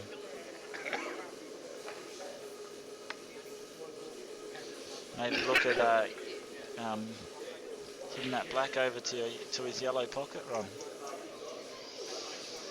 What's going to drop See the what red? he's going to come up with here. It's not a bad shot. Keeps him in the frame. Well, look, Steve's got a couple of problem yellows. One over on the right rail, one over on the left. The left one might go in the middle, but I think with the scoreline, you can probably just throw your arm at it. I think he's set it up. Yes, too. He's going to have a go. He's going to have to go soon. Kerry, two lady ones. Obviously wasn't on. I thought the plant was onto the red, but. Do you reckon he's going to drop this? Yeah, he is too. Drop it and give him two. It's all he could really do, isn't it? It's fair enough shot. If Nathan still has to finish it off with one. If Nathan can kick it out properly, he's got them all on.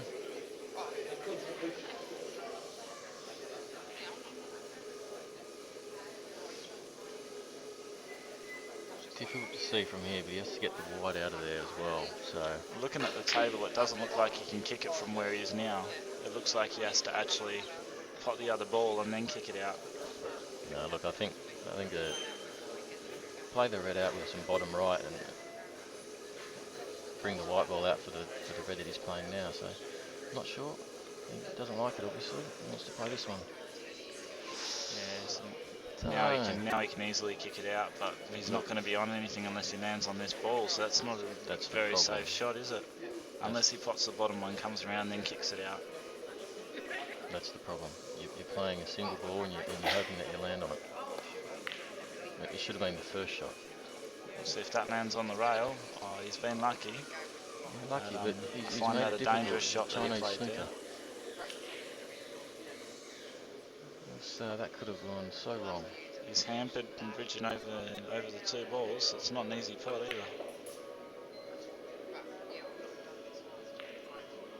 That's a brilliant shot. Nicely cued though. Very well done.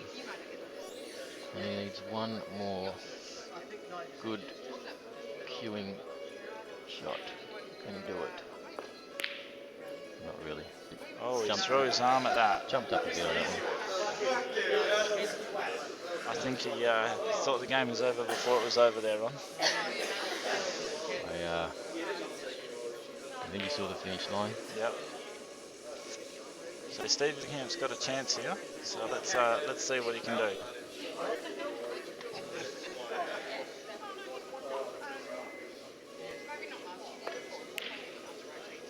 No, what a shot.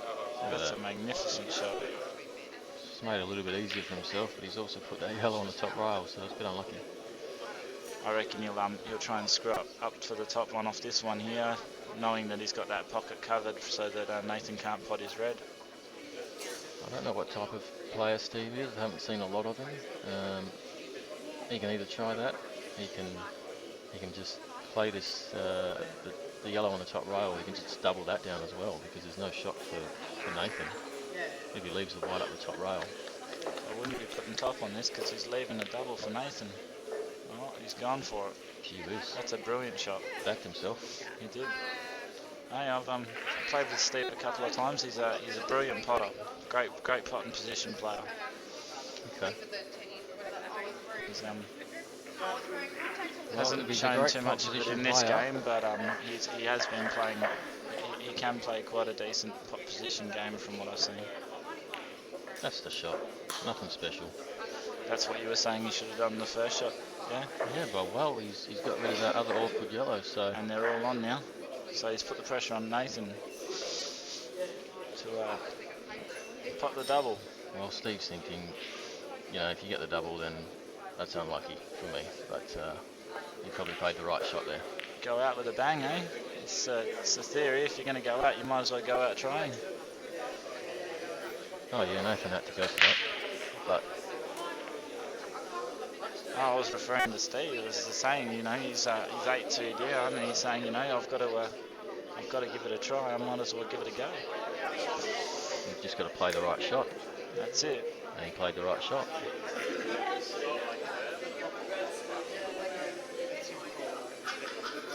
It looks like he's got a really good chance to take this frame here, right?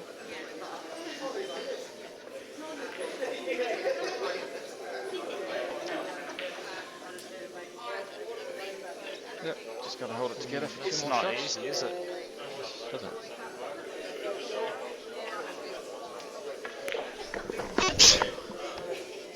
Wow. Just breathe a sigh of relief. What a brilliant shot. Yes and no.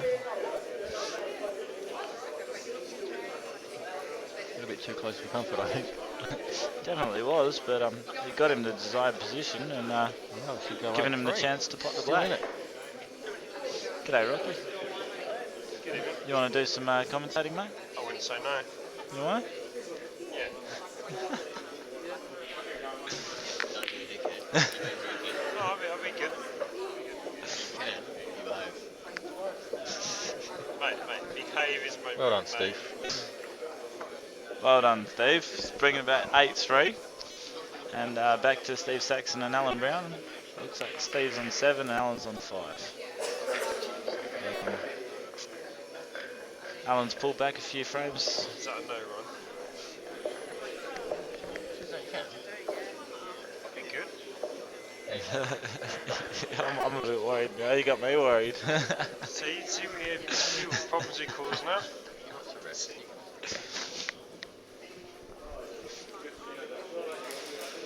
7-5. Brownie's hanging in there. He's pulled back a few frames. Yeah. All right, I'm going to put James Rocky Hammond into the commentary box, mate.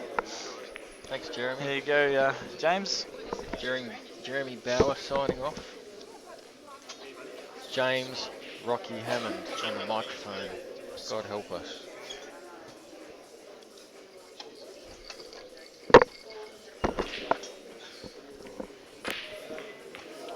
So we've got Steve Saxon versus Alan Brown in the losers half, Rocky. 7-5 to Sacco, race to 9. Yeah, no, just saw Alan miss that red in the bottom right corner there, Ron. It was yeah, near on the same sort of miss shot as what Steve just done, do you believe? Yeah, look, he hasn't been totally on his game today, Steve, but he's got the lead here, and he's only 2 frames away from advancing to the Sunday, so he must be playing better. Just a loose shot there. Yeah, at this moment in time, obviously Steve's going to be most confident out of the two with a 2-frame lead. Well, you'd think anyway. And just while we're on that table, I will just mention our major sponsor of the West Coast 8-Ball Open, which is Mr. Billiards. The owner is Braden DeSenza, and Mr. Billiards supplies pool tables, cues, and accessories, and they recloth tables and do maintenance. All the stuff you need for your games room. I actually have a Mr. Billiards pool table, and I can vouch for it. I love it. I love my table. So if you need a pool table, ring Mr. Billiards or go to www.mrbilliards.com.au. Do you know what? I don't even know what pool table I've got. Darren Rollins gave me mine. Freebie at Country Week. A freebie? Yeah. I've never got a free pool table Division before, 1, Country Week, not this year gone, the year before. Darren Morris paid $20 for a pool table. That was a little bit loose there, Alan. Jeez. That was Very loose shot. Steve. Sorry, Stephen. My bad. Had a couple of JDs. What can I say? You see the names down the bottom there, Rocky? That's Nathan Mc...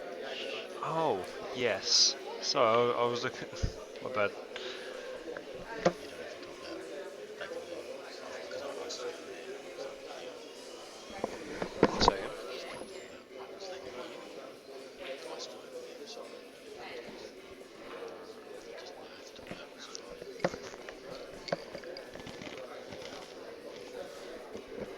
Switch shot there to control the pocket. However, the plant may be on, so having a second look, probably not the best shot. Probably not much value. Did he actually miss the pot? I didn't see it. I didn't see if he missed the pot or tried to. Oh, he missed by a country mile on top, left-hand corner. Sorry folks, I wasn't watching that one properly.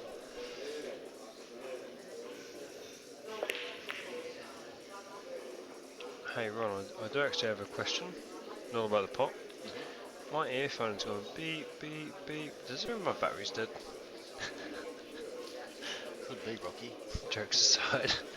Does that mean everybody can't hear you? It's probably a good thing. I'll ask Dan Rich. Rocky's the big league.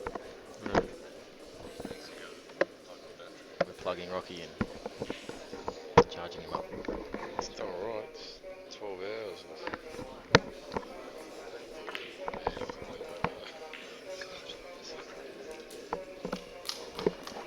Well, Nathan's had a couple of chances in the last couple of frames. I think a little bit of trouble getting over the line sometimes, I think. He said that to me today. So, see if we can do it this time. Come on.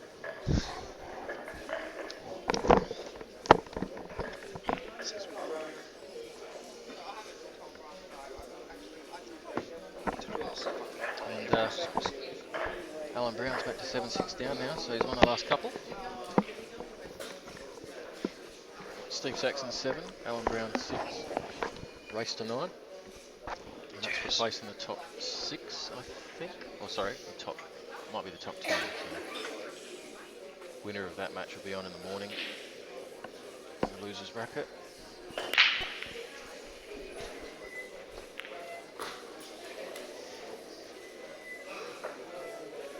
Well, didn't want that result.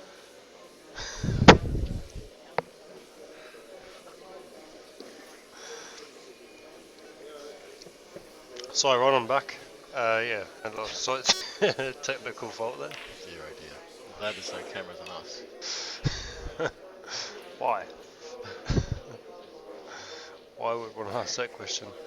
So yeah. So anyway, where are we? We've got a big pair of bunny ears on your head, wouldn't they, Rocky?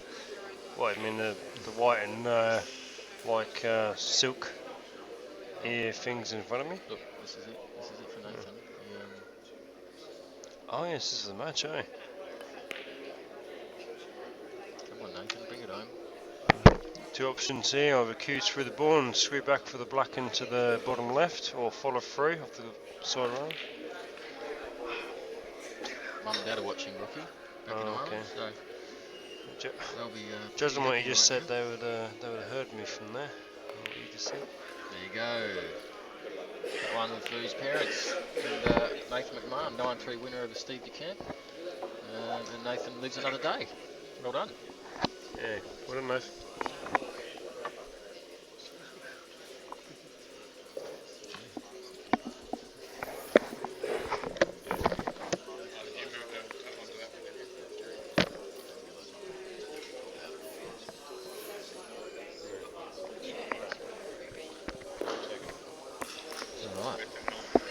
One match left for this evening, and that is Steve Saxon and Alan Brown. 7-6. Tense. The two WA veterans. National 8 ball. Just 12:30.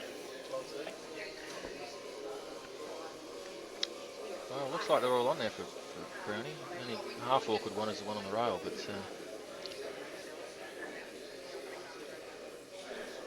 just needs to decide which one he's going to leave for last so he can drop on the black. And I don't think it will be the one on the rail. We'll play it now. Yeah, get it out of the way. Pop that nice and gentle. Screw back for the one in the middle. You reckon, Ron? Well, I think he can pop that red and just bump it to the yellow, so the white ball's going to stay exactly where he wants it to. He doesn't have to do too much with this, just needs to pop that red. Yeah. Just sort of It's done run through maybe? Stun, or roll and black. Or yeah. Might looks even like the black's on in the middle. might even stun the one in the red in the middle and cannon the yellow to play the other red in the middle. Which is done. Perfect. And then yeah. Pretty straightforward finish now.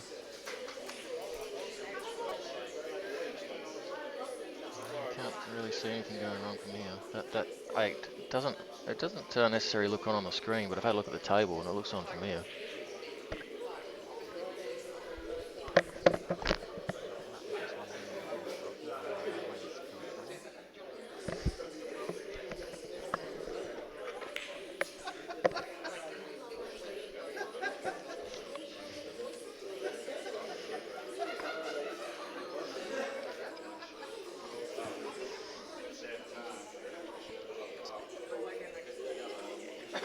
Come on, AB. Yeah,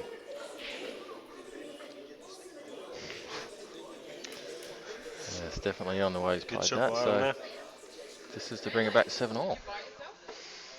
7-all. And effectively, Adrian early on. Effectively a best of 3. I think we've lost video. Slight He's technical potted the black. fault here.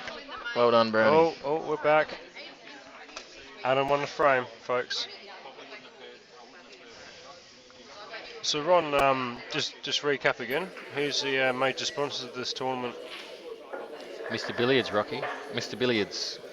They supply tables, cues, and accessories all around Australia. So they also recloth and deliver tables. They fix tables, whatever you need for your games room, or if you need a new table. give Mr. Billiards a call or go to their website, mrbilliards.com.au. Major sponsor of this event, so Sounds very like I happy to have know. them on board. Sounds like I'm gonna know. Well, sounds like I'm drunk too much. I said that. Better mention our other sponsor though, Rocky, Code Drop. Code Drop are a web design and e-commerce specialist. So they make stunning websites, online stores. So if you have a small business or any type of business or company and you need a website, go to codedrop.com.au and check out their portfolio there. I actually I know one of the guys there, Ben Doherty. He's one of the owners, and I was at Ben's there's a website. they're a very smart bunch of lads down there at Code Drop. So if you need a website, codedrop.com.au. Speaking of Ben Doherty, where is he nowadays? And is it the kid? And Not playing much, Paul. Yes, he's got a kid. I think I can't remember if it was a boy or a girl, but I think it's a girl. he's pretty happy, and Yeah, loved up. I don't think he's married, isn't he? No, he's not married. He might be engaged. If you're watching, Ben, g'day. Yeah, hey Ben. And about time to come out the woodwork, brother. He was a decent pool player too, Ben. Yeah, no, he was definitely very good lad. Good round the table. And And he enjoys a beer. definitely. So what have we got here? We've got Brownie on yellows, and yeah, they're all there. If he's good enough, if he can, this is a key shot. Probably pot this one. If he can get pot this one down the rail and get back to where the white is now, he's home. Because it'll be the one in the left middle, the one in the bottom right. You can play the one up the top right hand corner and screw behind the red closest to that yellow and play the yellow down the rail, one in the middle, come for side rail to the one in the bottom corner, black in the middle. Maybe that's Well, I'm thinking he might be just dropping that yellow into the middle. I think it goes into the middle, so there's a couple of passes he can take here.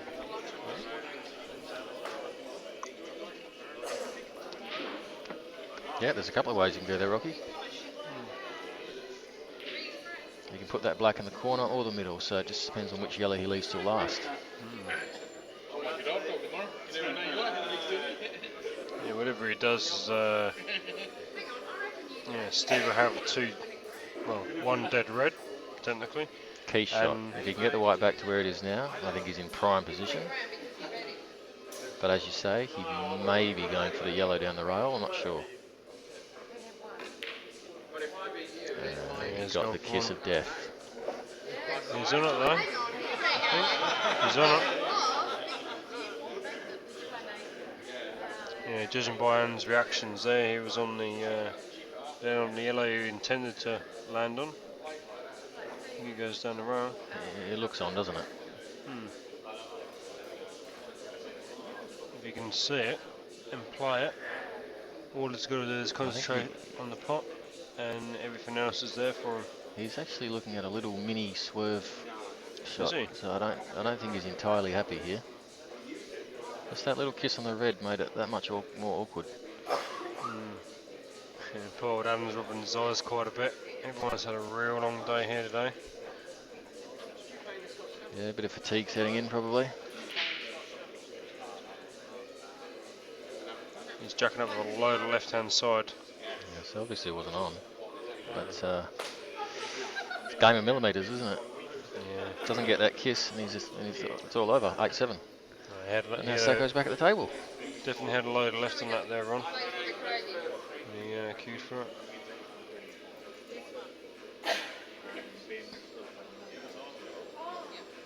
Yeah, Sako hasn't got an easy out here at all, by a long way. He's got a couple of awkward ones. I dare say he'll be playing one or two shots from now and snooking behind that red on the side rail there.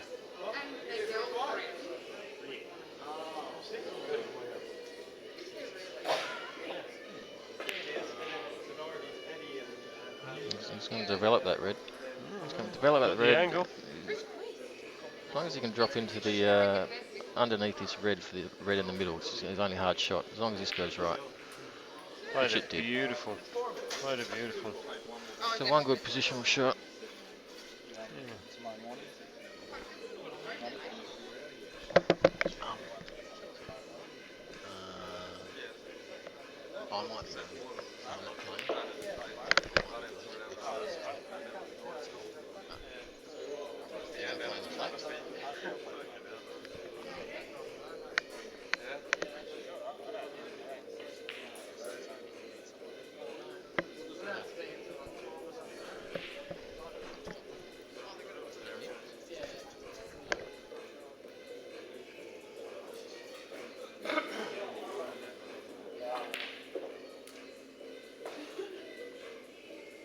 So lucky there by a sack, eh? Got a pretty tough shot in the middle.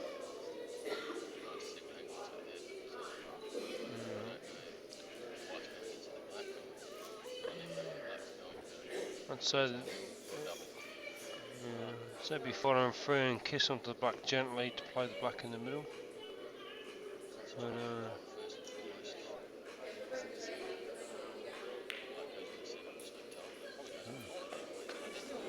oh yeah, it goes and it flies in the corner.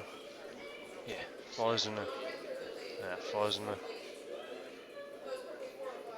Jumbo jet run. Oh, maybe not.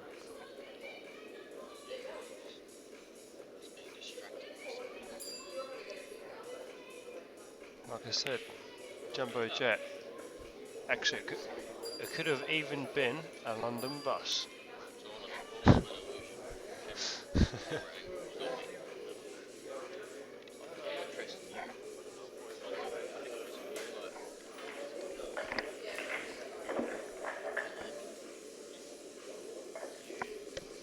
Can you hear me now? A minute. Is this charged now? My neck's hurting. You're gonna be charged. Sorry, I was just on mute, so Rocky was having a conversation with himself, as usual.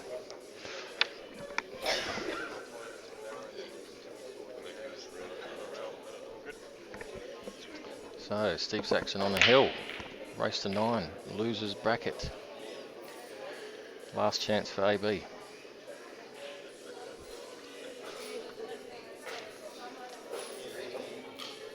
So I started the dry break on there with Steve. Just got a text message here, Rocky, and just a question for you.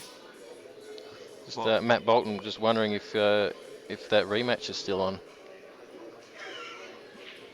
And it was planned for 2 weeks ago. And Ron, you had your you had the phone in your hand just then. It was actually from Darren Morris, not Matt Bolton. I didn't say who it was from. So I said there's a question. M Morris. So what's this? Has Darren now taken over Gordon Whitaker? Well, anyway, can we get an answer? Is there going to be a rematch with you and Matt Bolton? There will be a rematch when I'm good and ready. Is it going to be for the same amount of money? It was it 1,000 each before? It'll be more money. Okay, more money. When I'm ready, good and ready. Fair enough. Good answer. There you go, Matt.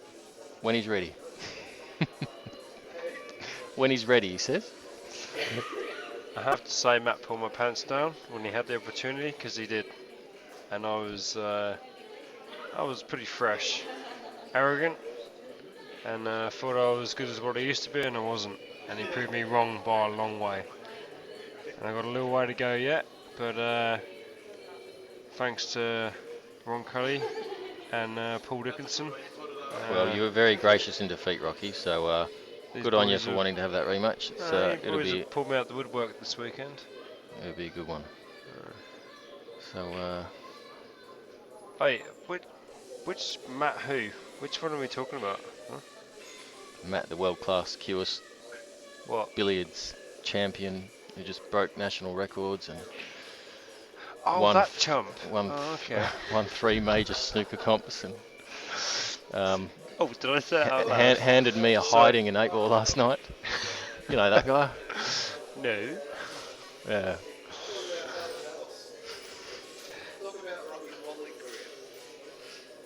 No, Rocky's modelling career. My foul. I've never heard anything about that. Mustn't have taken off, did it? What? Yeah. Well, my failed porn star career. That one. Alright, I never swore. Anyway, back at the game. Who's on? What's this brownie queuing up? Was brownie on reds or yellows?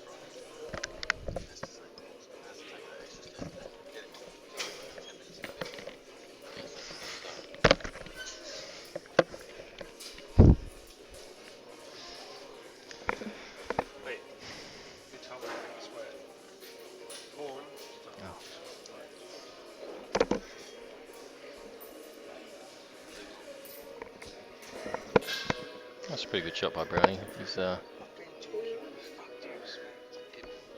not left Steve too many options, I don't think. But Steve would be looking maybe to just cover that black hole. The hole where the black is. Probably the best shot. Might have been an in-off. I don't know if he had that option. Alright, looks like Brownie can just trickle in there where those two reds are, cover the hole and leave the white in a pretty handy spot for himself.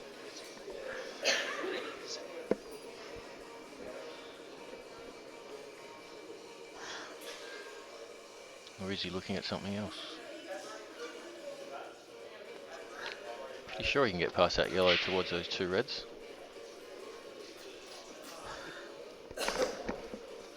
No, he's found something else. Gee, that's not a bad shot at all. That's worked out beautifully. Fuck off.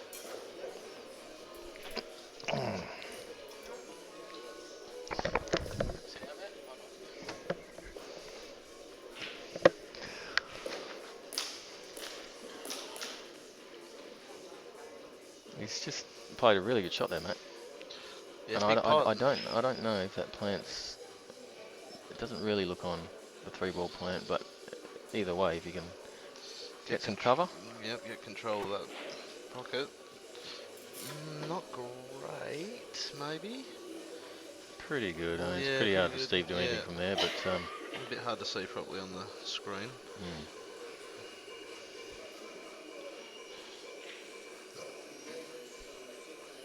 Tight affair, the last match of the night, Ron. it is. What a finish to a very long day. Very long. Good. Lots of good pool today. Lots of good pool. Lots of good plays here. So had a couple of tight matches earlier on. I think there was an 11-10 with Adrian and Mark Carroll. Was that right? Or am I wrong? I'm not sure, Ron. I haven't been through the results. They don't call him Super Steve for nothing, do they, Ron? What a shot. Hey? He could actually have a crack here. If that yellow goes off the red. Might be able to get that off the red. That'll clear the other one as well. He has to give it a little bit of a pace. Probably has to punch it. No, he decided to... Okay. He had the best view there. There's only one upset in the first round today, and that was Alan Brown going down to John Barclay. Yeah, huge win for John. Big win. Certainly a Marathon match. Career best victory for John, but great to see. Yep. Always good to see one of the pros get beaten first round. It's never nice for the pro themselves, but it's good for the comp. Absolutely encourages the guys to stick at their game and that they can compete. For sure.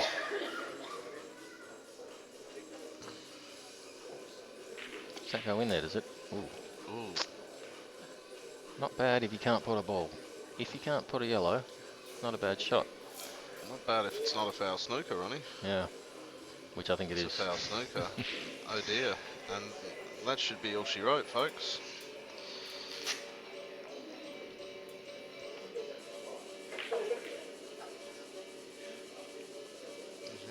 Not exactly sure what he was trying. Maybe just didn't get the screw back. He probably wanted to screw back an inch. Brownie, that is.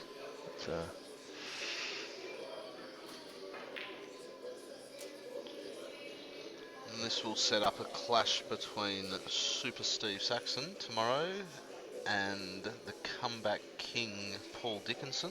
Oh, Sacco versus Dicko. Could be an interesting affair to say the least, Ron. Oh, it will be. It will be. Dicko's done pretty well for someone that hasn't touched the cue in 4 years. He picked up a cue 3 weeks ago, I think. And he's been playing a bit of league down here for a little while on a Thursday night. A couple of weeks. Oh, is that it? Yep, a couple of weeks. Yep. Well, I handed his cue back for him.